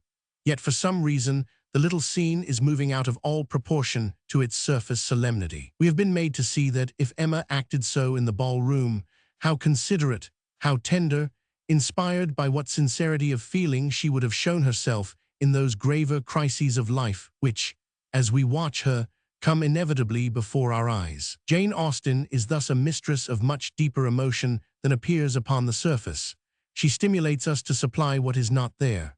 What she offers is, apparently, a trifle, yet is composed of something that expands in the reader's mind and endows with the most enduring form of life scenes which are outwardly trivial. Always the stress is laid upon character. How we are made to wonder, will Emma behave when Lord Osborne and Tom Musgrove make their call at 5 minutes before 3, just as Mary is bringing in the tray and the knife case? It is an extremely awkward situation. The young men are accustomed to much greater refinement. Emma may prove herself ill-bred, vulgar, a nonentity. The turns and twists of the dialogue keep us on the tenterhooks of suspense. Our attention is half upon the present moment, half upon the future. And when, in the end, Emma behaves in such a way as to vindicate our highest hopes of her, we are moved as if we had been made witnesses of a matter of the highest importance. Here, indeed, in this unfinished, and in the main inferior story, are all the elements of Jane Austen's greatness. It has the permanent quality of literature. Think away the surface animation, the likeness to life, and there remains to provide a deeper pleasure, an exquisite discrimination of human values. Dismiss this too from the mind, and one can dwell with extreme satisfaction upon the more abstract art which, in the ballroom scene, so varies the emotions and proportions the parts that it is possible to enjoy it, as one enjoys poetry for itself, and not as a link which carries the story this way and that. But the gossip says of Jane Austen that she was perpendicular, precise, and taciturn, a poker of whom everybody is afraid. Of this too there are traces. She could be merciless enough, She is one of the most consistent satirists in the whole of literature. Those first angular chapters of the Watsons prove that hers was not a prolific genius. She had not, like Emily Bront, merely to open the door to make herself felt. Humbly and gaily, she collected the twigs and straws out of which the nest was to be made and placed them neatly together. The twigs and straws were a little dry and a little dusty in themselves. There was the big house and the little house, a tea party, a dinner party, and an occasional picnic. Life was hedged in by valuable connections and adequate incomes, by muddy roads, wet feet, and a tendency on the part of the ladies to get tired. A little money supported it, a little consequence, and the education commonly enjoyed by upper-middle-class families living in the country. Vice, adventure, passion were left outside. But of all this prosiness, of all this littleness, she evades nothing, and nothing is slurred over. Patiently and precisely she tells us how they made no stop anywhere till they reached Newbury, where a comfortable meal, uniting dinner and supper, wound up the enjoyments and fatigues of the day. Nor does she pay to conventions merely the tribute of lip homage. She believes in them besides accepting them. When she is describing a clergyman, like Edmund Bertram, or a sailor, in particular, she appears debarred by the sanctity of his office from the free use of her chief tool, the comic genius, and is apt therefore to lapse into decorous panegyric or matter-of-fact description. But these are exceptions. For the most part her attitude recalls the anonymous lady's ejaculation. A wit, a delineator of character, who does not talk is terrific indeed. She wishes neither to reform nor to annihilate. She is silent, and that is terrific indeed. One after another she creates her fools, her prigs, her worldlings, her Mr. Collins, her Sir Walter Elliots, her Mrs. Bennets. She encircles them with the lash of a whip-like phrase which, as it runs round them, cuts out their silhouettes forever.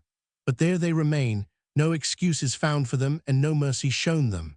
Nothing remains of Julia and Maria Bertram when she has done with them. Lady Bertram is left, sitting and calling to Pug, and trying to keep him from the flower beds, eternally. A divine justice is meted out. Dr. Grant, who begins by liking his goose tender, ends by bringing on apoplexy and death, by 3 great institutionary dinners in 1 week. Sometimes it seems as if her creatures were born merely to give Jane Austen the supreme delight of slicing their heads off. She is satisfied. She is content. She would not alter a hair on anybody's head, or move 1 brick or 1 blade of grass in a world which provides her with such exquisite delight. Nor indeed would we, for even if the pangs of outraged vanity or the heat of moral wrath urged us to improve away a world so full of spite, pettiness, and folly, the task is beyond our powers. People are like that. The girl of 15 knew it. The mature woman proves it. At this very moment, some Lady Bertram finds it almost too trying to keep Pug from the flower beds. She sends Chapman to help Miss Fanny, a little late. The discrimination is so perfect, the satire so just that, consistent though it is, it almost escapes our notice. No touch of pettiness, no hint of spite, rouses us from our contemplation. Delight strangely mingles with our amusement. Beauty illumines these fools. That elusive quality is indeed often made up of very different parts, which it needs a peculiar genius to bring together. The wit of Jane Austen has for partner the perfection of her taste. Her fool is a fool, her snob is a snob, because he departs from the model of sanity and sense which she has in mind, and conveys to us unmistakably even while she makes us laugh. Never did any novelist make more use of an impeccable sense of human values. It is against the disc of an unerring heart, an unfailing good taste, an almost stern morality, that she shows up those deviations from kindness, truth, and sincerity, which are among the most delightful things in English literature. She depicts a Mary Crawford in her mixture of good and bad entirely by this means. She lets her rattle on against the clergy, or in favor of a baronetage and 10,000 a year with all the ease and spirit possible. But now and again she strikes 1 note of her own, very quietly, but in perfect tune, and at once all Mary Crawford's chatter, though it continues to amuse, rings flat. Hence the depth, the beauty, the complexity of her scenes. From such contrasts there comes a beauty, a solemnity even which are not only as remarkable as her wit, but an inseparable part of it. In the Watsons she gives us a foretaste of this power. She makes us wonder why an ordinary act of kindness, as she describes it, becomes so full of meaning. In her masterpieces, the same gift is brought to perfection. Here is nothing out of the way, It is midday in Northamptonshire. A dull young man is talking to rather a weakly young woman on the stairs as they go up to dress for dinner, with housemaids passing. But from triviality, from commonplace, their words become suddenly full of meaning, and the moment for both one of the most memorable in their lives. It fills itself, it shines, it glows, it hangs before us, deep, trembling, serene for a second. Next, the housemaid passes, and this drop in which all the happiness of life has collected gently subsides again to become part of the ebb and flow of ordinary existence. What more natural, then, with this insight into their profundity, than that Jane Austen should have chosen to write of the trivialities of day-to-day existence, of parties, picnics, and country dances? No suggestions to alter her style of writing, from the Prince Regent or Mr. Clark could tempt her. No romance, no adventure, no politics or intrigue could hold a candle to life on a country house staircase as she saw it. Indeed, the Prince Regent and his librarian had run their heads against a very formidable obstacle. They were trying to tamper with an incorruptible conscience, to disturb an infallible discretion. The child who formed her sentences so finely when she was 15 never ceased to form them, and never wrote for the Prince Regent or his librarian, but for the world at large. She knew exactly what her powers were, and what material they were fitted to deal with as material should be dealt with by a writer whose standard of finality was high. There were impressions that lay outside her province, emotions that by no stretch or artifice could be properly coded and covered by her own resources. For example, she could not make a girl talk enthusiastically of banners and chapels. She could not throw herself wholeheartedly into a romantic moment. She had all sorts of devices for evading scenes of passion. Nature and its beauties she approached in a sidelong way of her own. She describes a beautiful night without once mentioning the moon. Nevertheless, as we read the few formal phrases about the brilliancy of an unclouded night and the contrast of the deep shade of the woods, the night is at once as solemn and soothing and lovely as she tells us, quite simply, that it was. The balance of her gifts was singularly perfect. Among her finished novels there are no failures, and among her many chapters few that sink markedly below the level of the others. But after all, she died at the age of 42. She died at the height of her powers. She was still subject to those changes which often make the final period of a writer's career the most interesting of all. Vivacious, irrepressible, gifted with an invention of great vitality, there can be no doubt that she would have written more had she lived, and it is tempting to consider whether she would not have written differently. The boundaries were marked. Moons, mountains, and castles lay on the other side. But was she not sometimes tempted to trespass for a minute? Was she not beginning, in her own gay and brilliant manner, to contemplate a little voyage of discovery? Let us take Persuasion, the last completed novel, and look by its light at the books she might have written had she lived. There is a peculiar beauty and a peculiar dullness in Persuasion. The dullness is that which so often marks the transition stage between two different periods. The writer is a little bored. She has grown too familiar with the ways of her world. She no longer notes them freshly. There is an asperity in her comedy which suggests that she has almost ceased to be amused by the vanities of a Sir Walter or the snobbery of a Miss Elliot. The satire is harsh and the comedy crude. She is no longer so freshly aware of the amusements of daily life. Her mind is not altogether on her object. But while we feel that Jane Austen has done this before and done it better, we also feel that she is trying to do something which she has never yet attempted. There is a new element in Persuasion, the quality, perhaps, that made Dr. Whewell fire up and insist that it was the most beautiful of her works. She is beginning to discover that the world is larger, more mysterious, and more romantic than she had supposed. We feel it to be true of herself when she says of Anne, she had been forced into prudence in her youth. She learned romance as she grew older, the natural sequel of an unnatural beginning. She dwells frequently upon the beauty and the melancholy of nature, upon the autumn where she had been wont to dwell upon the spring. She talks of the influence so sweet and so sad of autumnal months in the country. She marks the tawny leaves and withered hedges. One does not love a place the less because one has suffered in it, she observes, but it is not only in a new sensibility to nature that we detect the change. Her attitude to life itself is altered. She is seeing it, for the greater part of the book, through the eyes of a woman who, unhappy herself, has a special sympathy for the happiness and unhappiness of others, which, until the very end, she is forced to comment upon in silence. Therefore, the observation is less of facts and more of feelings than is usual. There is an expressed emotion in the scene at the concert and in the famous talk about woman's constancy, which proves not merely the biographical fact that Jane Austen had loved, but the aesthetic fact that she was no longer afraid to say so. Experience, when it was of a serious kind, had to sink very deep and to be thoroughly disinfected by the passage of time before she allowed herself to deal with it in fiction. But now, in 1817, she was ready. Outwardly, too, in her circumstances, a change was imminent. Her fame had grown very slowly. "I doubt," wrote Mr. Austen Leigh, "whether it would be possible to mention any other author of note whose personal obscurity was so complete. Had she lived a few more years only, all that would have been altered. She would have stayed in London, dined out, lunched out, met famous people, made new friends, read, traveled, and carried back to the quiet country cottage a hoard of observations to feast upon at leisure." And what effect would all this have had upon the 6 novels that Jane Austen did not write? She would not have written of crime, of passion, or of adventure. She would not have been rushed by the importunity of publishers or the flattery of friends into slovenliness or insincerity, but she would have known more. Her sense of security would have been shaken.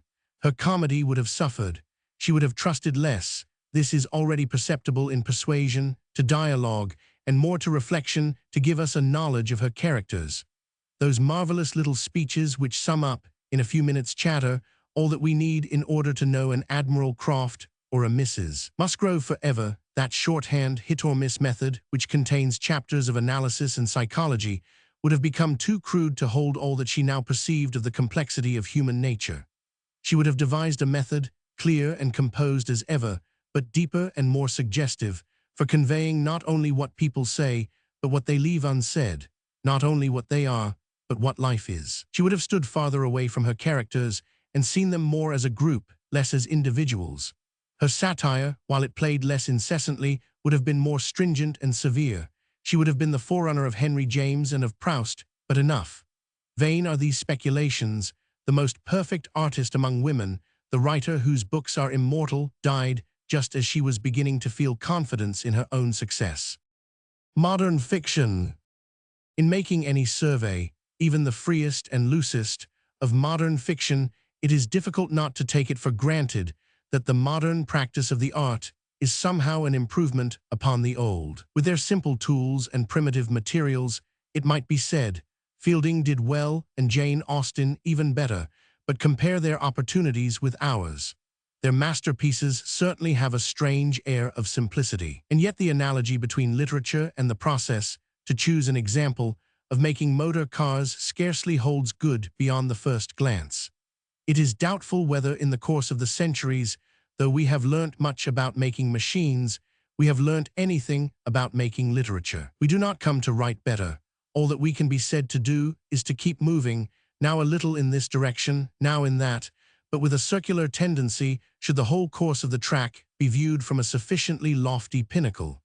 It need scarcely be said that we make no claim to stand, even momentarily, upon that vantage ground. On the flat, in the crowd, half blind with dust, we look back with envy to those happier warriors, whose battle is won and whose achievements wear so serene an air of accomplishment that we can scarcely refrain from whispering that the fight was not so fierce for them as for us. It is for the historian of literature to decide, for him to say if we are now beginning or ending or standing in the middle of a great period of prose fiction, for down in the plain little is visible.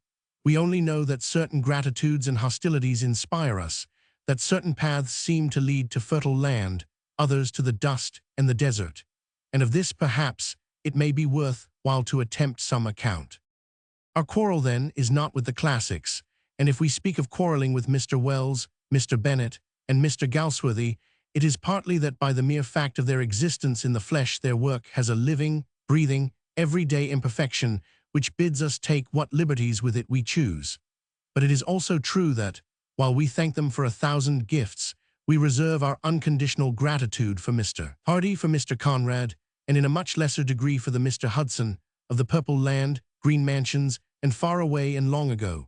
Mr. Wells, Mr. Bennet, and Mr. Galsworthy have excited so many hopes and disappointed them so persistently that our gratitude largely takes the form of thanking them for having shown us what they might have done but have not done, what we certainly could not do, but as certainly, perhaps, do not wish to do. No single phrase will sum up the charge or grievance which we have to bring against a mass of work so large in its volume, and embodying so many qualities, both admirable and the reverse.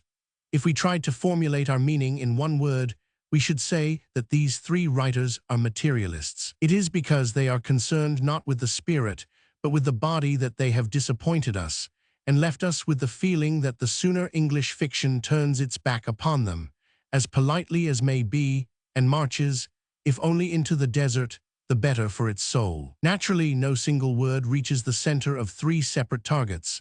In the case of Mr. Wells, it falls notably wide of the mark. And yet, even with him, it indicates to our thinking the fatal alloy in his genius, the great clod of clay that has got itself mixed up with the purity of his inspiration. But Mr. Bennet is perhaps the worst culprit of the three, inasmuch as he is by far the best workman. He can make a book so well constructed and solid in its craftsmanship that it is difficult for the most exacting of critics to see through what chink or crevice decay can creep in. There is not so much as a draught between the frames of the windows or a crack in the boards. And yet, if life should refuse to live there, that is a risk which the creator of The Old Wives' Tale, George Cannon, Edwin Clayhanger, and hosts of other figures may well claim to have surmounted. His characters live abundantly, even unexpectedly, but it remains to ask how do they live, and what do they live for?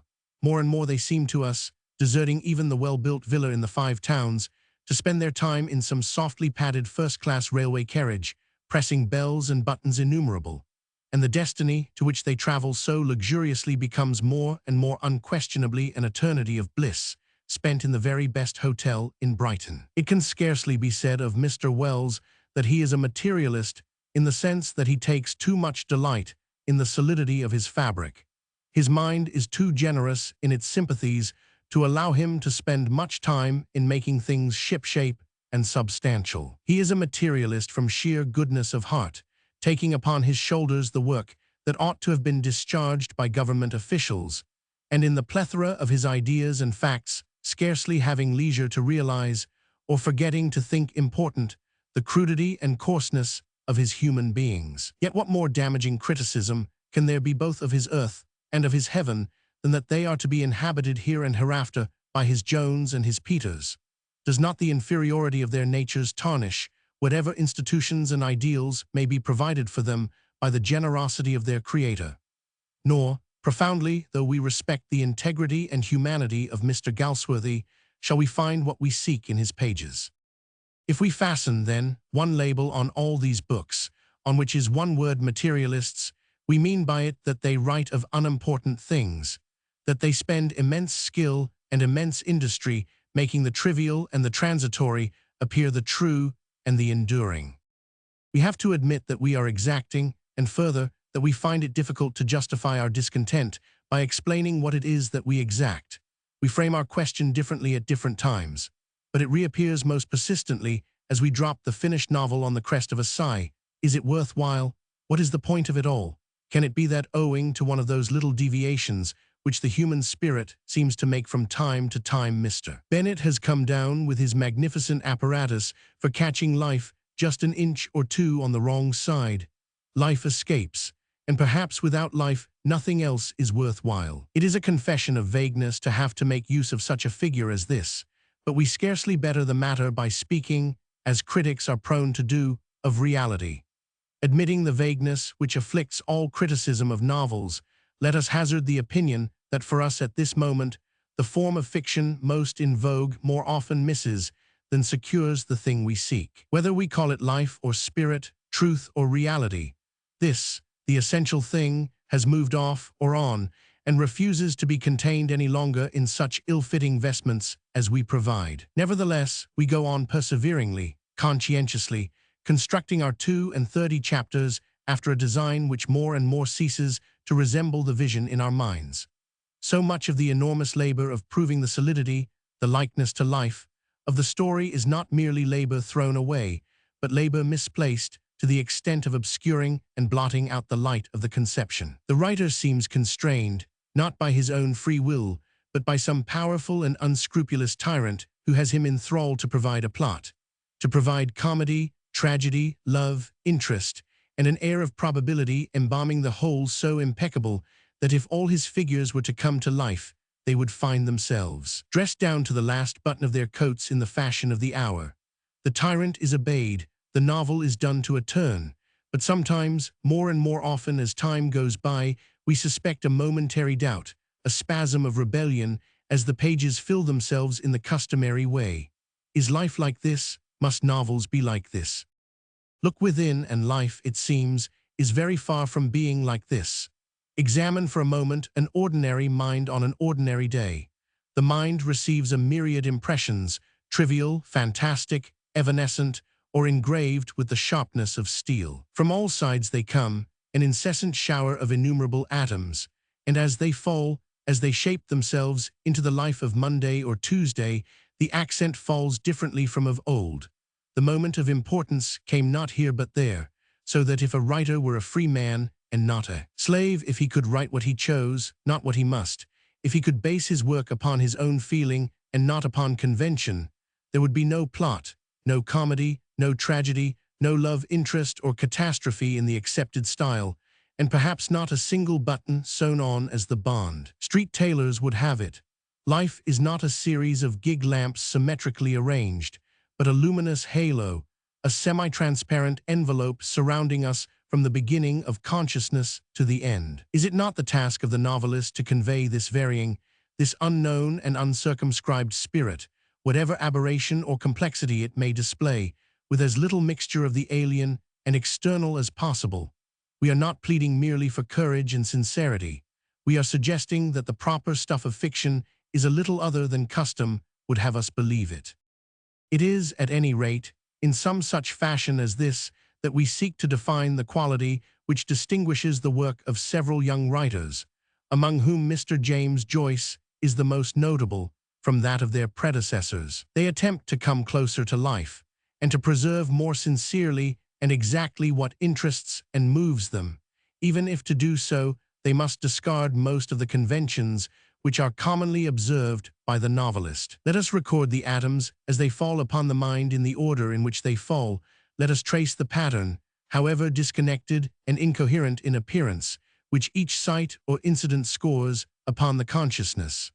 Let us not take it for granted that life exists more fully in what is commonly thought big than in what is commonly thought small. Anyone who has read the portrait of the artist as a young man, or what promises to be a far more interesting work, Ulysses 10 now appearing in the little review, will have hazarded some theory of this nature as to Mr. Joyce's intention. On our part, with such a fragment before us, it is hazarded rather than affirmed. But whatever the intention of the whole, there can be no question but that it is of the utmost sincerity, and that the result, difficult or unpleasant as we may judge it, is undeniably important. In contrast with those whom we have called materialists, Mr. Joyce is spiritual. He is concerned at all costs to reveal the flickerings of that innermost flame which flashes its messages through the brain, and in order to preserve it, he disregards with complete courage whatever seems to him adventitious, whether it be probability or coherence or any other of these signposts, which for generations have served to support the imagination of a reader when called upon to imagine what he can neither touch nor see. The scene in the cemetery, for instance, with its brilliancy, its sordidity, its incoherence, its sudden lightning flashes of significance, does undoubtedly come so close to the quick of the mind that, on a first reading at any rate, it is difficult not to acclaim a masterpiece. If we want life itself here, surely we have it. Indeed, we find ourselves fumbling rather awkwardly if we try to say what else we wish, and for what reason a work of such originality yet fails to compare, for we must take high examples with Youth or the Mayor of Casterbridge. It fails because of the comparative poverty of the writer's mind, we might say simply, and have done with it. But it is possible to press a little further and wonder whether we may not refer our sense of being in a bright yet narrow room, confined and shut in, rather than enlarged and set free, to some limitation imposed by the method as well as by the mind. Is it the method that inhibits the creative power? Is it due to the method that we feel neither jovial nor magnanimous, but centered in a self which, in spite of its tremor of susceptibility, never embraces or creates what is outside itself and beyond. Does the emphasis laid, perhaps didactically, upon indecency contribute to the effect of something angular and isolated? Or is it merely that in any effort of such originality it is much easier, for contemporaries especially, to feel what it lacks than to name what it gives? In any case, it is a mistake to stand outside examining methods. Any method is right, every method is right. That expresses what we wish to express. If we are writers, that brings us closer to the novelist's intention if we are readers. This method has the merit of bringing us closer to what we were prepared to call life itself. Did not the reading of Ulysses suggest how much of life is excluded or ignored? And did it not come with a shock to open Tristram Shandy or even Pendennis and be by them convinced that there are not only other aspects of life, but more important ones into the bargain? However this may be, the problem before the novelist at present, as we suppose it to have been in the past, is to contrive means of being free to set down what he chooses. He has to have the courage to say that what interests him is no longer this, but that, out of that alone must he construct his work. For the moderns, that, the point of interest, lies very likely in the dark places of psychology. At once, therefore, the accent falls a little differently. The emphasis is upon something hitherto ignored. At once, a different outline of form becomes necessary, difficult for us to grasp, incomprehensible to our predecessors. No one but a modern, perhaps no one but a Russian, would have felt the interest of the situation which Chekhov has made into the short story which he calls Gusev. Some Russian soldiers lie ill on board a ship which is taking them back to Russia. We are given a few scraps of their talk and some of their thoughts. Then one of them dies and is carried away. The talk goes on among the others for a time, until Gusev himself dies, and looking like a carrot or a radish, is thrown overboard. The emphasis is laid upon such unexpected places that at first it seems as if there were no emphasis at all. And then, as the eyes accustom themselves to twilight and discern the shapes of things, in a room we see how complete the story is, how profound, and how truly in obedience to his vision Chekhov has chosen this, that, and the other, and placed them together to compose something new. But it is impossible to say this is comic, or that is tragic, nor are we certain, since short stories, we have been taught, should be brief and conclusive, whether this, which is vague and inconclusive, should be called a short story at all. The most elementary remarks upon modern English fiction can hardly avoid some mention of the Russian influence, and if the Russians are mentioned, one runs the risk of feeling that to write of any fiction save theirs is waste of time. If we want understanding of the soul and heart, where else shall we find it of comparable profundity? If we are sick of our own materialism, the least considerable of their novelists has by right of birth a natural reverence for the human spirit. Learn to make yourself akin to people. But let this sympathy be not with the mind, for it is easy with the mind, but with the heart, with love towards them. In every great Russian writer, we seem to discern the features of a saint.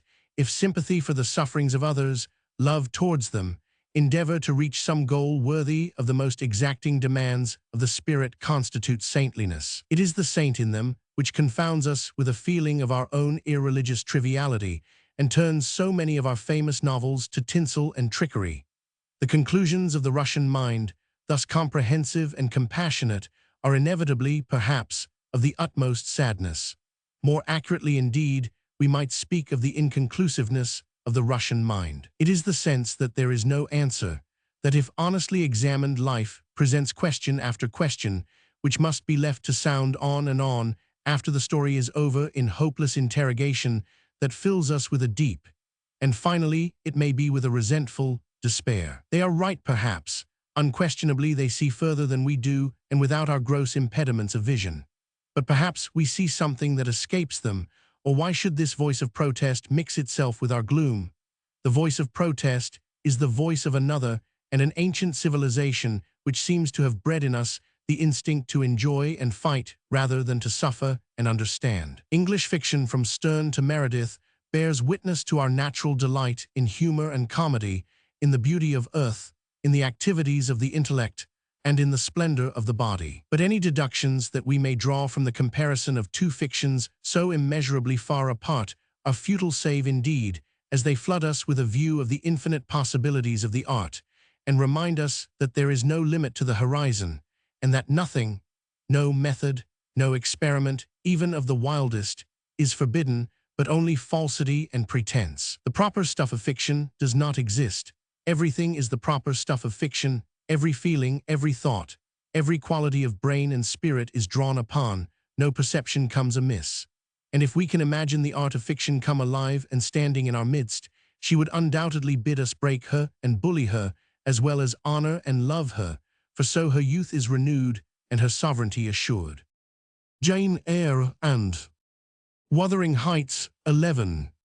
Of the 100 years that have passed since Charlotte Brontë was born, she, the center now of so much legend, devotion, and literature, lived but 39.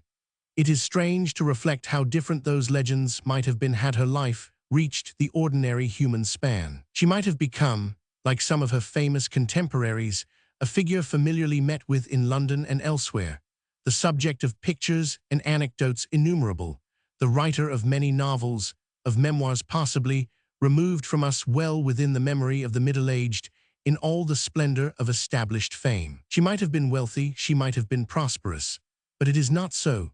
When we think of her, we have to imagine someone who had no lot in our modern world. We have to cast our minds back to the 50s of the last century, to a remote parsonage upon the wild Yorkshire moors. In that parsonage, and on those moors, unhappy and lonely, in her poverty and her exaltation, she remains forever. These circumstances, as they affected her character, may have left their traces on her work. A novelist, we reflect, is bound to build up his structure with much very perishable material, which begins by lending it reality and ends by cumbering it with rubbish. As we open Jane Eyre once more, we cannot stifle the suspicion that we shall find her world of imagination as antiquated, mid-Victorian, and out of date as the parsonage on the moor, a place only to be visited by the curious, only preserved by the pious. So we open Jane Eyre, and in 2 pages every doubt is swept clean from our minds. Folds of scarlet drapery shut in my view to the right hand. To the left were the clear panes of glass, protecting, but not separating me from the drear November day. At intervals, while turning over the leaves of my book, I studied the aspect of that winter afternoon. Afar, it offered a pale blank of mist and cloud. Near, a scene of wet lawn and storm-beat shrub, with ceaseless rain sweeping away wildly before a long and lamentable blast. There is nothing there more perishable than the moor itself, or more subject to the sway of fashion than the long and lamentable blast. Nor is this exhilaration short-lived. It rushes us through the entire volume, without giving us time to think, without letting us lift our eyes from the page. So intense is our absorption that if someone moves in the room, the movement seems to take place not there, but up in Yorkshire. The writer has us by the hand, forces us along her road, makes us see what she sees, never leaves us for a moment, or allows us to forget her. 12 at the end, we are steeped through and through with the genius, the vehemence, the indignation of Charlotte Brontë. Remarkable faces, figures of strong outline and gnarled feature have flashed upon us in passing, but it is through her eyes that we have seen them. Once she is gone, we seek for them in vain. Think of Rochester, and we have to think of Jane Eyre. Think of the moor, and again, there is Jane Eyre. Think of the drawing room, even those white carpets on which seemed laid brilliant garlands of flowers, that pale Parian mantelpiece with its bohemia glass of ruby red, and the general blending of snow and fire. What is all that except Jane Eyre? The drawbacks of being Jane Eyre are not far to seek. Always to be a governess and always to be in love is a serious limitation in a world which is full, after all, of people who are neither one nor the other. The characters of a Jane Austen or of a Tolstoy have a million facets compared with these. They live and are complex by means of their effect upon many different people who serve to mirror them in the round. They move hither and thither whether their creators watch them or not, and the world in which they live seems to us an independent world which we can visit, now that they have created it by ourselves. Thomas Hardy is more akin to Charlotte Brontë in the power of his personality and the narrowness of his vision. But the differences are vast. As we read Jude the Obscure, we are not rushed to a finish. We brood and ponder and drift away from the text in plethoric trains of thought, which build up round the characters an atmosphere of question and suggestion of which they are themselves, as often as not, unconscious. Simple peasants as they are, we are forced to confront them with destinies and questionings of the hugest import, so that often it seems as if the most important characters in a hardy novel are those which have no names. Of this power, of this speculative curiosity, Charlotte Brontë has no trace. She does not attempt to solve the problems of human life. She is even unaware that such problems exist. All her force, and it is the more tremendous for being constricted, goes into the assertion, I love, I hate, I suffer. For the self-centered and self-limited writers have a power denied the more catholic and broad-minded. Their impressions are close-packed and strongly stamped between their narrow walls. Nothing issues from their minds which has not been marked with their own impress. They learn little from other writers, and what they adopt they cannot assimilate. Both Hardy and Charlotte Brontë appear to have founded their styles upon a stiff and decorous journalism. The staple of their prose is awkward and unyielding, but both with labor and the most obstinate integrity, by thinking every thought until it has subdued words to itself, have forged for themselves a prose which takes the mold of their minds entire, which has, into the bargain, a beauty, a power, a swiftness of its own. Charlotte Brontë, at least, owed nothing to the reading of many books. She never learnt the smoothness of the professional writer or acquired his ability to stuff and sway his language as he chooses. I could never rest in communication with strong, discreet, and refined minds, whether male or female, she writes, as any leader writer in a provincial journal might have written, but gathering fire and speed goes on in her own authentic voice, till I had passed the outworks of conventional reserve and crossed the threshold of confidence, and won a place by their heart's very hearthstone. It is there that she takes her seat. It is the red and fitful glow of the heart's fire which illumines her page. In other words, we read Charlotte Brontë not for exquisite observation of character. Her characters are vigorous and elementary. Not for comedy, hers is grim and crude. Not for a philosophically view of life, hers is that of a country parson's daughter, but for her poetry. Probably that is so with all writers who have, as she has, an overpowering personality, who, as we should say in real life, have only to open the door to make themselves felt. There is in them some untamed ferocity, perpetually at war with the accepted order of things, which makes them desire to create instantly rather than to observe patiently. This very ardor, rejecting half-shades and other minor impediments, wings its way past the daily conduct of ordinary people and allies itself with their more inarticulate passions. It makes them poets, or, if they choose to write in prose, intolerant of its restrictions. Hence it is that both Emily and Charlotte are always invoking the help of nature. They both feel the need of some more powerful symbol of the vast and slumbering passions in human nature than words or actions can convey. It is with a description of a storm that Charlotte ends her finest novel, Villette. The skies hang full and dark, a rack sails from the west, the clouds cast themselves into strange forms. So she calls in nature to describe a state of mind which could not otherwise be expressed. But neither of the sisters observed nature accurately as Dorothy Wordsworth observed it, or painted it minutely as Tennyson painted it. They seized those aspects of the earth which were most akin to what they themselves felt or imputed to their characters, and so their storms, their moors, their lovely spaces of summer weather are not ornaments applied to decorate a dull page or display the writer's powers of observation. They carry on the emotion and light up the meaning of the book. The meaning of a book, which lies so often apart from what happens and what is said, and consists rather in some connection which things in themselves different have had for the writer, is necessarily hard to grasp. Especially this is so when, like the Brontës, the writer is poetic, and his meaning inseparable from his language, and itself rather a mood than a particular observation. Wuthering Heights is a more difficult book to understand than Jane Eyre, because Emily was a greater poet than Charlotte. When Charlotte wrote, she said with eloquence and splendor and passion, I love, I hate, I suffer. Her experience, though more intense, is on a level with our own. But there is no I in Wuthering Heights. There are no governesses, there are no employers. There is love, but it is not the love of men and women. Emily was inspired by some more general conception.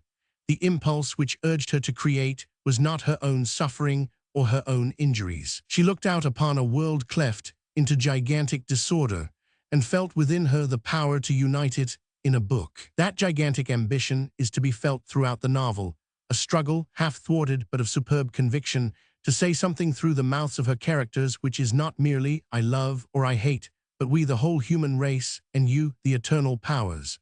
The sentence remains unfinished. It is not strange that it should be so.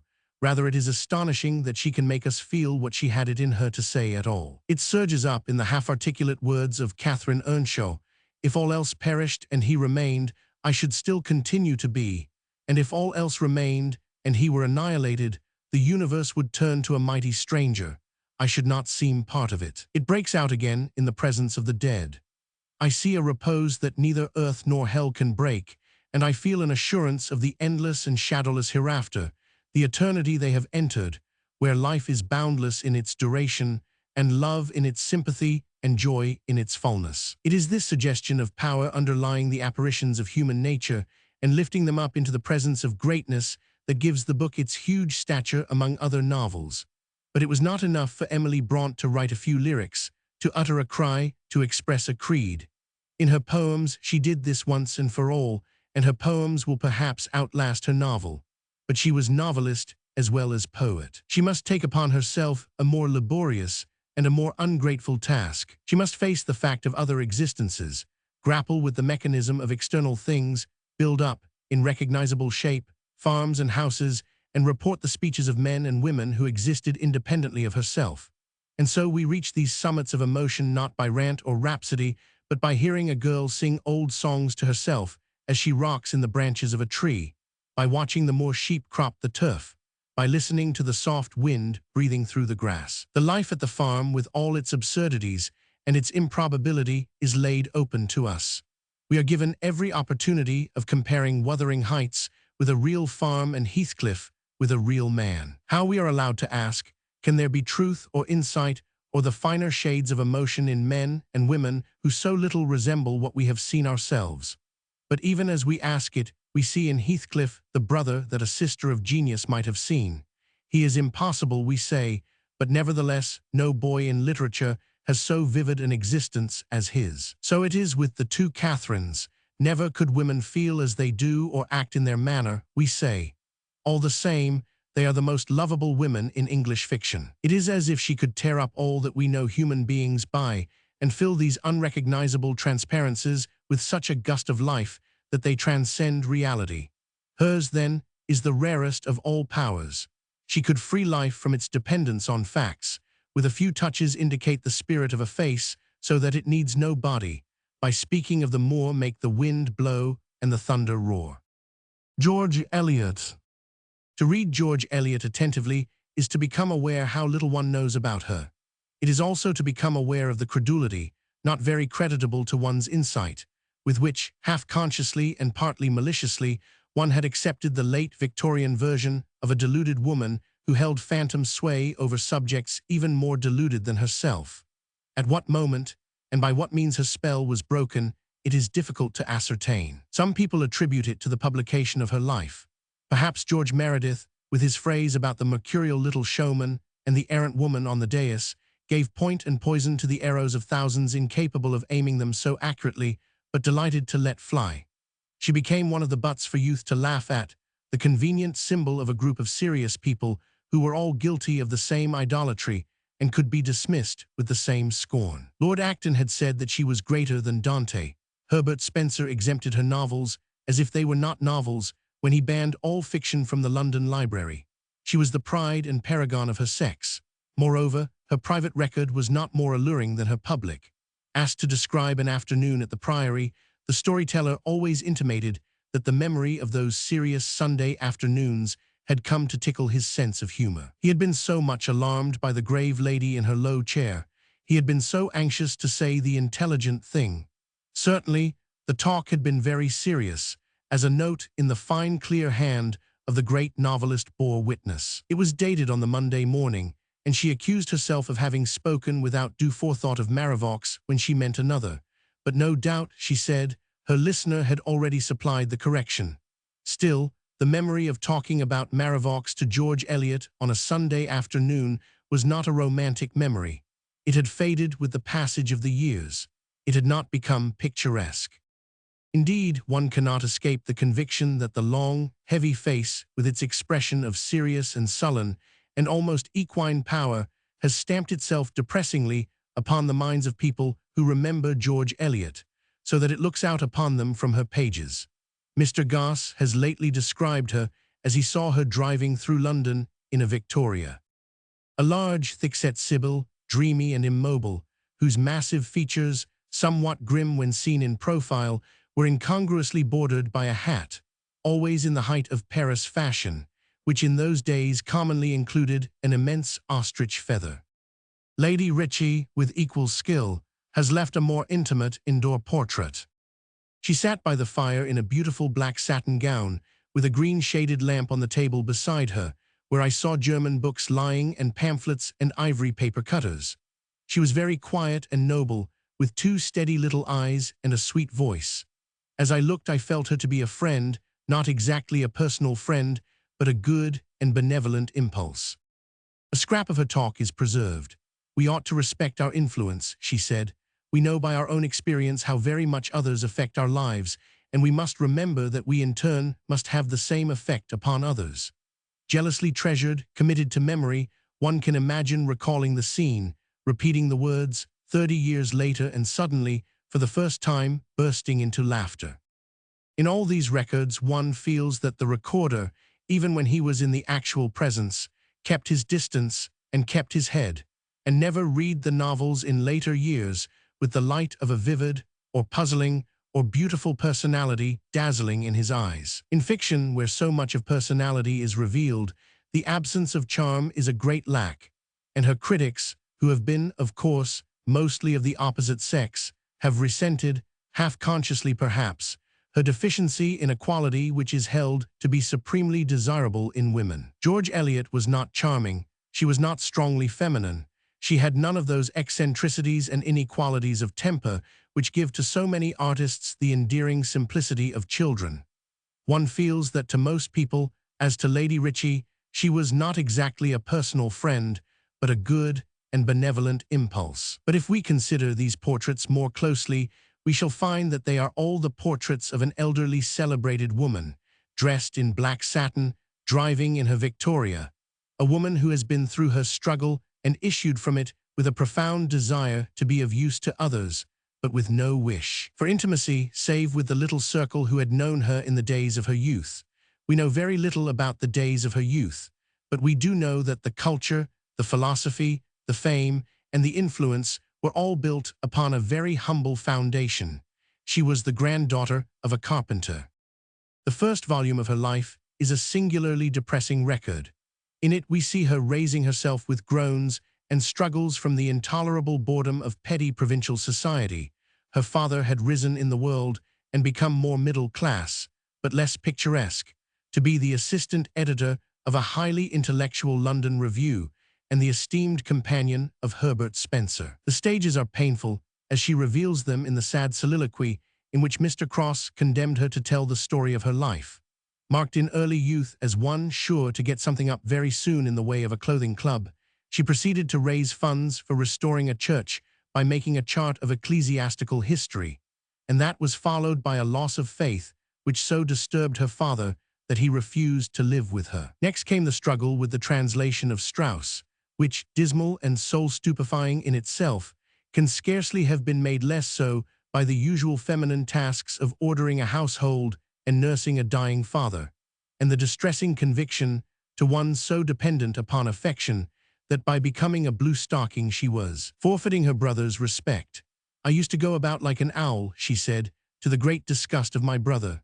"Poor thing," wrote a friend who saw her toiling through Strauss with a statue of the risen Christ in front of her, "I do pity her sometimes, with her pale, sickly face and dreadful headaches, and anxiety, too, about her father." Yet, though we cannot read the story without a strong desire that the stages of her pilgrimage might have been made, if not more easy, at least more beautiful, there is a dogged determination in her advance upon the citadel of culture which raises it above our pity.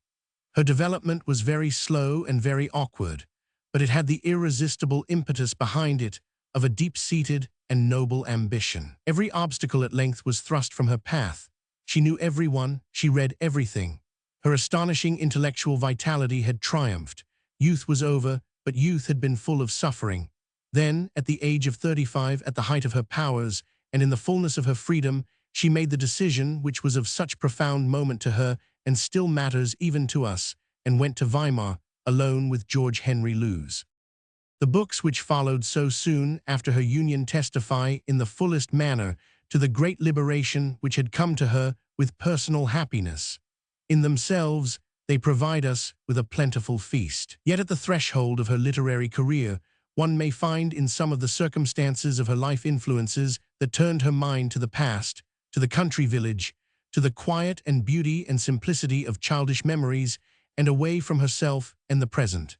We understand how it was that her first book was Scenes of Clerical Life, and not Middlemarch. Her union with Lewes had surrounded her with affection, but in view of the circumstances and of the conventions, it had also isolated her.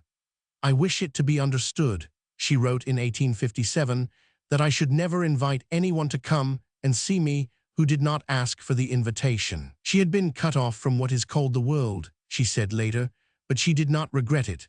By becoming thus marked, first by circumstances and later, inevitably by her fame, she lost the power to move on equal terms unnoted among her kind, and the loss for a novelist was serious. Still basking in the light and sunshine of Scenes of Clerical Life, feeling the large mature mind spreading itself with a luxurious sense of freedom in the world of her remotest past, to speak of loss seems inappropriate. Everything to such a mind was gain. All experience filtered down through layer after layer of perception and reflection, enriching and nourishing. The utmost we can say, in qualifying her attitude towards fiction by what little we know of her life, is that she had taken to heart certain lessons not usually learnt early, if learnt at all, among which, perhaps, the most branded upon her was the melancholy virtue of tolerance.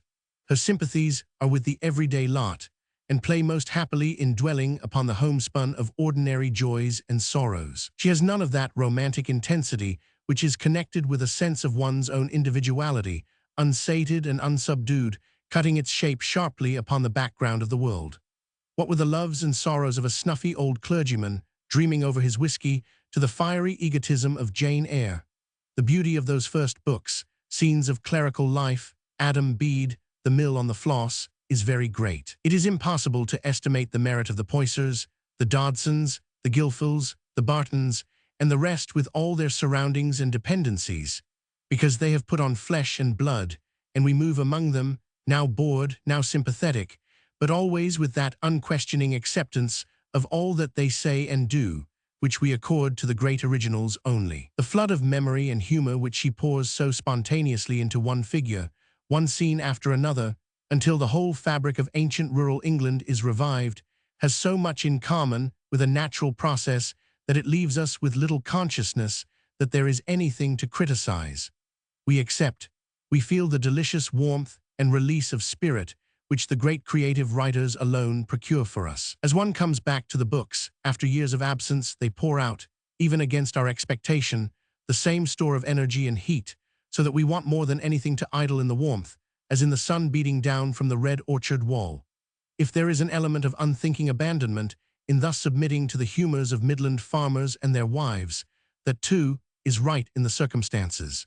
We scarcely wish to analyze what we feel to be so large and deeply human. And when we consider how distant in time the world of Shepperton and Hayslope is, and how remote the minds of farmer and agricultural laborers from those of most of George Eliot's readers, we can only attribute the ease and pleasure with which we ramble from house to smithy, from cottage parlor to rectory garden, to the fact that George Eliot makes us share their lives, not in a spirit of condescension or of curiosity, but in a spirit of sympathy. She is no satirist.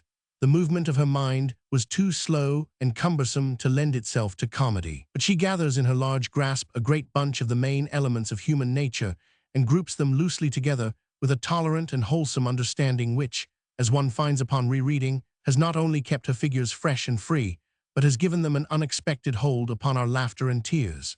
There is the famous Mrs. Poycer. It would have been easy to work her idiosyncrasies to death, and as it is, perhaps, George Eliot gets her laugh in the same place a little too often. But memory, after the book is shut, brings out, as sometimes in real life, the details and subtleties which some more salient characteristic has prevented us from noticing at the time. We recollect that her health was not good. There were occasions upon which she said nothing at all. She was patience itself with a sick child. She doted upon Totty. Thus one can muse and speculate about the greater number of George Eliot's characters and find, even in the least important, a roominess and margin where those qualities lurk, which she has no call to bring from their obscurity. But in the midst of all this tolerance and sympathy there are, even in the early books, moments of greater stress. Her humor has shown itself broad enough to cover a wide range of fools and failures, mothers and children, dogs in flourishing Midland fields, farmers, sagacious or fuddled over their ale, horse dealers, innkeepers, curates, and carpenters. Over them all broods a certain romance, the only romance that George Eliot allowed herself, the romance of the past. The books are astonishingly readable and have no trace of pomposity or pretense. But to the reader who holds a large stretch of her early work in view, it will become obvious that the mist of recollection gradually withdraws. It is not that her power diminishes, for to our thinking, it is at its highest in the mature Middlemarch, the magnificent book, which with all its imperfections is one of the few English novels written for grown-up people. But the world of fields and farms no longer contents her.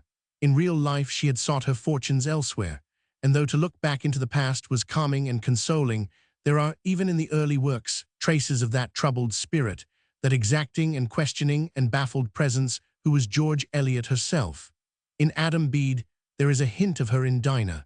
She shows herself far more openly and completely in Maggie in the Mill on the Floss. She is Janet in Janet's Repentance, and Romola and Dorothea seeking wisdom and finding one scarcely knows what in Marriage with Ladislaw. Those who fall foul of George Eliot do so, we incline to think, on account of her heroines, and with good reason, for there is no doubt that they bring out the worst of her, lead her into difficult places, make her self-conscious, didactic, and occasionally vulgar. Yet if you could delete the whole sisterhood you would leave a much smaller and a much inferior world, albeit a world of greater artistic perfection and far superior jollity and comfort. In accounting for her failure, in so far as it was a failure, one recollects that she never wrote a story until she was 37, and that by the time she was 37 she had come to think of herself with a mixture of pain and something like resentment. For long, she preferred not to think of herself at all. Then, when the first flush of creative energy was exhausted and self-confidence had come to her, she wrote more and more from the personal standpoint, but she did so without the unhesitating abandonment of the young. Her self-consciousness is always marked when her heroines say what she herself would have said. She disguised them in every possible way. She granted them beauty and wealth into the bargain. She invented, more improbably, a taste for brandy. But the disconcerting and stimulating fact remained that she was compelled by the very power of her genius to step forth in person upon the quiet bucolic scene. The noble and beautiful girl who insisted upon being born into the Mill on the Floss is the most obvious example of the ruin which a heroine can strew about her. Humor controls her and keeps her lovable so long as she is small and can be satisfied by eloping with the gypsies or hammering nails into her doll. But she develops, and before George Eliot knows what has happened, she has a full-grown woman on her hands, demanding what neither gypsies nor dolls, nor St. Ogg's itself, is capable of giving her. First Philip Wakem is produced, and later Stephen Guest. The weakness of the one and the coarseness of the other have often been pointed out, but both, in their weakness and coarseness, illustrate not so much George Eliot's inability to draw the portrait of a man, as the uncertainty, the infirmity, and the fumbling which shook her hand when she had to conceive a fit mate for a heroine. She is in the first place driven beyond the home world she knew and loved, and forced to set foot in middle-class drawing-rooms where young men sing all the summer morning and young women sit embroidering smoking caps for bazaars. She feels herself out of her element, as her clumsy satire of what she calls good society proves. Good society has its claret and its velvet carpets, its dinner engagements 6 weeks deep, its opera, and its fairy ballrooms.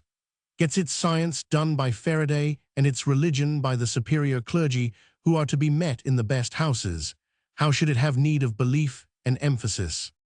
There is no trace of humor or insight there, but only the vindictiveness of a grudge which we feel to be personal in its origin. But terrible as the complexity of our social system is in its demands upon the sympathy and discernment of a novelist straying across the boundaries, Maggie Tulliver did worse than drag George Eliot from her natural surroundings. She insisted upon the introduction of the great emotional scene. She must love, she must despair, she must be drowned clasping her brother in her arms. The more one examines the great emotional scenes, the more nervously one anticipates the brewing and gathering and thickening of the cloud, which will burst upon our heads at the moment of crisis, in a shower of disillusionment and verbosity. It is partly that her hold upon dialogue, when it is not dialect, is slack, and partly that she seems to shrink with an elderly dread of fatigue from the effort of emotional concentration. She allows her heroines to talk too much. She has little verbal felicity. She lacks the unerring taste which chooses one sentence and compresses the heart of the scene within that. "Whom are you going to dance with?" asked Mr. Knightley at the Westons' ball. "With you, if you will ask me," said Emma, "and she has said enough. Mrs. Casaubon would have talked for an hour, and we should have looked out of the window." Yet dismiss the heroines without sympathy, confine George Eliot to the agricultural world of her remotest past, and you not only diminish her greatness, but lose her true flavor. That greatness is here, we can have no doubt. The width of the prospect, the large, strong outlines of the principal features, the ruddy light of the early books, the searching power and reflective richness of the later tempt us to linger and expatiate beyond our limits. But it is upon the heroines that we would cast a final glance. "I have always been finding out my religion since I was a little girl," says Dorothea Casaubon.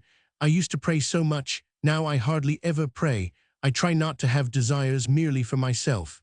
She is speaking for them all. That is their problem. They cannot live without religion, and they start out on the search for one when they are little girls. Each has the deep feminine passion for goodness, which makes the place where she stands in aspiration and agony the heart of the book, still and cloistered like a place of worship, but that she no longer knows to whom to pray. In learning they seek their goal, in the ordinary tasks of womanhood, in the wider service of their kind. They do not find what they seek, and we cannot wonder.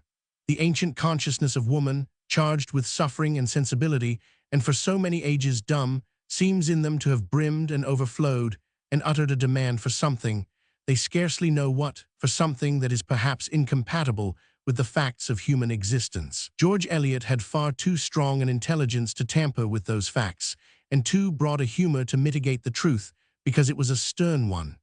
Save for the supreme courage of their endeavor, the struggle ends, for her heroines, in tragedy, or in a compromise that is even more melancholy. But their story is the incomplete version of the story of George Eliot herself. For her, too, the burden and the complexity of womanhood were not enough. She must reach beyond the sanctuary and pluck for herself the strange, bright fruits of art and knowledge. Clasping them as few women have ever clasped them, she would not renounce her own inheritance, the difference of view, the difference of standard, nor accept an inappropriate reward. Thus we behold her, a memorable figure, inordinately praised and shrinking from her fame, despondent, reserved, shuddering back into the arms of love as if there alone was satisfaction, and it might be justification, at the same time reaching out with a fastidious yet hungry ambition, for all that life could offer the free and inquiring mind, and confronting her feminine aspirations with the real world of men. Triumphant was the issue for her, whatever it may have been for her creations, and as we recollect all that she dared and achieved, how with every obstacle against her, sex and health and convention, she sought more knowledge and more freedom till the body, weighted with its double burden, sank worn out, we must lay upon her grave whatever we have it in our power to bestow of laurel and rose. The Russian point of view. Doubtful as we frequently are whether either the French or the Americans, who have so much in common with us, can yet understand English literature, we must admit graver doubts whether, for all their enthusiasm, the English can understand Russian literature. Debate might protract itself indefinitely as to what we mean by understand. Instances will occur to everybody of American writers in particular who have written with the highest discrimination of our literature and of ourselves, who have lived a lifetime among us, and finally have taken legal steps to become subjects of King George. For all that, have they understood us? Have they not remained to the end of their days foreigners? Could anyone believe that the novels of Henry James were written by a man who had grown up in the society which he describes, or that his criticism of English writers was written by a man who had read Shakespeare without any sense of the Atlantic Ocean, and 200 or 300 years on the far side of it, separating his civilization from ours? A special acuteness and detachment, a sharp angle of vision the foreigner will often achieve, but not that absence of self-consciousness, that ease and fellowship and sense of common values which make for intimacy and sanity and the quick give and take of familiar intercourse. Not only have we all this to separate us from Russian literature, but a much more serious barrier, the difference of language. Of all those who feasted upon Tolstoy, Dostoevsky, and Chekhov during the past 20 years, not more than 1 or 2 perhaps have been able to read them in Russian. Our estimate of their qualities has been formed by critics who have never read a word of Russian, or seen Russia, or even heard the language spoken by natives, who have had to depend, blindly and implicitly, upon the work of translators. What we are saying amounts to this, then, that we have judged a whole literature stripped of its style. When you have changed every word in a sentence from Russian to English, have thereby altered the sense a little, the sound, weight, and accent of the words, in relation to each other completely, nothing remains except a crude and coarsened version of the sense. Thus treated, the great Russian writers are like men deprived by an earthquake or a railway accident not only of all their clothes, but also of something subtler and more important, their manners, the idiosyncrasies of their characters. What remains is, as the English have proved by the fanaticism of their admiration, something very powerful and very impressive, but it is difficult to feel sure, in view of these mutilations, how far we can trust ourselves not to impute, to distort, to read into them an emphasis which is false. They have lost their clothes, we say, in some terrible catastrophe, for some such figure as that describes the simplicity, the humanity, startled out of all effort to hide and disguise its instincts, which Russian literature, whether it is due to translation or to some more profound cause, makes upon us. We find these qualities steeping it through, as obvious in the lesser writers as in the greater. Learn to make yourselves akin to people, I would even like to add, make yourself indispensable to them, but let this sympathy be not with the mind, for it is easy with the mind, but with the heart, with love towards them. From the Russian, one would say instantly, wherever one chanced on that quotation. The simplicity, the absence of effort, the assumption that in a world bursting with misery, the chief call upon us is to understand our fellow sufferers, and not with the mind, for it is easy with the mind, but with the heart. This is the cloud which broods above the whole of Russian literature, which lures us from our own parched brilliancy and scorched thoroughfares to expand in its shade, and of course with disastrous results. We become awkward and self-conscious, denying our own qualities. We write with an affectation of goodness and simplicity which is nauseating in the extreme.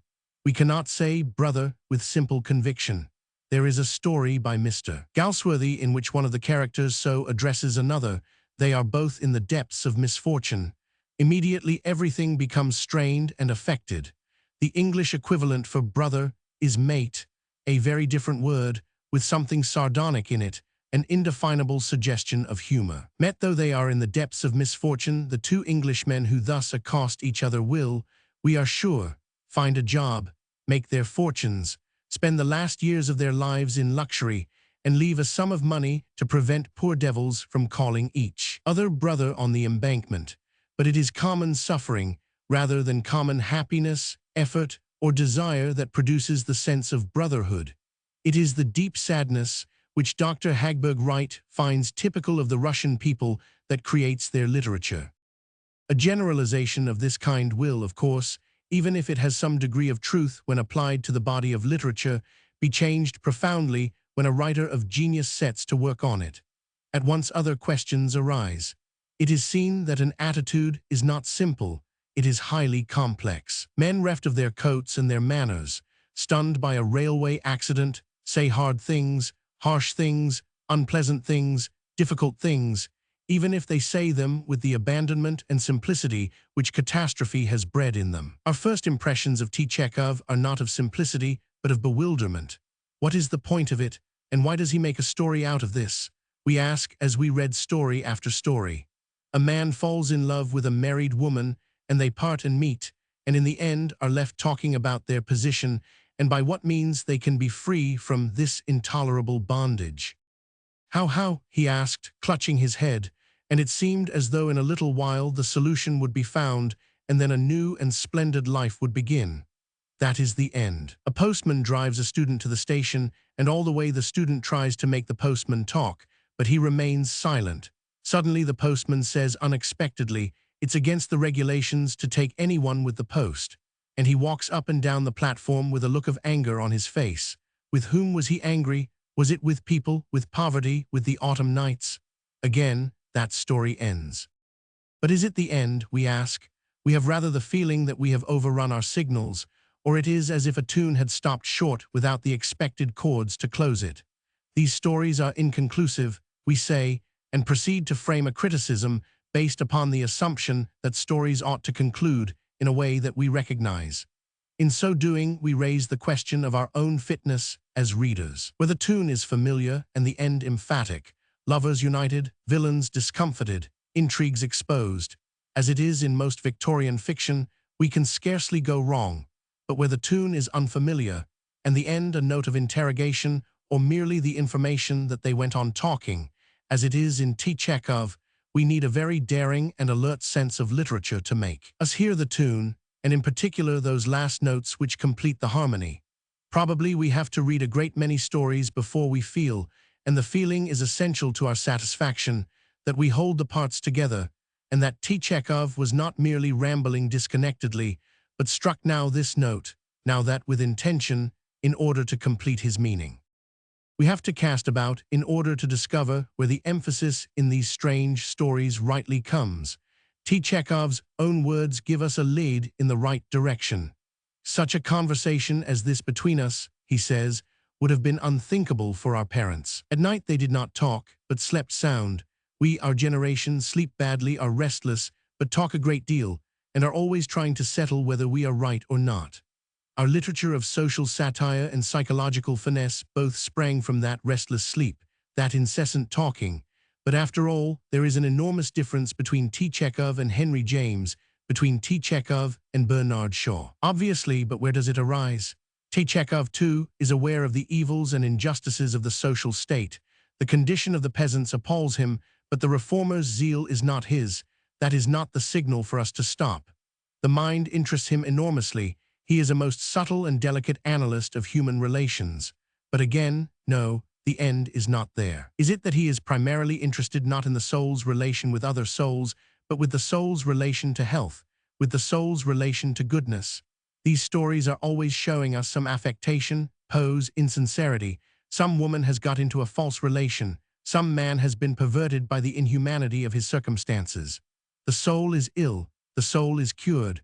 The soul is not cured. Those are the emphatic points in his stories. Once the eye is used to these shades, half the conclusions of fiction fade into thin air. They show like transparencies with a light behind them, gaudy, glaring, superficial. The general tidying up of the last chapter, the marriage, the death, the statement of values so sonorously trumpeted forth, so heavily underlined, become of the most rudimentary kind. Nothing is solved, we feel, nothing is rightly held together. On the other hand, the method which at first seemed so casual, inconclusive, and occupied with trifles, now appears the result of an exquisitely original and fastidious taste, choosing boldly, arranging infallibly, and controlled by an honesty for which we can find no match save among the Russians themselves. There may be no answer to these questions, but at the same time let us never manipulate the evidence so as to produce something fitting, decorous, agreeable to our vanity. This may not be the way to catch the ear of the public. After all, they are used to louder music, fiercer measures. But as the tune sounded, so he has written it. In consequence, as we read these little stories about nothing at all, the horizon widens. The soul gains an astonishing sense of freedom. In reading Chekhov, we find ourselves repeating the word soul again and again. It sprinkles his pages. Old drunkards use it freely. You are high up in the service, beyond all reach, but haven't real soul, my dear boy, there's no strength in it. Indeed, it is the soul that is the chief character in Russian fiction. Delicate and subtle in Chekhov, subject to an infinite number of humors and distempers, it is of greater depth and volume in Dostoevsky, liable to violent diseases and raging fevers, but still the predominant concern. Perhaps that is why it needs so great an effort on the part of an English reader to read The Brothers Karamazov or The Possessed a second time. The soul is alien to him. It is even antipathetic. It has little sense of humor and no sense of comedy. It is formless. It has slight connection with the intellect. It is confused, diffused, tumultuous, incapable, it seems, of submitting to the control of logic or the discipline of poetry. The novels of Dostoevsky are seething whirlpools, gyrating sandstorms, waterspouts which hiss and boil and suck us in. They are composed purely and wholly of the stuff of the soul. Against our wills we are drawn in, whirled round, blinded, suffocated, and at the same time filled with a giddy rapture. Out of Shakespeare there is no more exciting reading. We open the door and find ourselves in a room full of Russian generals, the tutors of Russian generals, their stepdaughters and cousins and crowds of miscellaneous people who are all talking at the tops of their voices about their most private affairs. But where are we? Surely it is the part of a novelist to inform us whether we are in an hotel, a flat, or hired lodging. Nobody thinks of explaining. We are souls, tortured, unhappy souls, whose only business it is to talk, to reveal, to confess, to draw up at whatever rending of flesh and nerve those crabbed sins which crawl on the sand at the bottom of us. But as we listen, our confusion slowly settles. A rope is flung to us. We catch hold of a soliloquy. Holding on by the skin of our teeth, we are rushed through the water. Feverishly, wildly, we rush on, now submerged, now in a moment of vision understanding more than we have ever understood before, and receiving such revelations as we are wont to get only from the press of life at its fullest. As we fly, we pick it all up. The names of the people, their relationships, that they are staying in an hotel at Roulettenberg, that Polina is involved in an intrigue with the Marquis de Gria. But what unimportant matters, these are compared with the soul. It is the soul that matters, its passion, its tumult, its astonishing medley of beauty and vileness. And if our voices suddenly rise into shrieks of laughter, or if we are shaken by the most violent sobbing, what more natural? It hardly calls for remark. The pace at which we are living is so tremendous that sparks must rush off our wheels as we fly. Moreover, when the speed is thus increased, and the elements of the soul are seen, not separately in scenes of humor or scenes of passion as our slower English minds conceive them, but streaked, involved, inextricably confused, a new panorama of the human mind is revealed. The old divisions melt into each other. Men are at the same time villains and saints. Their acts are at once beautiful and despicable. We love and we hate at the same time. There is none of that precise division between good and bad to which we are used. Often those for whom we feel most affection are the greatest criminals, and the most abject sinners move us to the strongest admiration as well as love. Dashed to the crest of the waves, bumped and battered on the stones at the bottom, it is difficult for an English reader to feel at ease. The process to which he is accustomed in his own literature is reversed. If we wish to tell the story of a general's love affair, and we should find it very difficult in the first place not to laugh at a general, we should begin with his house. We should solidify his surroundings. Only when all was ready should we attempt to deal with the general himself. Moreover, it is not the samovar but the teapot that rules in England. Time is limited, space crowded. The influence of other points of view, of other books, even of other ages, makes itself felt. Society is sorted out into lower, middle, and upper classes, each with its own traditions, its own manners, and to some extent its own language. Whether he wishes it or not, there is a constant pressure upon an English novelist to recognize these barriers, and in consequence, order is imposed on him and some kind of form. He is inclined to satire rather than to compassion, to scrutiny of society rather than understanding of individuals themselves. No such restraints were laid on Dostoevsky. It is all the same to him whether you are noble or simple, a tramp or a great lady. Whoever you are the vessel of this perplexed liquid, this cloudy, yeasty, precious stuff, the soul. The soul is not restrained by barriers. It overflows, it floods, it mingles with the souls of others. The simple story of a bank clerk who could not pay for a bottle of wine spreads, before we know what is happening, into the lives of his father-in-law, and the 5 mistresses whom his father-in-law treated abominably, and the postman's life, and the charwoman's, and the princesses who lodged in the same block of flats, for nothing is outside Dostoevsky's province, and when he is tired, he does not stop, he goes on. He cannot restrain himself. Out it tumbles upon us, hot, scalding, mixed, marvelous, terrible, oppressive, the human soul. There remains the greatest of all novelists, for what else can we call the author of War and Peace? Shall we find Tolstoy too alien, difficult, a foreigner?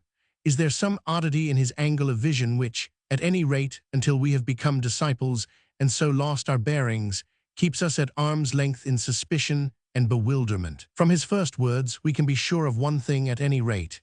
Here is a man who sees what we see, who proceeds, too, as we are accustomed to proceed, not from the inside outwards, but from the outside inwards. Here is a world in which the postman's knock is heard at 8 o'clock, and people go to bed between 10 and 11. Here is a man, too, who is no savage, no child of nature. He is educated, he has had every sort of experience.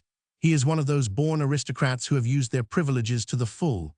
He is metropolitan, not suburban.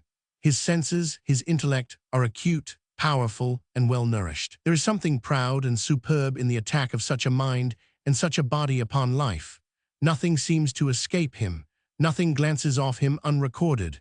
Nobody, therefore, can so convey the excitement of sport, the beauty of horses, and all the fierce desirability of the world to the senses of a strong young man.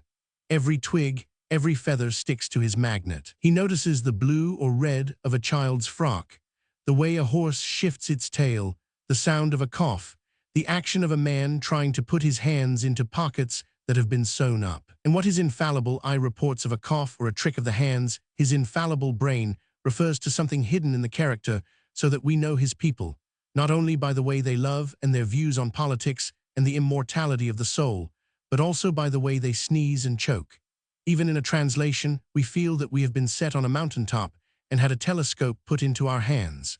Everything is astonishingly clear and absolutely sharp. Then suddenly, just as we are exulting, breathing deep, feeling at once braced and purified, some detail, perhaps the head of a man, comes at us out of the picture in an alarming way, as if extruded by the very intensity of its life. Suddenly a strange thing happened to me. First I ceased to see what was around me. Then his face seemed to vanish, till only the eyes were left, shining over against mine. Next the eyes seemed to be in my own head, and then all became confused. I could see nothing and was forced to shut my eyes, in order to break loose from the feeling of pleasure and fear which his gaze was producing in me. Again and again we share Masha's feelings in family happiness. One shuts one's eyes to escape the feeling of pleasure and fear. Often it is pleasure that is uppermost.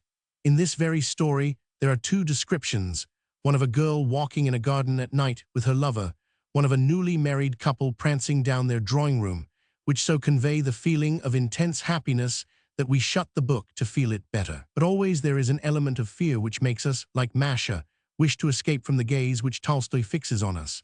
Does it arise from the sense, which in real life might harass us, that such happiness as he describes is too intense to last, that we are on the edge of disaster? Or is it not that the very intensity of our pleasure is somehow questionable and forces us to ask, with Posnichev in the Kreutzer Sonata, but why live? Life dominates Tolstoy as the soul dominates Dostoevsky. There is always at the center of all the brilliant and flashing petals of the flower this scorpion. Why live? There is always at the center of the book some Olnin, or Peer, or Levin, who gathers into himself all experience, turns the world round between his fingers, and never ceases to ask, even as he enjoys it, what is the meaning of it, and what should be our aims? It is not the priest who shatters our desires most effectively, it is the man who has known them and loved them himself. When he derides them, the world indeed turns to dust and ashes beneath our feet. Thus fear mingles with our pleasure, and of the 3 great Russian writers, it is Tolstoy who most enthralls us and most repels.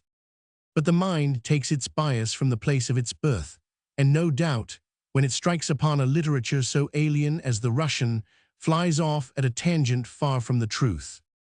Outlines. I. Miss Mitford. Speaking truthfully, Mary Russell Mitford and Her Surroundings is not a good book. It neither enlarges the mind nor purifies the heart.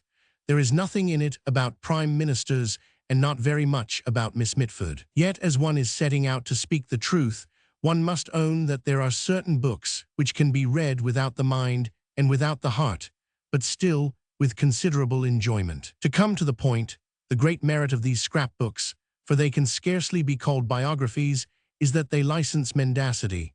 One cannot believe what Miss Hill says about Miss Mitford, and thus one is free to invent Miss Mitford for oneself. Not for a second do we accuse Miss Hill of telling lies. That infirmity is entirely ours. For example, Alresford was the birthplace of one who loved nature as few have loved her, and whose writings breathed the air of the hayfields and the scent of the hawthorn boughs, and seemed to waft to us the sweet breezes that blow over ripened cornfields and daisied meadows. It is perfectly true that Miss Mitford was born at Alresford, and yet, when it is put like that, we doubt whether she was ever born at all.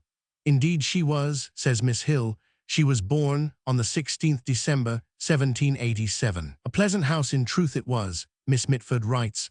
The breakfast-room was a lofty and spacious apartment. So Miss Mitford was born in the breakfast-room about 8:30 on a snowy morning between the doctor's second and third cups of tea. "Pardon me," said Mrs. Mitford, turning a little pale, but not omitting to add the right quantity of cream to her husband's tea, "I feel." That is the way in which mendacity begins. There is something plausible and even ingenious in her approaches. The touch about the cream, for instance, might be called historical, for it is well known that when Mary won £20,000 in the Irish lottery, the doctor spent it all upon Wedgwood china, the winning number being stamped upon the soup plates in the middle of an Irish harp, the whole being surmounted by the Mitford arms and encircled by the motto of Sir John Bertram, one of William the Conqueror's knights, from whom the Mitfords claimed descent. "Observe," says mendacity, "with what an air the doctor drinks his tea, and how she, poor lady, contrives to curtsy as she leaves the room. Tea, I inquire, for the doctor, though a fine figure of a man, is already purple and profuse, and foams like a crimson cock over the frill of his fine laced shirt. Since the ladies have left the room, mendacity begins, and goes on to make up a pack of lies with the sole object of proving that Dr. Mitford kept a mistress in the purlieus of reading, and paid her money on the pretense that he was investing it in a new method of lighting and heating houses invented by the Marquis de Chavannes.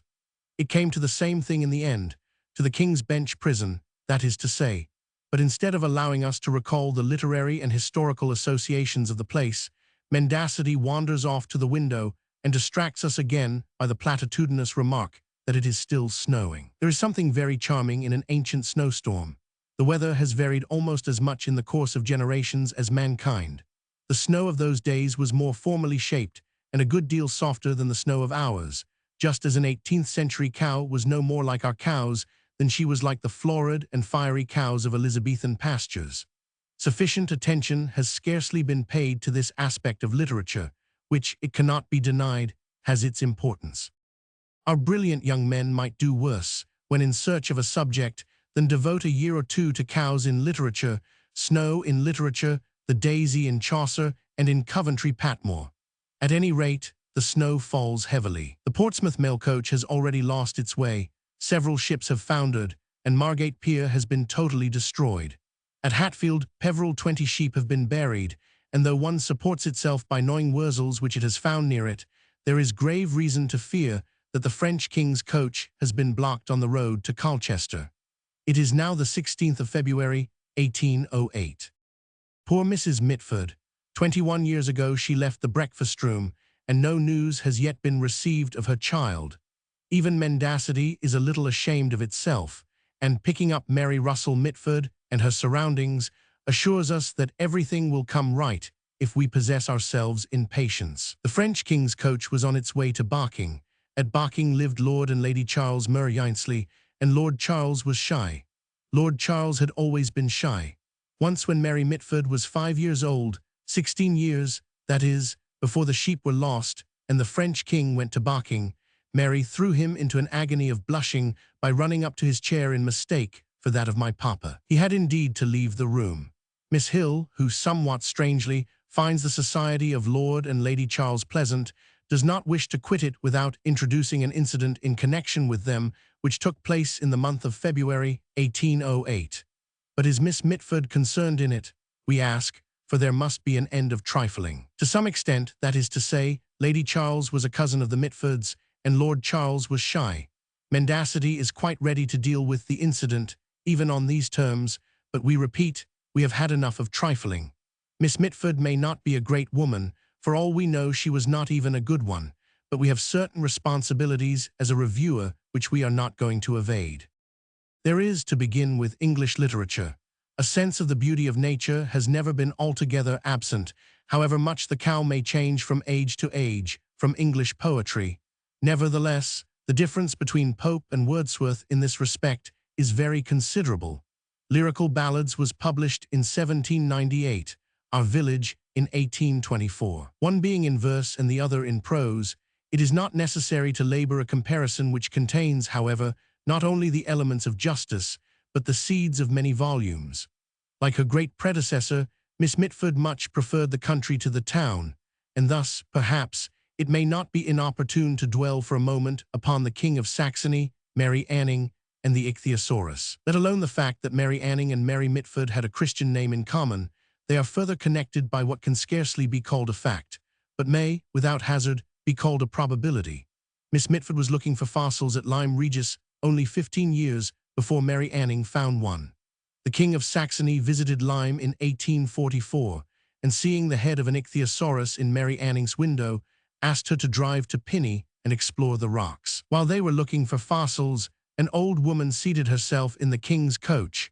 Was she Mary Mitford? Truth compels us to say that she was not, but there is no doubt, and we are not trifling when we say it, that Mary Mitford often expressed a wish that she had known Mary Anning, and it is singularly unfortunate to have to state that she never 999. For we have reached the year 1844.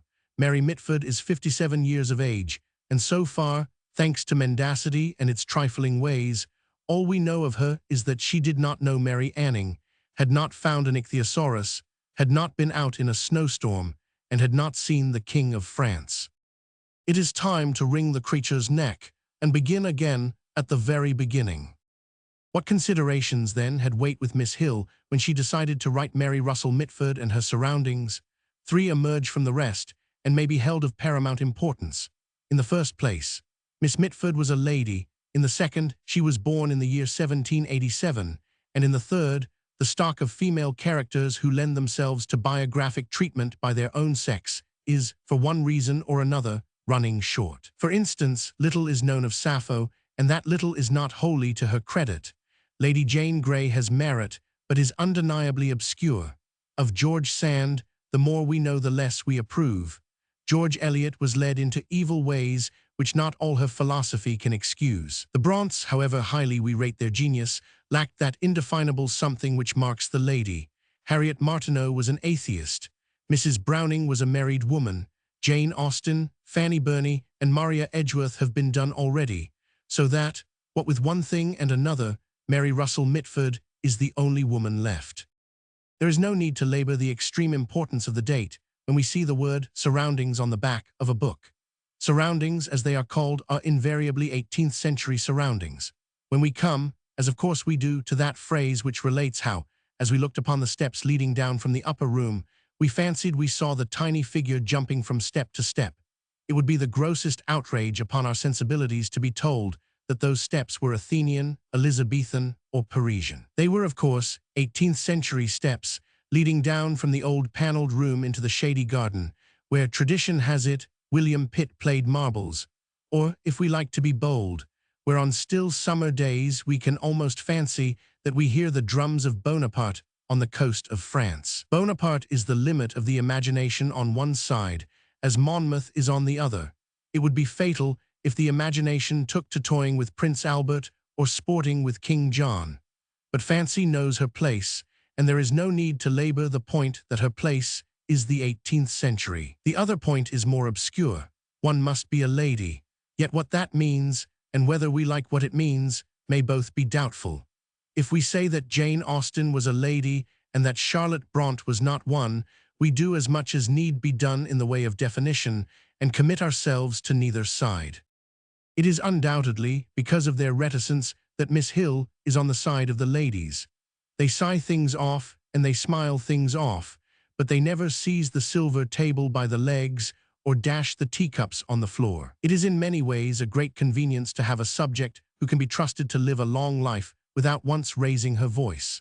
16 years is a considerable stretch of time, but of a lady it is enough to say, here Mary Mitford passed 16 years of her life, and here she got to know and love not only their own beautiful grounds, but also every turn of the surrounding shady lanes. Her loves were vegetable, and her lanes were shady. Then, of course, she was educated at the school where Jane Austen and Mrs. Sherwood had been educated. She visited Lyme Regis, and there is mention of the Cobb. She saw London from the top of St. Paul's, and London was much smaller then than it is now. She changed from one charming house to another, and several distinguished literary gentlemen paid her compliments and came to tea. When the dining-room ceiling fell down, it did not fall on her head, and when she took a ticket in a lottery, she did win the prize. If in the foregoing sentences there are any words of more than 2 syllables, it is our fault and not Miss Hill's.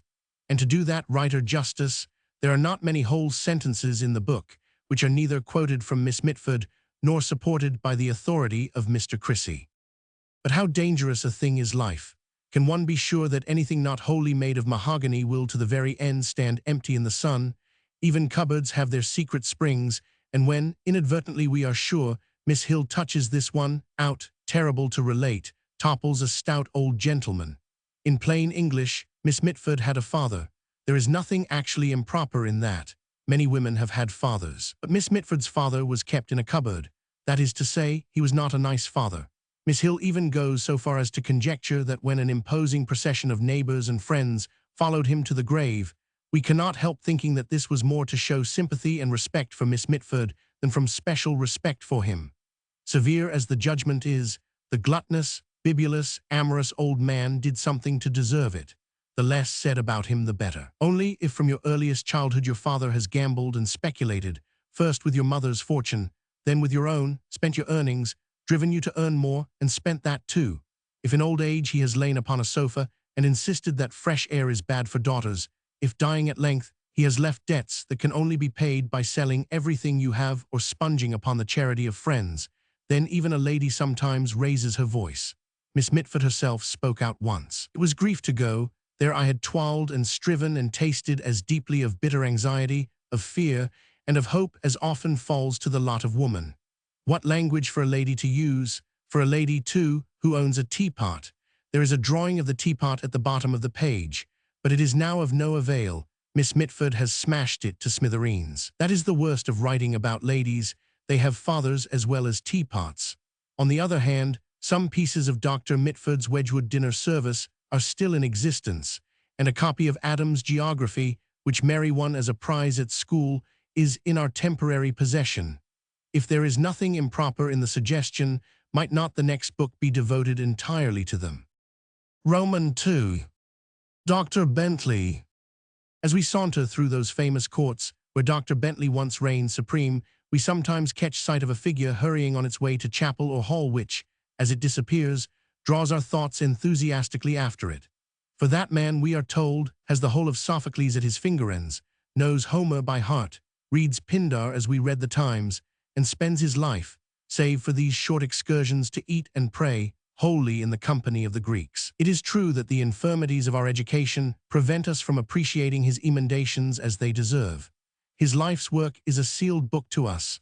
None the less, we treasure up the last flicker of his black gown and feel as if a bird of paradise had flashed by us, so bright is his spirit's raiment, and in the murk of a November evening we had been privileged to see it winging its way to roost in fields of amaranth and beds of moly. Of all men, great scholars are the most mysterious, the most august. Since it is unlikely that we shall ever be admitted to their intimacy or see much more of them than a black gown crossing a court at dusk, the best we can do is to read their lives. For example, The Life of Dr. Bentley by Bishop Monk. There we shall find much that is odd and little that is reassuring. The greatest of our scholars, the man who read Greek as the most expert of us read English, not merely with an accurate sense of meaning and grammar, but with a sensibility so subtle and widespread that he perceived relations and suggestions of language which enabled him to fetch up from oblivion lost lines and inspire new life into the little fragments that remained. The man who should have been steeped in beauty, if what they say of the classics is true, as a honeypot is ingrained with sweetness, was, on the contrary, the most quarrelsome of mankind. I presume that there are not many examples of an individual who has been a party in 6 distinct suits before the Court of King's Bench within the space of 3 years. His biographer remarks, and adds that Bentley won them all. It is difficult to deny his conclusion that though Dr. Bentley might have been a first-rate lawyer or a great soldier, such a display suited any character rather than that of a learned and dignified clergyman. Not all these disputes, however, sprung from his love of literature. The charges against which he had to defend himself were directed against him as master of Trinity College, Cambridge. He was habitually absent from chapel. His expenditure upon building and upon his household was excessive. He used the college seal at meetings which did not consist of the statutable number of 16, and so on. In short, the career of the Master of Trinity was one continuous series of acts of aggression and defiance, in which Dr. Bentley treated the society of Trinity College as a grown man might treat an importunate rabble of street boys. Did they dare to hint that the staircase at the lodge, which admitted 4 persons abreast, was quite wide enough? Did they refuse to sanction his expenditure upon a new one? Meeting them in the great court one evening after chapel, he proceeded urbanely to question them. They refused to budge. Whereupon, with a sudden alteration of color and voice, Bentley demanded whether they had forgotten his rusty sword. Mr. Michael Hutchinson and some others, upon whose backs the weight of that weapon would have first descended, brought pressure upon their seniors. The bill for £350 was paid and their preferment secured, but Bentley did not wait for this act of submission to finish his staircase. So it went on, year after year. Nor was the arrogance of his behavior always justified by the splendor or utility of the objects he had in view, the creation of the backs, the erection of an observatory, the foundation of a laboratory.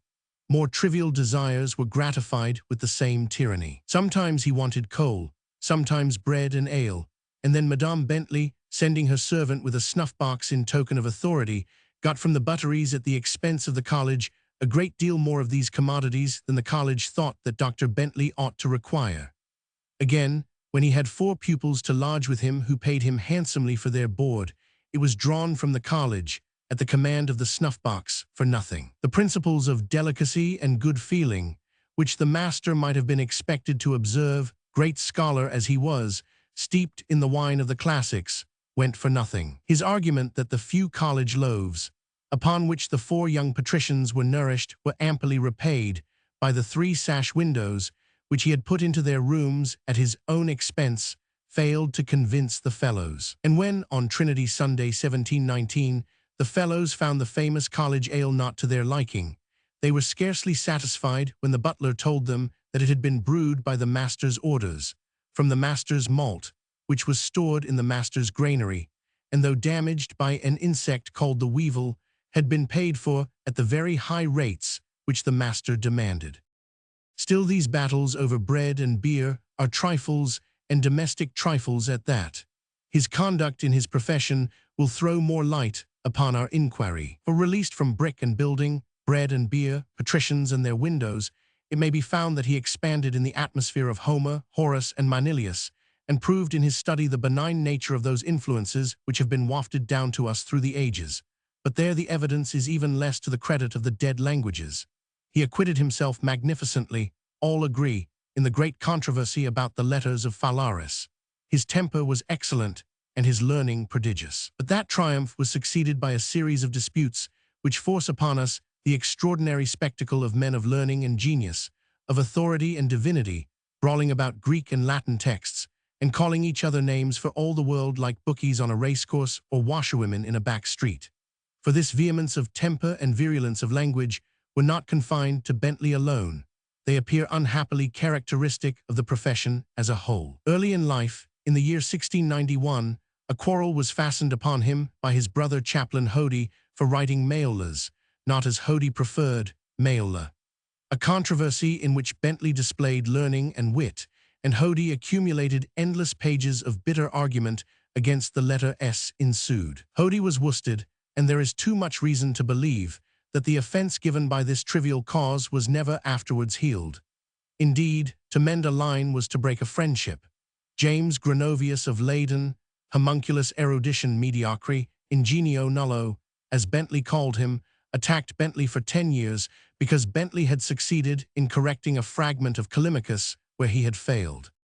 But Gronovius was by no means the only scholar who resented the success of a rival with a rancor that grey hairs and 40 years spent in editing the classics failed to subdue. In all the chief towns of Europe lived men like the notorious de Pauw of Utrecht, a person who has justly been considered the pest and disgrace of letters, who, when a new theory or new edition appeared, banded themselves together to deride and humiliate the scholar. All his writings, Bishop Monk remarks of de Pauw, prove him to be devoid of candor, good faith, good manners, and every gentlemanly feeling. And while he unites all the defects and bad qualities that were ever found in a critic or commentator, he adds one peculiar to himself, an incessant propensity to indecent allusions. With such tempers and such habits, it is not strange that the scholars of those days sometimes ended lives made intolerable by bitterness, poverty, and neglect by their own hands, like Johnson, who after a lifetime spent in the detection of minute errors of construction, went mad and drowned himself in the meadows near Nottingham. On May 20, 1712, Trinity College was shocked to find that the professor of Hebrew, Dr. Syke, had hanged himself sometime this evening before candlelight in his sash. When Custer died, it was reported that he too had killed himself, and so, in a sense, he had. For when his body was opened, there was found a cake of sand along the lower region of his belly. This, I take it, was occasioned by his sitting nearly double and writing on a very low table, surrounded with 3 or 4 circles of books placed on the ground, which was the situation we usually found him in. The minds of poor schoolmasters, like John Kerr of the Dissenting Academy, who had had the high gratification of dining with Dr. Bentley at the lodge, when the talk fell upon the use of the word equidem, were so distorted by a lifetime of neglect and study that they went home, collected all uses of the word equidem which contradicted the doctor's opinion, returned to the lodge, anticipating in their simplicity a warm welcome, met the doctor issuing to dine with the Archbishop of Canterbury, followed him down the street in spite of his indifference and annoyance, and being refused even a word of farewell, went home to brood over their injuries and wait the day of revenge. But the bickerings and animosities of the smaller fry were magnified, not obliterated, by the doctor himself in the conduct of his own affairs. The courtesy and good temper which he had shown in his early controversies had worn away. A course of violent animosities and the indulgence of unrestrained indignation for many years had impaired both his taste and judgment in controversy, and he condescended, though the subject in dispute was the Greek Testament, to call his antagonist maggot, vermin, gnawing rat, and cabbage head, to refer to the darkness of his complexion, and to insinuate that his wits were crazed, which charge he supported by dwelling on the fact that his brother, a clergyman, wore a beard to his girdle.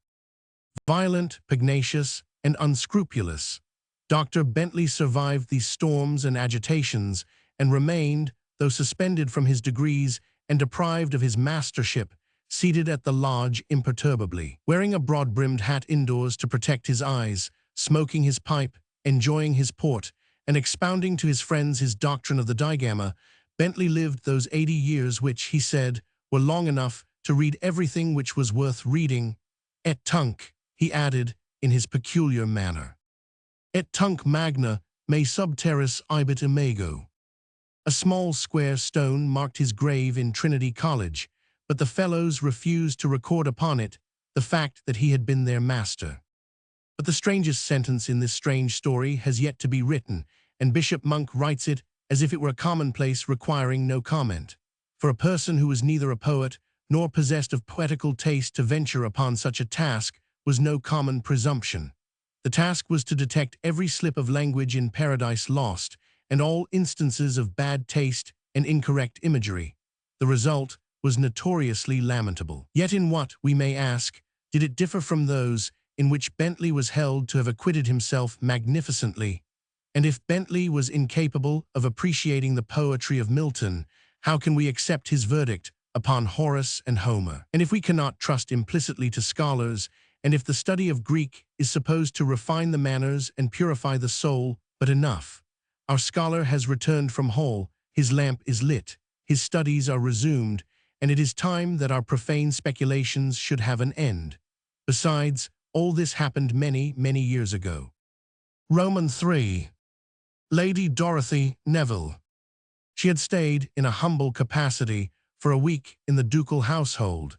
She had seen the troops of highly decorated human beings descending in couples to eat and ascending in couples to bed. She had surreptitiously, from a gallery, observed the Duke himself dusting the miniatures in the glass cases, while the Duchess let her crochet fall from her hands as if in utter disbelief that the world had need of crochet. From an upper window she had seen, as far as eye could reach, gravel paths swerving round aisles of greenery and losing themselves in little woods designed to shed the shade without the severity of forests.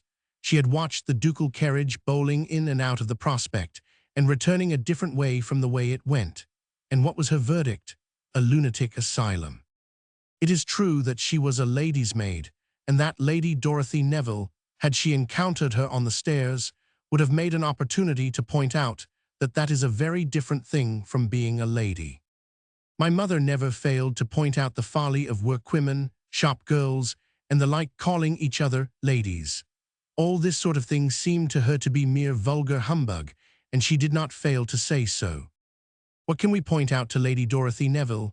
That with all her advantages she had never learned to spell, that she could not write a grammatical sentence, that she lived for 87 years and did nothing but put food into her mouth and slip gold through her fingers. But delightful though it is to indulge in righteous indignation, it is misplaced if we agree with the lady's maid that high birth is a form of congenital insanity, that the sufferer merely inherits the diseases of his ancestors, and endures them, for the most part very stoically, in one of those comfortably padded lunatic asylums, which are known, euphemistically, as the stately homes of England.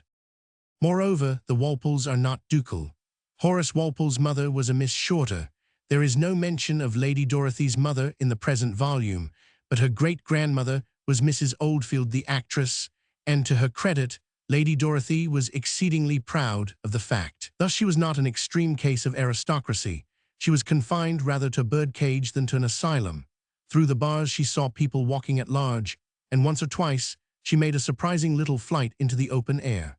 A gayer, brighter, more vivacious specimen of the caged tribe can seldom have existed, so that one is forced at times to ask whether what we call living in a cage is not the fate that wise people, condemned to a single sojourn upon earth, would choose. To be at large is, after all, to be shut out, to waste most of life in accumulating the money to buy and the time to enjoy what the Lady Dorothys find clustering and glowing about their cradles when their eyes first open, as hers opened in the year 1826 at number 11 Berkeley Square.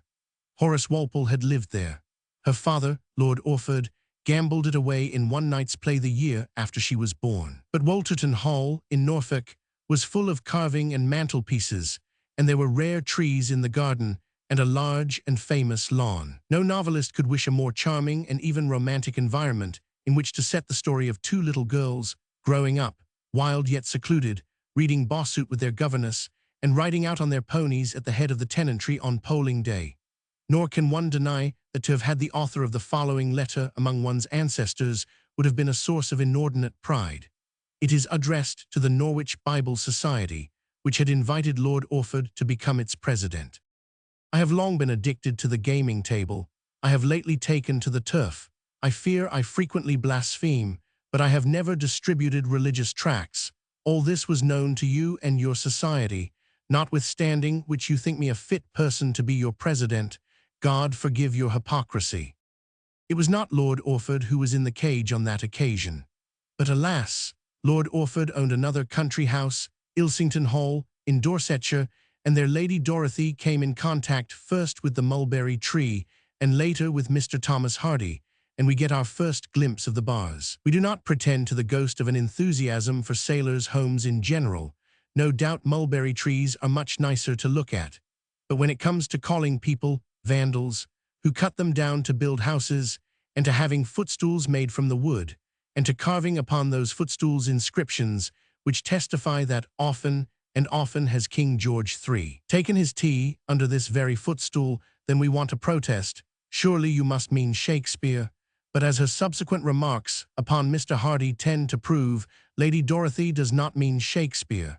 She warmly appreciated the works of Mr. Hardy and used to complain that the county families were too stupid to appreciate his genius at its proper worth.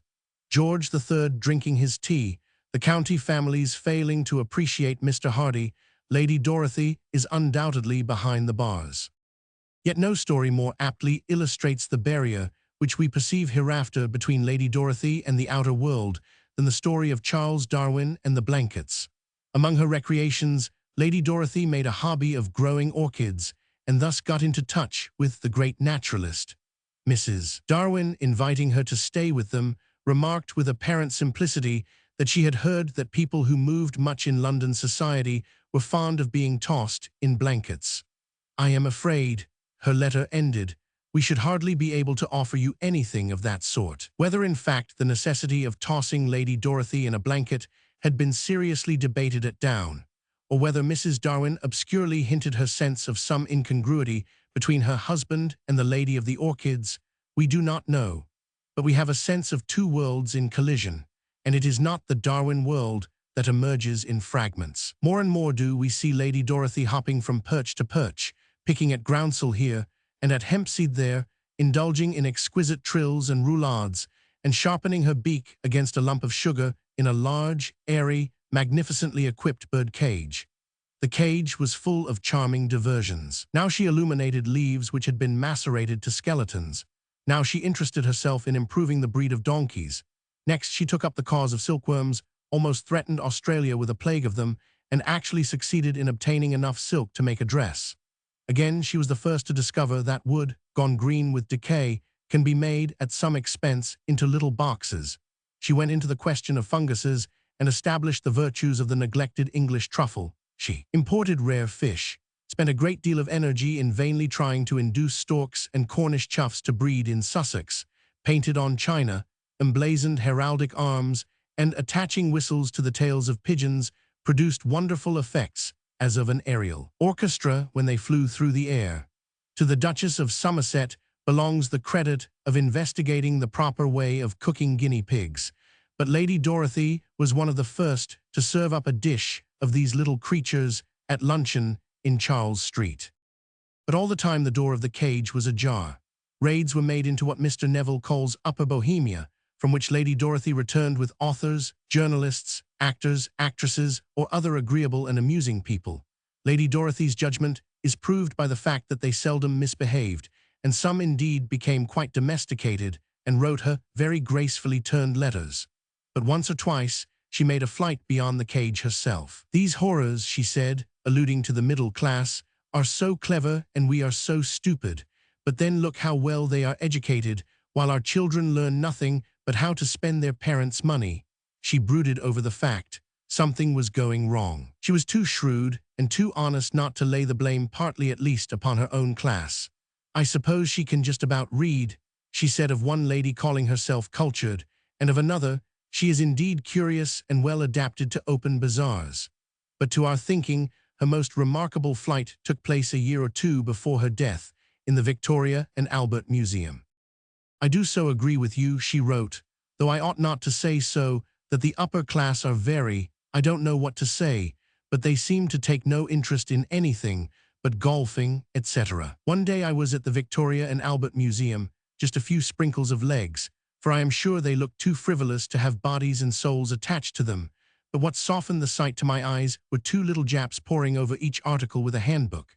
Our bodies, of course, giggling and looking at nothing.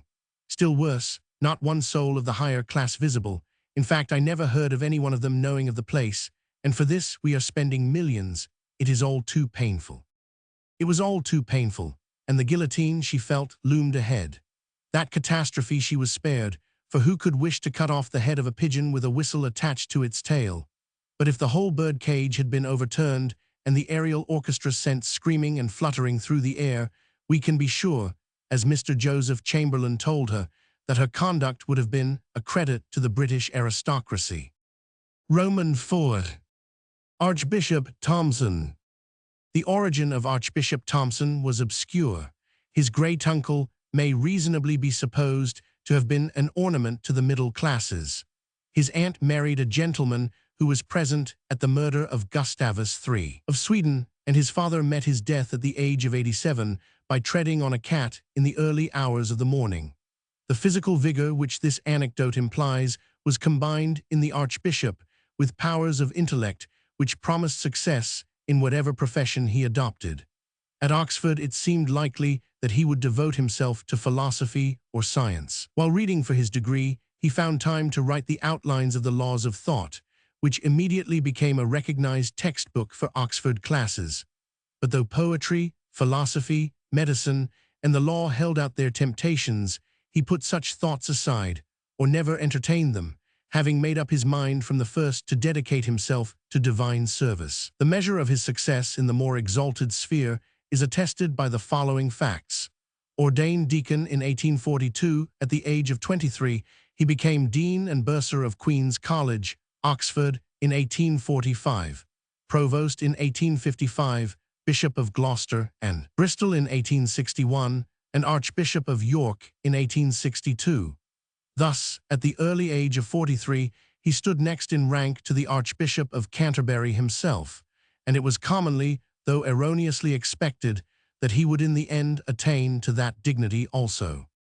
It is a matter of temperament and belief whether you read this list with respect or with boredom, whether you look upon an archbishop's hat as a crown or as an extinguisher. If, like the present reviewer, you are ready to hold the simple faith that the outer order corresponds to the inner, that a vicar is a good man, a canon a better man, and an archbishop the best man of all, you will find the study of the archbishop's life one of extreme fascination. He has turned aside from poetry and philosophy and law and specialized in virtue. He has dedicated himself to the service of the divine. His spiritual proficiency has been such that he has developed from deacon to dean, from dean to bishop, and from bishop to archbishop in the short space of 20 years. As there are only 2 archbishops in the whole of England, the inference seems to be that he is the second best man in England. His hat is the proof of it. Even in a material sense, his hat was one of the largest. It was larger than Mr. Gladstone's, larger than Thackeray's, larger than Dickens. It was, in fact, so his hatter told him, and we are inclined to agree, an 8 full. Yet he began much as other men begin. He struck an undergraduate in a fit of temper and was rusticated. He wrote a textbook of logic and rode a very good oar. But after he was ordained, his diary shows that the specializing process had begun. He thought a great deal about the state of his soul, about the monstrous tumor of simony, about church reform, and about the meaning of Christianity. Self-renunciation, he came to the conclusion, is the foundation of Christian religion and Christian morals. The highest wisdom is that which can enforce and cultivate this self-renunciation.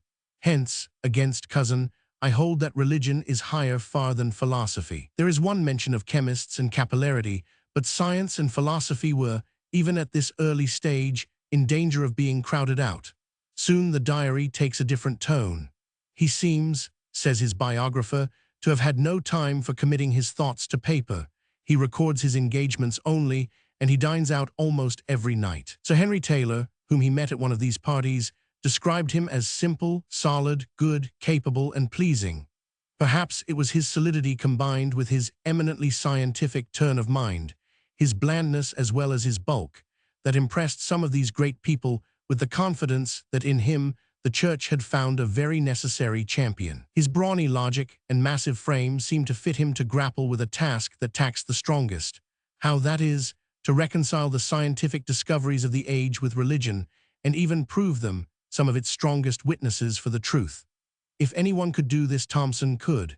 His practical ability, unhampered by any mystical or dreaming tendency, had already proved itself in the conduct of the business affairs of his college. From bishop he became almost instantly archbishop, and in becoming archbishop he became primate of England, governor of the Charter House and King's College, London, patron of 120 livings, with the archdeaconries of York, Cleveland, and the East Riding in his gift, and the canonries and prebends in York Minster. Bishop Thorpe itself was an enormous palace. He was immediately faced by the knotty question of whether to buy all the furniture, much of it only poor stuff, or to furnish the house anew, which would cost a fortune. Moreover, there were 7 cows in the park, but these, perhaps, were counterbalanced by 9 children in the nursery. Then the Prince and Princess of Wales came to stay, and the Archbishop took upon himself the task of furnishing the princess's apartments. He went up to London and bought 8 moderator lamps, 2 Spanish figures holding candles, and reminded himself of the necessity of buying soap for Princess. But meanwhile far more serious matters claimed every ounce of his strength. Already he had been exhorted to wield the sure lance of your brawny logic against the sophistries of the authors of essays and reviews, and had responded in a work called Aids to Faith. Near at hand, the town of Sheffield, with its large population of imperfectly educated working men, was a breeding ground of skepticism and discontent. The Archbishop made it his special charge. He was fond of watching the rolling of armor plate and constantly addressed meetings of working men. Now what are these nihilisms and socialisms and communisms and Fenianisms and secret societies? What do they all mean? He asked. Selfishness, he replied, and assertion of one class against the rest is at the bottom of them all. There was a law of nature, he said, by which wages went up and wages went down. You must accept the declivity as well as the ascent. If we could only get people to learn that, then things would go on a great deal better and smoother. And the working men of Sheffield responded by giving him 500 pieces of cutlery mounted in sterling silver. But presumably there were a certain number of knives among the spoons and the forks. Bishop Colenso, however, was far more troublesome than the working men of Sheffield, and the ritualists vexed him so persistently that even his vast strength felt the strain. The questions which were referred to him for decision were peculiarly fitted to tease and annoy even a man of his bulk and his blandness. Shall a drunkard found dead in a ditch, or a burglar who has fallen through a skylight, be given the benefit of the burial service? He was asked. The question of lighted candles was most difficult. The wearing of colored stoles and the administration of the mixed chalice taxed him considerably, and finally there was the Rev. John Purchas, who, dressed in cope, alb, beretta, and stole, crosswise, lit candles and extinguished them for no special reason, filled a vessel with black powder and rubbed it into the foreheads of his congregation, and hung over the holy table a figure, image, or stuffed skin of a dove in a flying attitude. The Archbishop's temper, usually so positive and imperturbable, was gravely ruffled. Will there ever come a time when it will be thought a crime to have striven to keep the Church of England as representing the common sense of the nation? He asked. I suppose it may, but I shall not see it. I have gone through a good deal, but I do not repent of having done my best. If, for a moment, the Archbishop himself could ask such a question, we must confess to a state of complete bewilderment. What has become of our superlatively good man? He is harassed and cumbered, spends his time settling questions about stuffed pigeons and colored petticoats, writes over 80 letters before breakfast sometimes, scarcely has time to run over to Paris and buy his daughter a bonnet, and in the end has to ask himself whether one of these days his conduct will not be considered a crime. Was it a crime? And if so, was it his fault? Did he not start out in the belief that Christianity had something to do with renunciation and was not entirely a matter of common sense? If honors and obligations, pomps and possessions accumulated and encrusted him, how, being an archbishop, could he refuse to accept them? Princesses must have their soap, palaces must have their furniture, children must have their cows. And pathetic though it seems, he never completely lost his interest in science. He wore a pedometer. He was one of the first to use a camera. He believed in the future of the typewriter, and in his last years he tried to mend a broken clock. He was a delightful father, too. He wrote witty, terse, sensible letters. His good stories were much to the point, and he died in harness. Certainly he was a very able man, but if we insist upon goodness, is it easy, is it possible, for a good man to be an archbishop? The Patron and the Crocus. Young men and women beginning to write are generally given the plausible but utterly impracticable advice to write what they have to write as shortly as possible, as clearly as possible, and without other thought in their minds, except to say exactly what is in them. Nobody ever adds on these occasions the one thing needful. And be sure you choose your patron wisely, though that is the gist of the whole matter. For a book is always written for somebody to read, and since the patron is not merely the paymaster, but also in a very subtle and insidious way the instigator and inspirer of what is written, it is of the utmost importance that he should be a desirable man.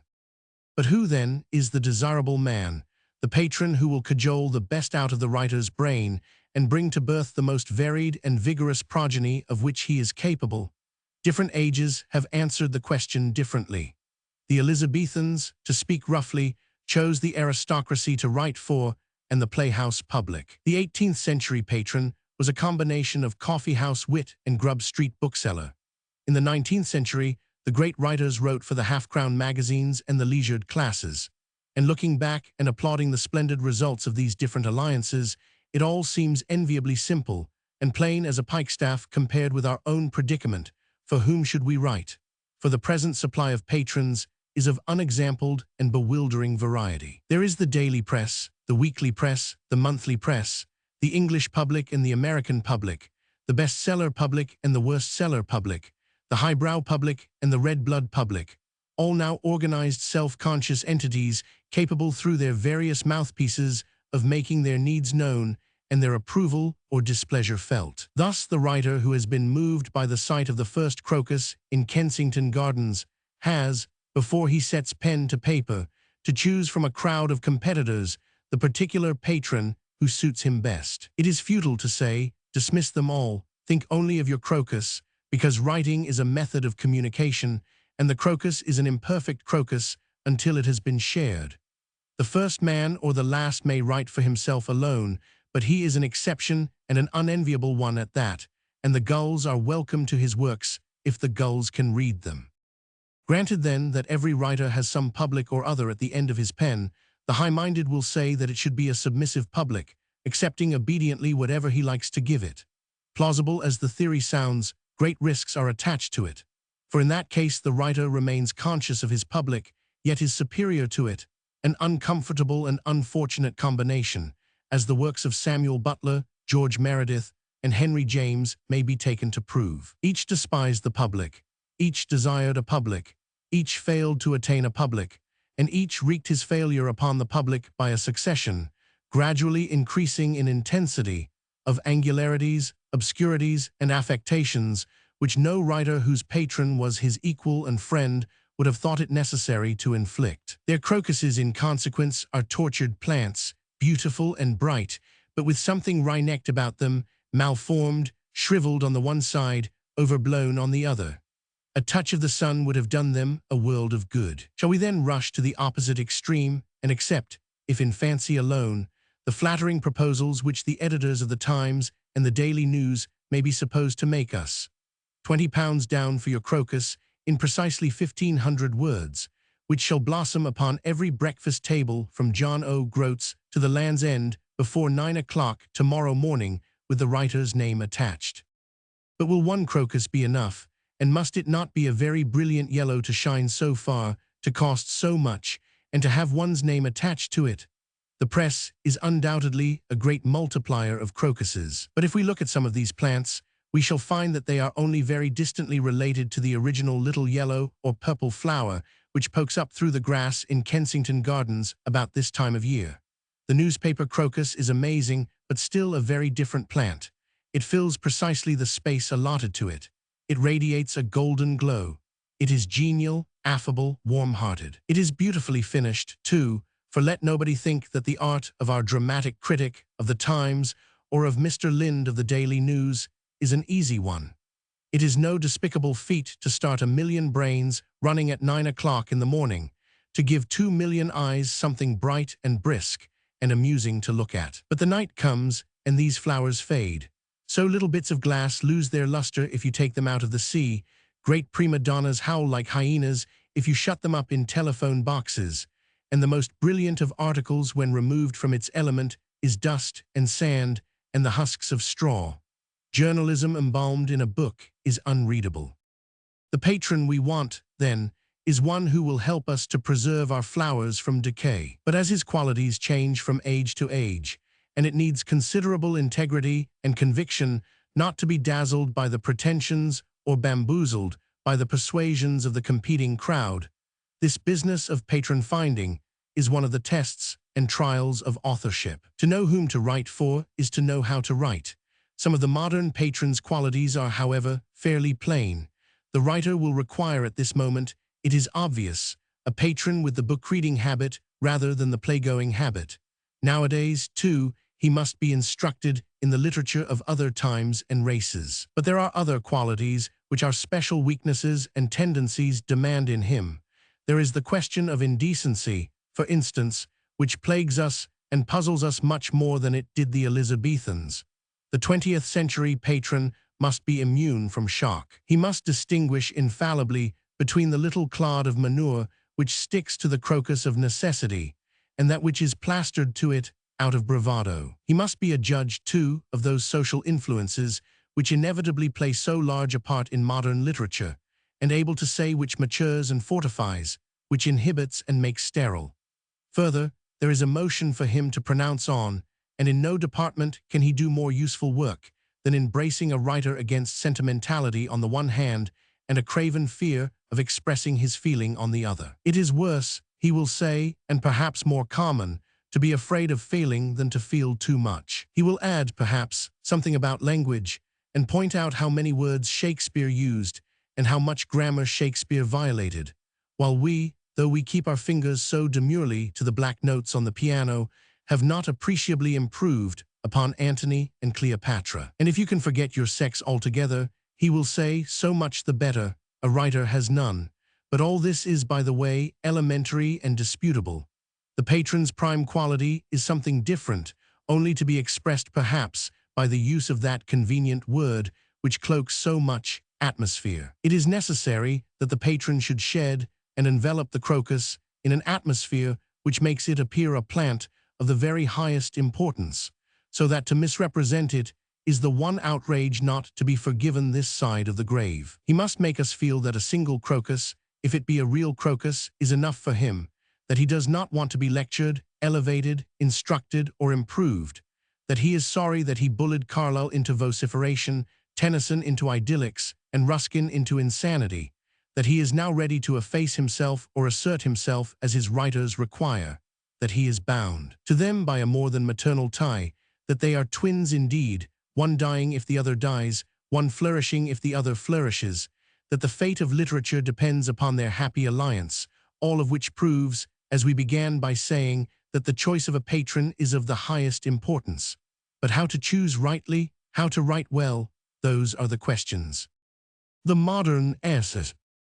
As Mr. Rees truly says, it is unnecessary to go profoundly into the history and origin of the essay, whether it derives from Socrates or Surani the Persian, since, like all living things, its present is more important than its past. Moreover, the family is widely spread, and while some of its representatives have risen in the world and wear their coronets with the best, others pick up a precarious living in the gutter near Fleet Street. The form, too, admits variety. The essay can be short or long, serious or trifling, about God and Spinoza, or about turtles and Cheapside.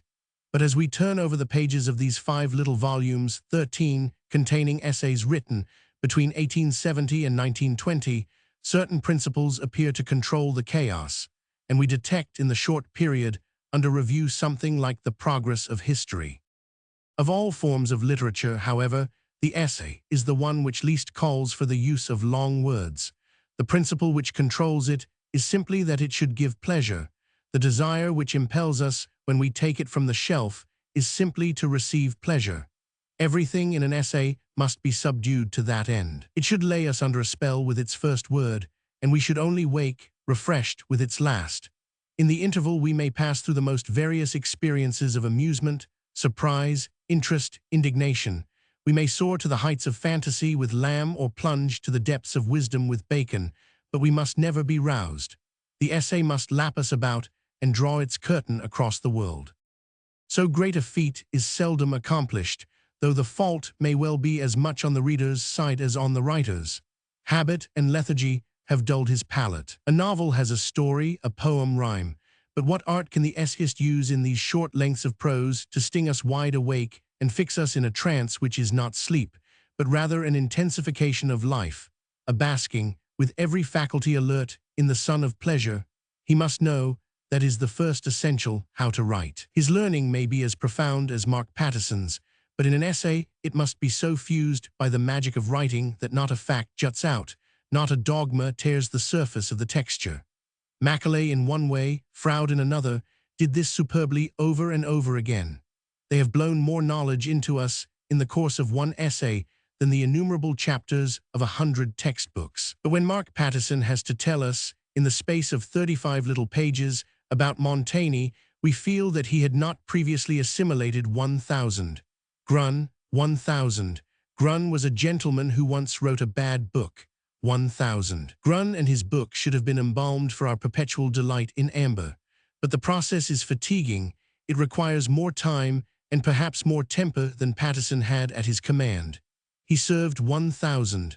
Grun up raw, and he remains a crude berry among the cooked meats, upon which our teeth must grate forever. Something of the sort applies to Matthew Arnold and a certain translator of Spinoza. Literal truth-telling and finding fault with a culprit for his good are out of place in an essay, where everything should be for our good and rather for eternity than for the March number of the Fortnightly Review. But if the voice of the scold should never be heard in this narrow plot, there is another voice which is as a plague of locusts, the voice of a man stumbling drowsily among loose words, clutching aimlessly at vague ideas, the voice, for example, of Mr. Hutton in the following passage. Add to this that his married life was very brief, only 7 years and a half, being unexpectedly cut short, and that his passionate reverence for his wife's memory and genius, in his own words, a religion, was one which, as he must have been perfectly sensible, he could not make to appear otherwise than extravagant, not to say an hallucination, in the eyes of the rest of mankind, and yet that he was possessed by an irresistible yearning to attempt to embody it in all the tender and enthusiastic hyperbole of which it is so pathetic to find a man who gained his fame by his dry light a master. And it is impossible not to feel that the human incidents in Mr. Mill's career are very sad. A book could take that blow, but it sinks an essay. Biography in 2 volumes is indeed the proper depositary, for there, where the license is so much wider, and hints and glimpses of outside things make part of the feast, we refer to the old type of Victorian volume. These yawns and stretches hardly matter, and have indeed some positive value of their own. But that value, which is contributed by the reader, perhaps illicitly, in his desire to get as much into the book from all possible sources as he can, must be ruled out here. There is no room for the impurities of literature in an essay. Somehow or other, by dint of labor or bounty of nature, or both combined, the essay must be pure, pure like water or pure like wine, but pure from dullness, deadness, and deposits of extraneous matter. Of all writers in the first volume, Walter Pater best achieves this arduous task, because before setting out to write his essay, Notes on Leonardo da Vinci, he has somehow contrived to get his material fused. He is a learned man, but it is not knowledge of Leonardo that remains with us, but a vision, such as we get in a good novel, where everything contributes to bring the writer's conception as a whole before us. Only here, in the essay, where the bounds are so strict, and facts have to be used in their nakedness, the true writer like Walter Pater makes these limitations yield their own quality. Truth will give it authority. From its narrow limits, he will get shape and intensity, and then there is no more fitting place for some of those ornaments which the old writers loved, and we, by calling them ornaments, presumably despise. Nowadays nobody would have the courage to embark on the once famous description of Leonardo's lady who has learned the secrets of the grave, and has been a diver in deep seas, and keeps their fallen day about her, and trafficked for strange webs with Eastern merchants, and as Leda was the mother of Helen of Troy, and as Saint Anne the mother of Mary. The passage is too thumb-marked to slip naturally into the context, but when we come unexpectedly upon the smiling of women and the motion of great waters, or upon, full of the refinement of the dead, in sad, earth-colored raiment set with pale stones, we suddenly remember that we have ears and we have eyes, and that the English language fills a long array of stout volumes with innumerable words, many of which are of more than one syllable. The only living Englishman who ever looks into these volumes is, of course, a gentleman of Polish extraction. But doubtless our abstention saves us much gush, much rhetoric, much high-stepping and cloud-prancing, and for the sake of the prevailing sobriety and hard-headedness, we should be willing to barter the splendor of Sir Thomas Browne and the vigor of Swift. Yet if the essay admits more properly than biography or fiction of sudden boldness and metaphor, and can be polished till every atom of its surface shines, there are dangers in that too. We are soon in sight of ornament. Soon the current, which is the lifeblood of literature, runs slow, and instead of sparkling and flashing or moving with a quieter impulse which has a deeper excitement, words coagulate together in frozen sprays which, like the grapes on a Christmas tree, glitter for a single night, but are dusty and garish the day after.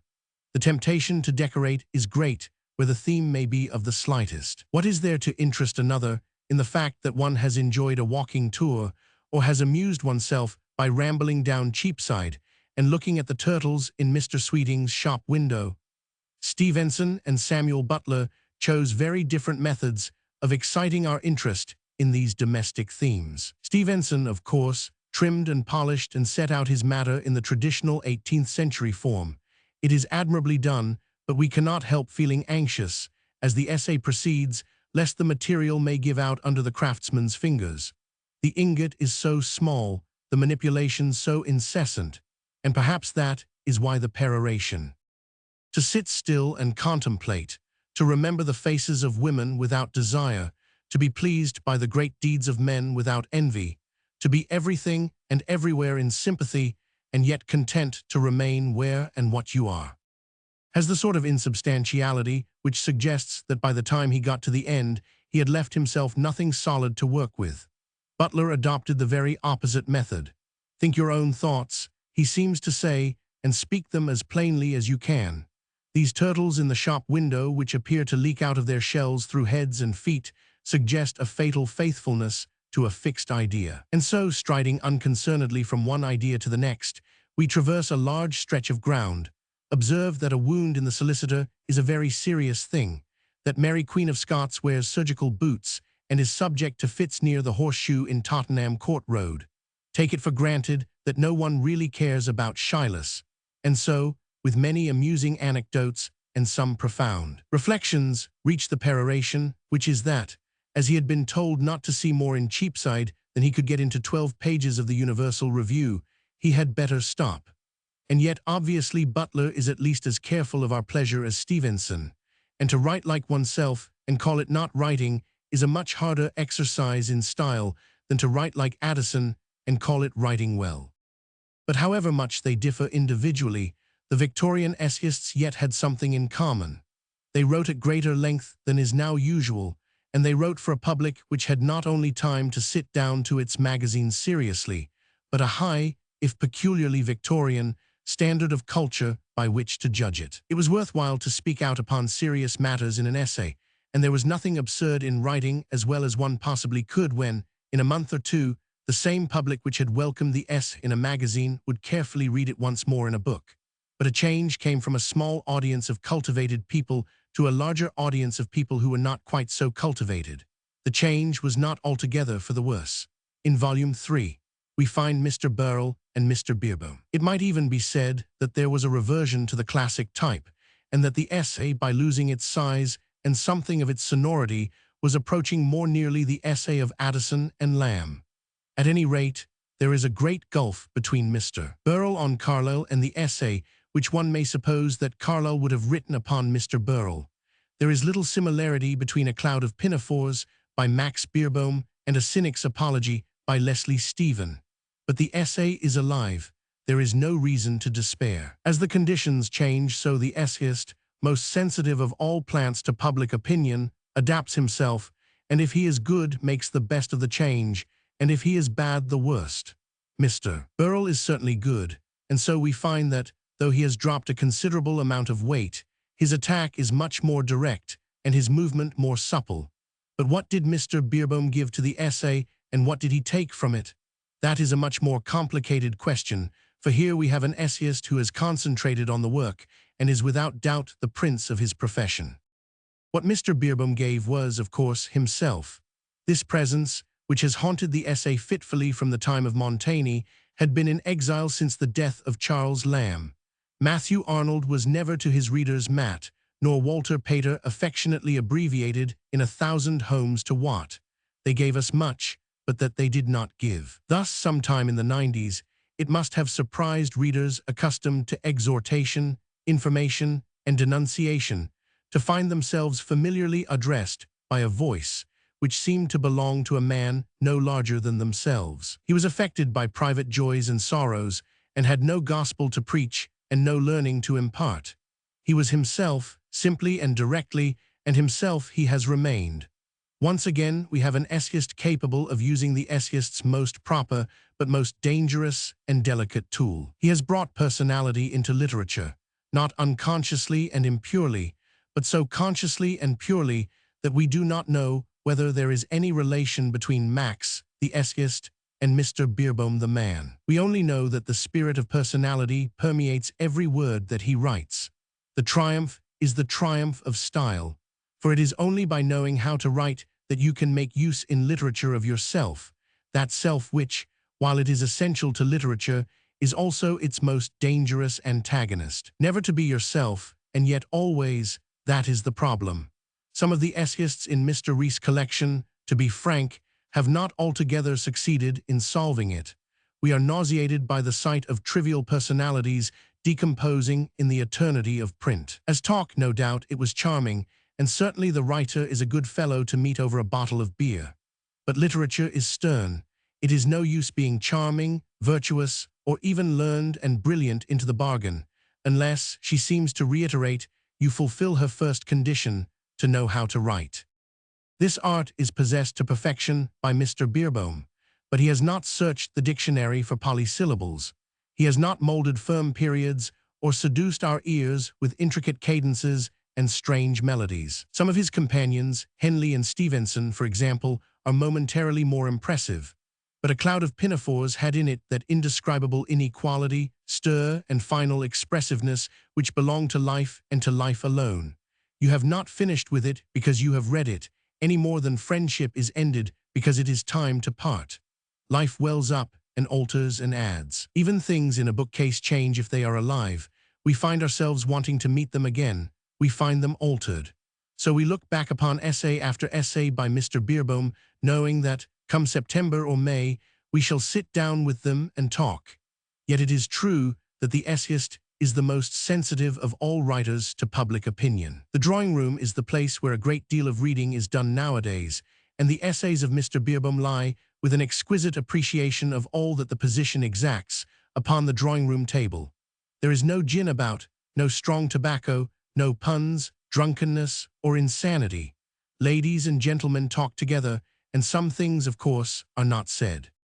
But if it would be foolish to attempt to confine Mr. Beerbohm to one room, it would be still more foolish, unhappily, to make him, the artist, the man who gives us only his best, the representative of our age. There are no essays by Mr. Beerbohm in the 4th or 5th volumes of the present collection. His age seems already a little distant, and the drawing-room table, as it recedes, begins to look rather like an altar where, once upon a time, people deposited offerings, fruit from their own orchards, gifts carved with their own hands. Now once more the conditions have changed. The public needs essays as much as ever, and perhaps even more. The demand for the light middle not exceeding 1,500 words, or in special cases 1,750, much exceeds the supply. Where Lamb wrote one essay, and Max perhaps writes two, Mr. Belloc at a rough computation produces 365. They are very short, it is true. Yet with what dexterity the practiced essayist will utilize his space, beginning as close to the top of the sheet as possible, judging precisely how far to go, when to turn, and how, without sacrificing a hair's breadth of paper, to wheel about and alight accurately upon the last word his editor allows. As a feat of skill, it is well worth watching. But the personality upon which Mr. Belloc, like Mr. Beerbohm, depends suffers in the process. It comes to us not with the natural richness of the speaking voice, but strained and thin and full of mannerisms and affectations, like the voice of a man shouting through a megaphone to a crowd on a windy day. Little friends, my readers, he says in the essay called An Unknown Country, and he goes on to tell us how. There was a shepherd the other day at Finden Fair who had come from the east by loos with sheep, and who had in his eyes that reminiscence of horizons which makes the eyes of shepherds and of mountaineers different from the eyes of other men. I went with him to hear what he had to say, for shepherds talk quite differently from other men. Happily this shepherd had little to say, even under the stimulus of the inevitable mug of beer, about the unknown country, for the only remark that he did make proves him either a minor poet, unfit for the care of sheep, or Mr. Belloc himself masquerading with a fountain pen. That is the penalty which the habitual essayist must now be prepared to face. He must masquerade. He cannot afford the time either to be himself or to be other people. He must skim the surface of thought and dilute the strength of personality. He must give us a worn weekly halfpenny instead of a solid sovereign once a year. But it is not Mr. Belloc only who has suffered from the prevailing conditions. The essays which bring the collection to the year 1920 may not be the best of their author's work, but if we accept writers like Mr. Conrad and Mr. Hudson who have strayed into essay writing accidentally and concentrate upon those who write essays habitually, we shall find them a good deal affected by the change in their circumstances. To write weekly, to write daily, to write shortly, to write for busy people catching trains in the morning or for tired people coming home in the evening is a heartbreaking task for men who know good writing from bad. They do it but instinctively draw out of harm's way anything precious that might be damaged by contact with the public or anything sharp that might irritate its skin. And so, if one reads Mr. Lucas, Mr. Lind, or Mr. Squire in the bulk, one feels that a common grayness silvers everything. They are as far removed from the extravagant beauty of Walter Pater as they are from the intemperate candor of Leslie Stephen. Beauty and courage are dangerous spirits to battle in a column and a half, and thought, like a brown paper parcel in a waistcoat pocket, has a way of spoiling the symmetry of an article. It is a kind, tired, apathetic world for which they write, and the marvel is that they never cease to attempt, at least, to write well. But there is no need to pity Mr. Clutton Brock for this change in the essayist's conditions. He has clearly made the best of his circumstances and not the worst. One hesitates even to say that he has had to make any conscious effort in the matter, so naturally has he effected the transition from the private essayist to the public, from the drawing room to the Albert Hall. Paradoxically enough, the shrinkage in size has brought about a corresponding expansion of individuality. We have no longer the I of Max and of Lamb, but the we of public bodies and other sublime personages. It is we who go to hear the magic flute, we who ought to profit by it, we, in some mysterious way, who, in our corporate capacity, once upon a time actually wrote it. For music and literature and art must submit to the same generalization, or they will not carry to the farthest recesses of the Albert Hall. That the voice of Mr. Clutton Brock, so sincere and so disinterested, carries such a distance, and reaches so many without pandering to the weakness of the mass or its passions, must be a matter of legitimate satisfaction to us all. But while we are gratified, that unruly partner in the human fellowship, is reduced to despair. I must always think things for himself and feel things for himself. To share them in a diluted form with the majority of well-educated and well-intentioned men and women is for him sheer agony, and while the rest of us listen intently and profit profoundly, I slips off to the woods and the fields and rejoices in a single blade of grass or a solitary potato. In the 5th volume of Modern Essays, it seems, we have got some way from pleasure and the art of writing. But in justice to the essayists of 1920, we must be sure that we are not praising the famous because they have been praised already, and the dead because we shall never meet them wearing spats in Piccadilly. We must know what we mean when we say that they can write and give us pleasure. We must compare them. We must bring out the quality. We must point to this and say it is good because it is exact, truthful, and imaginative.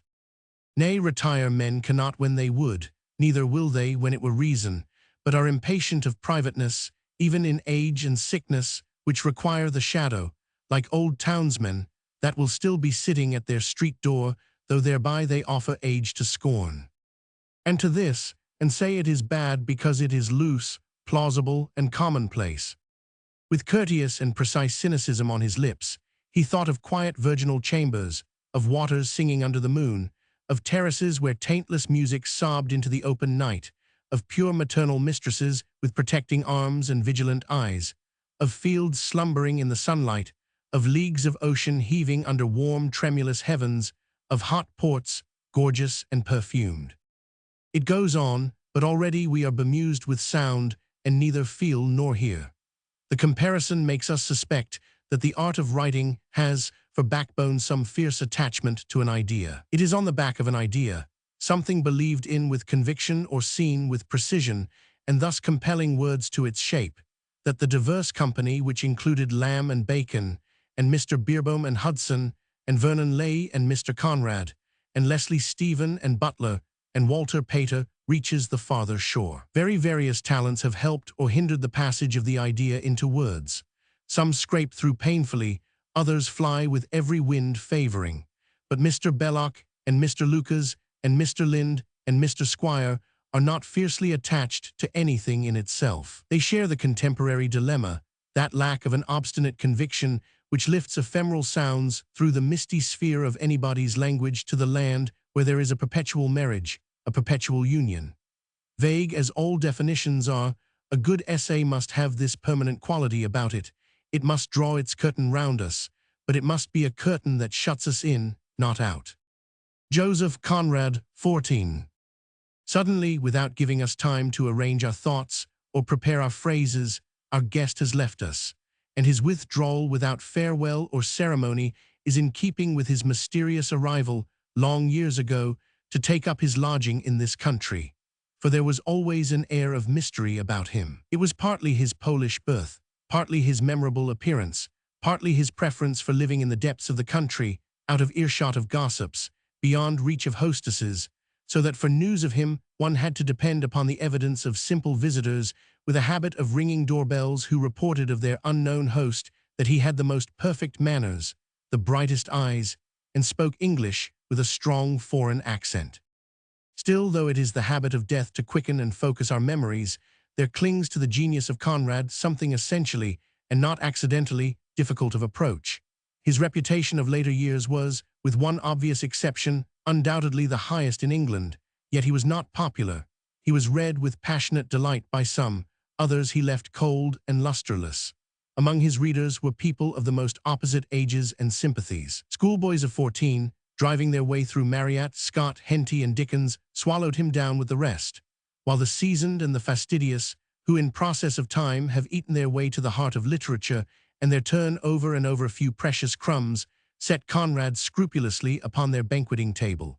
One source of difficulty and disagreement is of course to be found, where men have at all times found it, in his beauty. One opens his pages and feels, as Helen must have felt when she looked in her glass, and realized that, do what she would, she could never in any circumstances pass for a plain woman. So Conrad had been gifted, so he had schooled himself, and such was his obligation to a strange language wooed, characteristically for its Latin qualities rather than its Saxon, that it seemed impossible for him to make an ugly or insignificant movement of the pen.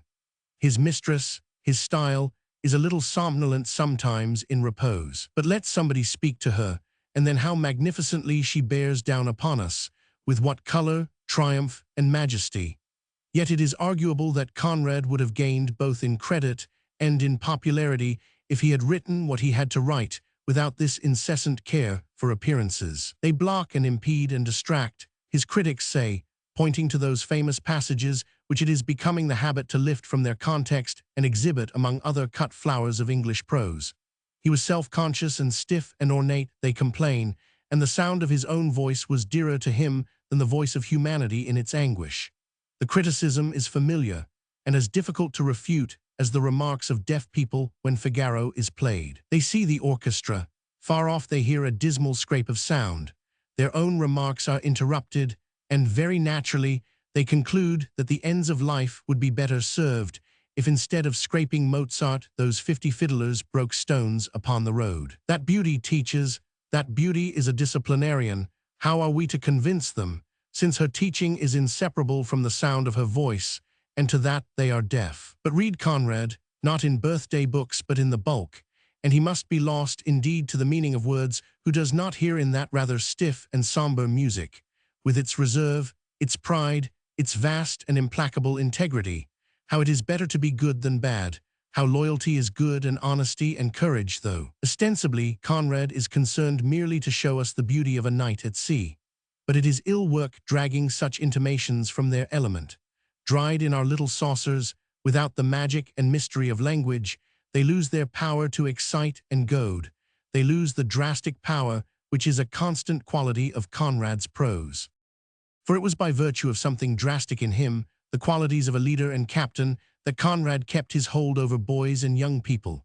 Until Nostromo was written, his characters, as the young were quick to perceive, were fundamentally simple and heroic, however subtle the mind and indirect the method of their creator.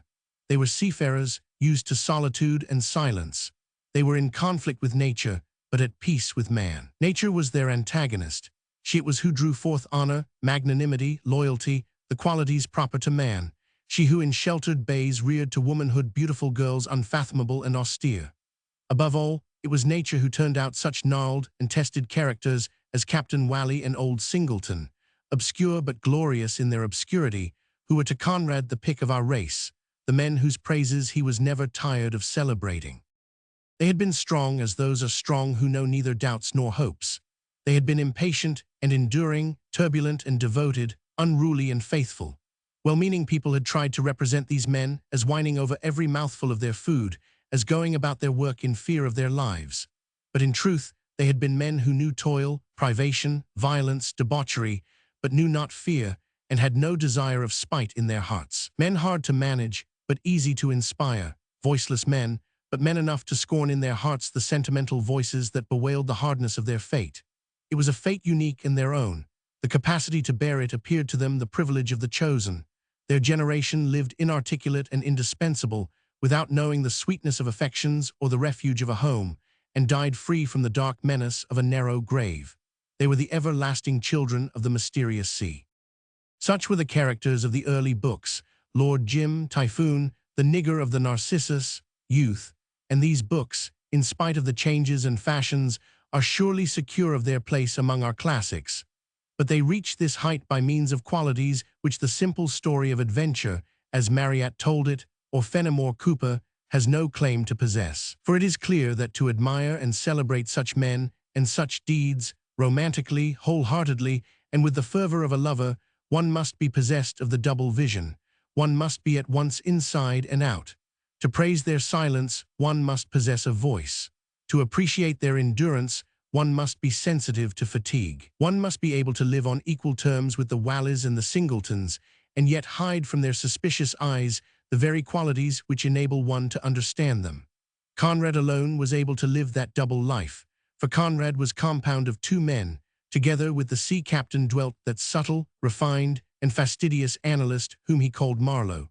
A most discreet, understanding man, he said of Marlowe. Marlowe was one of those born observers who are happiest in retirement.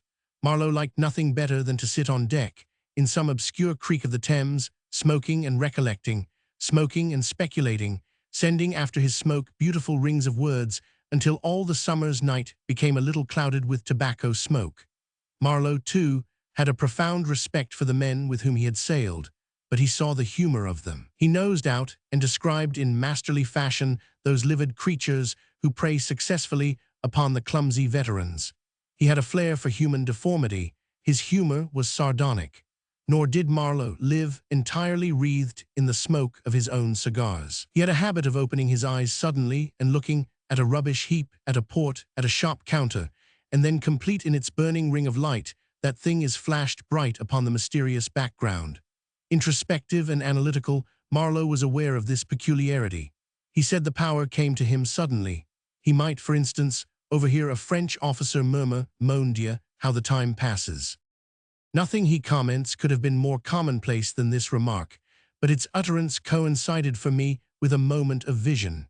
It's extraordinary how we go through life with eyes half shut, with dull ears, with dormant thoughts. Nevertheless, there can be but few of us who had never known one of these rare moments of awakening, when we see, hear, understand, ever so much, everything, in a flash, before we fall back again into our agreeable somnolence. I raised my eyes when he spoke, and I saw him as though I had never seen him before. Picture after picture he painted thus upon that dark background: ships first and foremost, ships at anchor, ships flying before the storm, ships in harbor. He painted sunsets and dawns. He painted the night. He painted the sea in every aspect. He painted the gaudy brilliancy of eastern ports, and men and women, their houses and their attitudes. He was an accurate and unflinching observer, schooled to that absolute loyalty towards his feelings and sensations, which Conrad wrote, an author should keep hold of in his most exalted moments of creation. And very quietly and compassionately, Marlowe sometimes lets fall a few words of epitaph which remind us, with all that beauty and brilliancy before our eyes, of the darkness of the background. Thus a rough and ready distinction would make us say that it is Marlowe who comments, Conrad who creates. It would lead us, aware that we are on dangerous ground, to account for that change which, Conrad tells us, took place when he had finished the last story in the Typhoon volume, a subtle change in the nature of the inspiration, by some alteration in the relationship of the two old friends. It seemed somehow that there was nothing more in the world to write about. It was Conrad, let us suppose, Conrad the creator, who said that, looking back with sorrowful satisfaction upon the stories he had told, feeling as he well might that he could never better the storm in the nigger of the Narcissus, or render more faithful tribute to the qualities of British seamen than he had done already in Youth and Lord Jim. It was then that Marlowe, the commentator, reminded him how in the course of nature one must grow old, sit smoking on deck, and give up seafaring. But he reminded him, those strenuous years had deposited their memories, and he even went so far perhaps as to hint that, though the last word might have been said about Captain Whalley and his relation to the universe, there remained on shore a number of men and women whose relationships, though of a more personal kind, might be worth looking into. If we further suppose that there was a volume of Henry James on board, and that Marlowe gave his friend the book to take to bed with him, we may seek support in the fact that it was in 1905 that Conrad wrote a very fine essay upon that master. For some years, then, it was Marlowe who was the dominant partner. Nostromo, chance, the arrow of gold represent that stage of the alliance which some will continue to find the richest of all. The human heart is more intricate than the forest, they will say. It has its storms, it has its creatures of the night. And if as novelist you wish to test man in all his relationships, the proper antagonist is man. His ordeal is in society, not solitude. For them there will always be a peculiar fascination in the books where the light of those brilliant eyes falls not only upon the waste of waters, but upon the heart in its perplexity. But it must be admitted that, if Marlowe thus advised Conrad to shift his angle of vision, the advice was bold. For the vision of a novelist is both complex and specialized. Complex, because behind his characters and apart from them must stand something stable to which he relates them. Specialized, because since he is a single person with one sensibility, the aspects of life in which he can believe with conviction are strictly limited. So delicate a balance is easily disturbed. After the middle period, Conrad never again was able to bring his figures into perfect relation with their background. He never believed in his later and more highly sophisticated characters as he had believed in his early seamen. When he had to indicate their relation to that other unseen world of novelists, the world of values and convictions, he was far less sure what those values were. Then over and over again, a single phrase, he steered with care, coming at the end of a storm, carried in it a whole morality. But in this more crowded and complicated world, such terse phrases became less and less appropriate. Complex men and women of many interests and relations would not submit to so summary a judgment, or, if they did, much that was important in them escaped the verdict. And yet, it was very necessary to Conrad's genius, with its luxuriant and romantic power, to have some law by which its creations could be tried. Essentially, such remained his creed.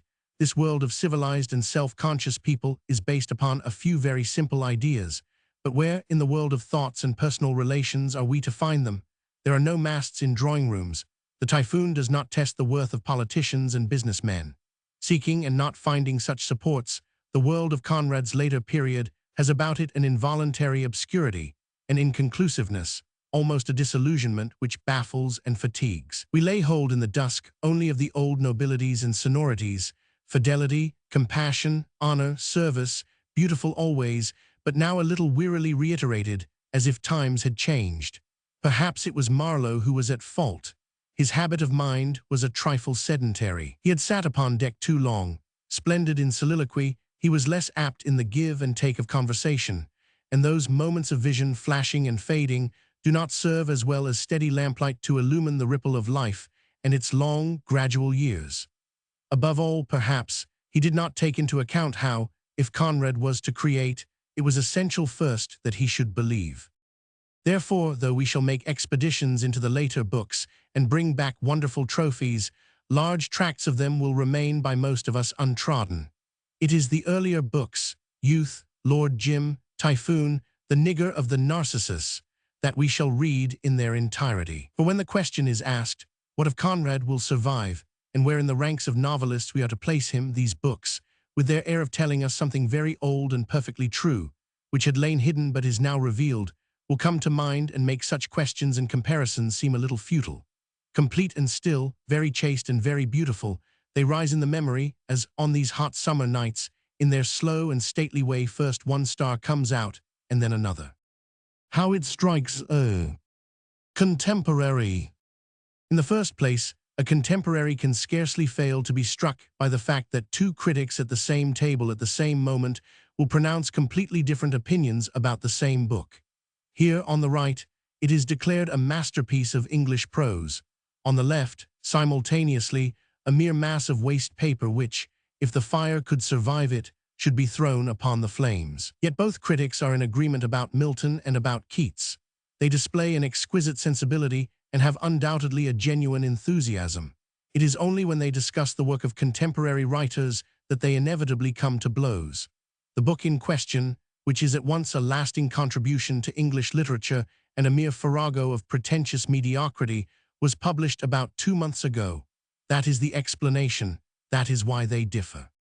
The explanation is a strange one. It is equally disconcerting to the reader who wishes to take his bearings in the chaos of contemporary literature, and to the writer who has a natural desire to know whether his own work, produced with infinite pains and in almost utter darkness, is likely to burn forever among the fixed luminaries of English letters, or, on the contrary, to put out the fire.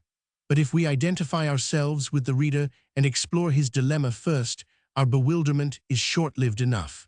The same thing has happened so often before. We have heard the doctors disagreeing about the new and agreeing about the old twice a year on the average, in spring and autumn, ever since Robert Elsmere, or was it Stephen Phillips, somehow pervaded the atmosphere, and there was the same disagreement among grown-up people about them. It would be much more marvelous, and indeed much more upsetting, if for a wonder both gentlemen agreed, pronounced Blank's book an undoubted masterpiece, and thus faced us with the necessity of deciding whether we should back their judgment to the extent of 10 and sixpence. Both are critics of reputation. The opinions tumbled out so spontaneously here will be starched and stiffened into columns of sober prose, which will uphold the dignity of letters in England and America. It must be some innate cynicism, then, some ungenerous distrust of contemporary genius, which determines us automatically as the talk goes on that, were they to agree, which they show no signs of doing, half a guinea is altogether too large a sum to squander upon contemporary enthusiasms, and the case will be met quite adequately by a card to the library. Still, the question remains, and let us put it boldly to the critics themselves. Is there no guidance nowadays for a reader who yields to none in reverence for the dead, but is tormented by the suspicion that reverence for the dead is vitally connected with understanding of the living? After a rapid survey, both critics are agreed that there is unfortunately no such person. For what is their own judgment worth where new books are concerned? Certainly not 10 and sixpence. And from the stores of their experience, they proceed to bring forth terrible examples of past blunders, crimes of criticism which, if they had been committed against the dead and not against the living, would have lost them their jobs and imperiled their reputations. The only advice they can offer is to respect one's own instincts, to follow them fearlessly, and rather than submit them to the control of any critic or reviewer alive, to check them by reading and reading again the masterpieces of the past. Thanking them humbly, we cannot help reflecting that it was not always so. Once upon a time, we must believe, there was a rule, a discipline, which controlled the great republic of readers in a way which is now unknown. That is not to say that the great critic, the Dryden, the Johnson, the Coleridge, the Arnold, was an impeccable judge of contemporary work, whose verdicts stamped the book indelibly and saved the reader the trouble of reckoning the value for himself. The mistakes of these great men about their own contemporaries are too notorious to be worth recording, but the mere fact of their existence had a centralizing influence. That alone, it is not fantastic to suppose, would have controlled the disagreements of the dinner table and given to random chatter about some book just out an authority now entirely to seek. The diverse schools would have debated as hotly as ever, but at the back of every reader's mind would have been the consciousness that there was at least one man who kept the main principles of literature closely in view, who, if you had taken to him some eccentricity of the moment, would have brought it into touch with permanence and tethered it by his own authority in the contrary blasts of praise and blame 15. But when it comes to the making of a critic, nature must be generous and society ripe. The scattered dinner tables of the modern world, the chase and eddy of the various currents which compose the society of our time, could only be dominated by a giant of fabulous dimensions. And whereas even the very tall man whom we have the right to expect, reviewers we have but no critic, a million competent and incorruptible policemen but no judge, men of taste and learning and ability are forever lecturing the young and celebrating the dead. But the too frequent result of their able and industrious pens is a desiccation of the living tissues of literature into a network of little bones. Nowhere shall we find the downright vigor of a Dryden, or Keats with his fine and natural bearing, his profound insight and sanity, or Flaubert and the tremendous power of his fanaticism, or Coleridge, above all, brewing in his head the whole of poetry and letting issue now and then one of those profound general statements which are caught up by the mind when hot with the friction of reading as if they were of the soul of the book itself. And to all this, too, the critics generously agree. A great critic, they say, is the rarest of beings, but should one miraculously appear, how should we maintain him? On what should we feed him? Great critics, if they are not themselves great poets, are bred from the profusion of the age. There is some great man to be vindicated, some school to be founded or destroyed. But our age is meager to the verge of destitution. There is no name which dominates the rest. There is no master in whose workshop the young are proud to serve apprenticeship. Mr. Hardy has long since withdrawn from the arena, and there is something exotic about the genius of Mr. Conrad, which makes him not so much an influence as an idol, honored and admired, but aloof and apart. As for the rest, though they are many and vigorous, and in the full flood of creative activity, there is none whose influence can seriously affect his contemporaries, or penetrate beyond our day to that not very distant future, which it pleases us to call immortality. If we make a century our test, and ask how much of the work produced in these days in England will be in existence then, we shall have to answer not merely that we cannot agree upon the same book, but that we are more than doubtful whether such a book there is. It is an age of fragments. A few stanzas, a few pages, a chapter here and there, the beginning of this novel, the end of that, are equal to the best of any age or author. But can we go to posterity with a sheaf of loose pages, or ask the readers of those days, with the whole of literature before them, to sift our enormous rubbish heaps for our tiny pearls? Such are the questions which the critics might lawfully put to their companions at table, the novelists and poets. At first the weight of pessimism seems sufficient to bear down all opposition. Yes, it is a lean age, we repeat, with much to justify its poverty, but frankly, if we pit one century against another, the comparison seems overwhelmingly against us. Waverley, The Excursion, Kubla Khan, Don Juan, Hazlitt's Essays, Pride and Prejudice, Hyperion, and Prometheus Unbound were all published between 1800 and 1821. Our century has not lacked industry, but if we ask for masterpieces, it appears on the face of it that the pessimists are right. It seems as if an age of genius must be succeeded by an age of endeavor, riot and extravagance by cleanliness and hard work. All honor, of course, to those who have sacrificed their immortality to set the house in order. But if we ask for masterpieces, where are we to look? A little poetry we may feel sure will survive. A few poems by Mr. Yeats, by Mr. Davies, by Mr. de la Mare. Mr. Lawrence, of course, has moments of greatness, but ours of something very different. Mr. Beerbohm, in his way, is perfect, but it is not a big way. Passages in Far Away and Long Ago will undoubtedly go to posterity entire. Ulysses was a memorable catastrophe, immense in daring, terrific in disaster. And so, picking and choosing, we select now this, now that, hold it up for display, hear it defended or derided, and finally have to meet the objection that even so we are only agreeing with the critics that it is an age incapable of sustained effort, littered with fragments, and not seriously to be compared with the age that went before. But it is just when opinions universally prevail and we have added lip service to their authority that we become sometimes most keenly conscious that we do not believe a word that we are saying. It is a barren and exhausted age, we repeat. We must look back with envy to the past. Meanwhile, it is one of the first fine days of spring.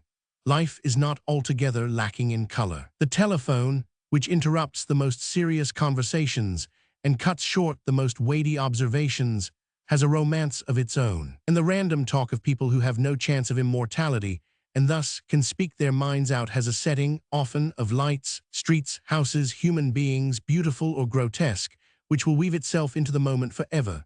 But this is life. The talk is about literature.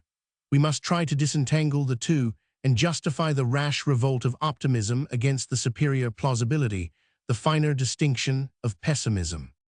Our optimism, then, is largely instinctive. It springs from the fine day and the wine and the talk. It springs from the fact that when life throws up such treasures daily suggests more than the most voluble can express. Much though we admire the dead, we prefer life as it is. There is something about the present which we would not exchange, though we were offered a choice of all past ages to live in.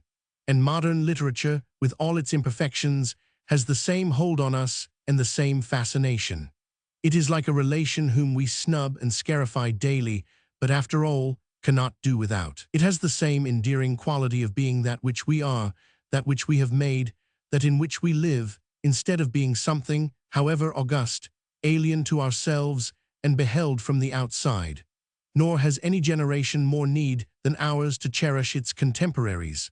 We are sharply cut off from our predecessors. A shift in the scale, the war, the sudden slip of masses held in position for ages, has shaken the fabric from top to bottom, alienated us from the past, and made us perhaps too vividly conscious of the present.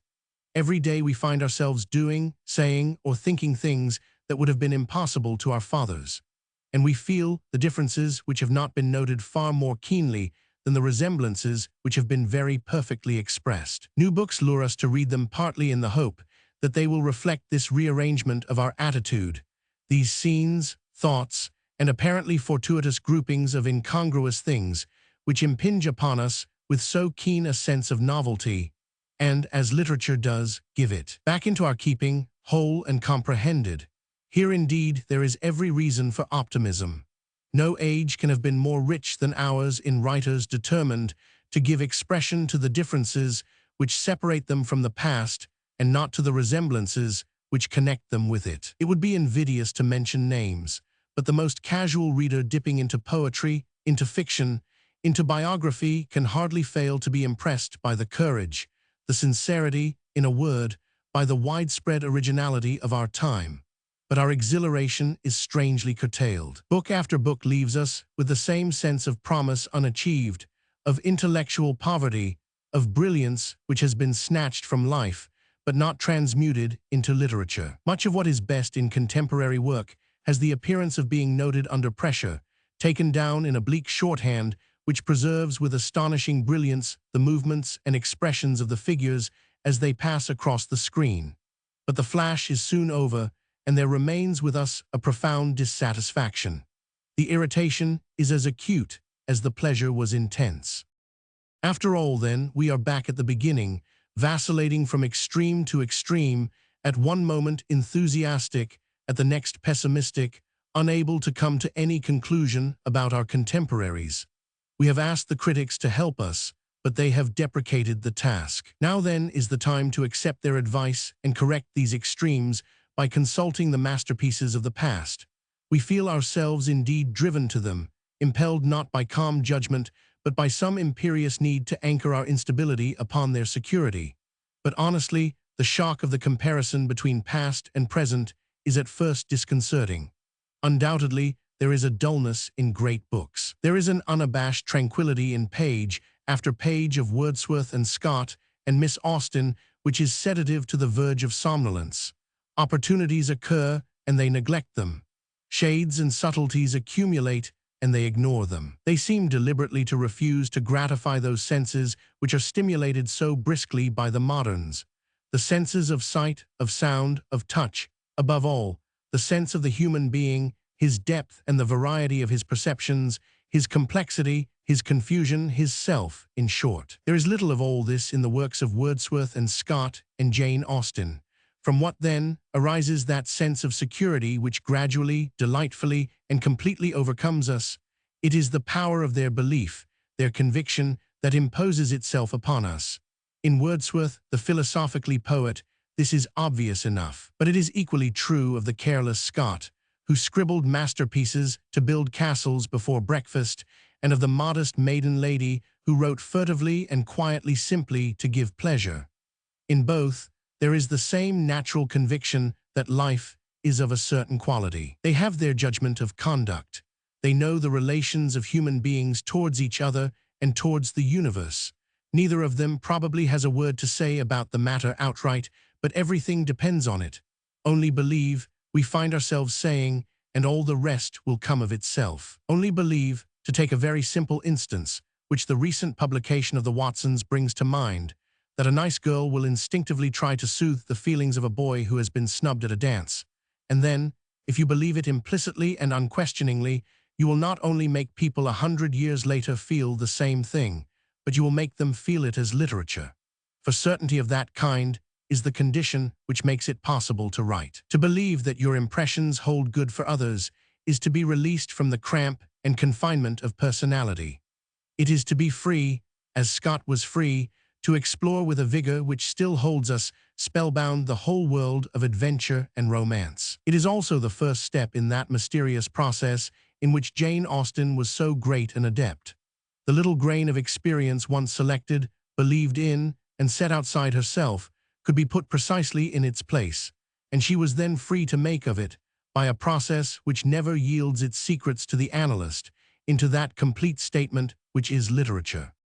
So then our contemporaries afflict us because they have ceased to believe. The most sincere of them will only tell us what it is that happens to himself.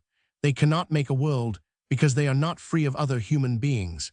They cannot tell stories because they do not believe the stories are true. They cannot generalize.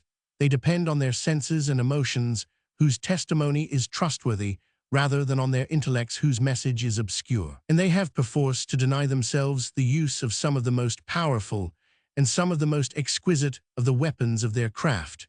With the whole wealth of the English language at the back of them, they timidly pass about from hand to hand and book to book only the meanest copper coins. Set down at a fresh angle of the eternal prospect, they can only whip out their notebooks and record with agonized intensity the flying gleams, which light on what? And the transitory splendors, which may, perhaps, compose nothing whatever. But here the critics interpose, and with some show of justice. If this description holds good, they say, and is not, as it may well be, entirely dependent upon our position at the table and certain purely personal relationships to mustard pots and flower vases, then the risks of judging contemporary work are greater than ever before. There is every excuse for them if they are wide of the mark, and no doubt it would be better to retreat, as Matthew Arnold advised, from the burning ground of the present to the safe tranquility of the past. We enter on burning ground, wrote Matthew Arnold, as we approach the poetry of times so near to us, poetry like that of Byron, Shelley, and Wordsworth, of which the estimates are so often not only personal, but personal with passion. And this, they remind us, was written in the year 1880. Beware, they say, of putting under the microscope 1 inch of a ribbon which runs many miles. Things sort themselves out if you wait. Moderation and a study of the classics are to be recommended. Moreover, life is short. The Byron centenary is at hand, and the burning question of the moment is, did he, or did he not, marry his sister? To sum up, then, if indeed any conclusion is possible when everybody is talking at once, and it is time to be going, it seems that it would be wise for the writers of the present to renounce for themselves the hope of creating masterpieces. Their poems, plays, biographies, novels are not books but notebooks, and time, like a good schoolmaster, will take them in his hands, point to their blots and erasions, and tear them across. But he will not throw them into the waste paper basket. He will keep them because other students will find them very useful. It is from notebooks of the present that the masterpieces of the future are made. Literature, as the critics were saying just now, has lasted long, has undergone many changes, and it is only a short sight and a parochial mind that will exaggerate the importance of these squalls, however they may agitate the little boats now tossing out at sea. The storm and the drenching are on the surface, and continuity and calm are in the depths. As for the critics whose task it is to pass judgment upon the books of the moment, whose work, let us admit, is difficult, dangerous, and often distasteful, let us ask them to be generous of encouragement, but sparing of those wreaths and coronets which are so apt to get awry and fade and make the wearers, in 6 months' time, look a little ridiculous. Let them take a wider, a less personal view of modern literature, and look indeed upon the writers as if they were engaged upon some vast building, which being built by common effort, the separate workmen may well remain anonymous. Let them slam the door upon the cozy company where sugar is cheap and butter plentiful, give over, for a time at least, the discussion of that fascinating topic, whether Byron married his sister, and withdrawing, perhaps, a handsbreadth from the table where we sit chattering, say something interesting about literature. Let us buttonhole them as they leave, and recall to their memory that gaunt aristocrat, Lady Hester Stanhope, who kept a milk-white horse in her stable in readiness for the Messiah, and was forever scanning the mountain tops, impatiently but with confidence, for signs of his approach, and asked them to follow her example, scan the horizon, see the past in relation to the future, and so prepare the way for masterpieces to come.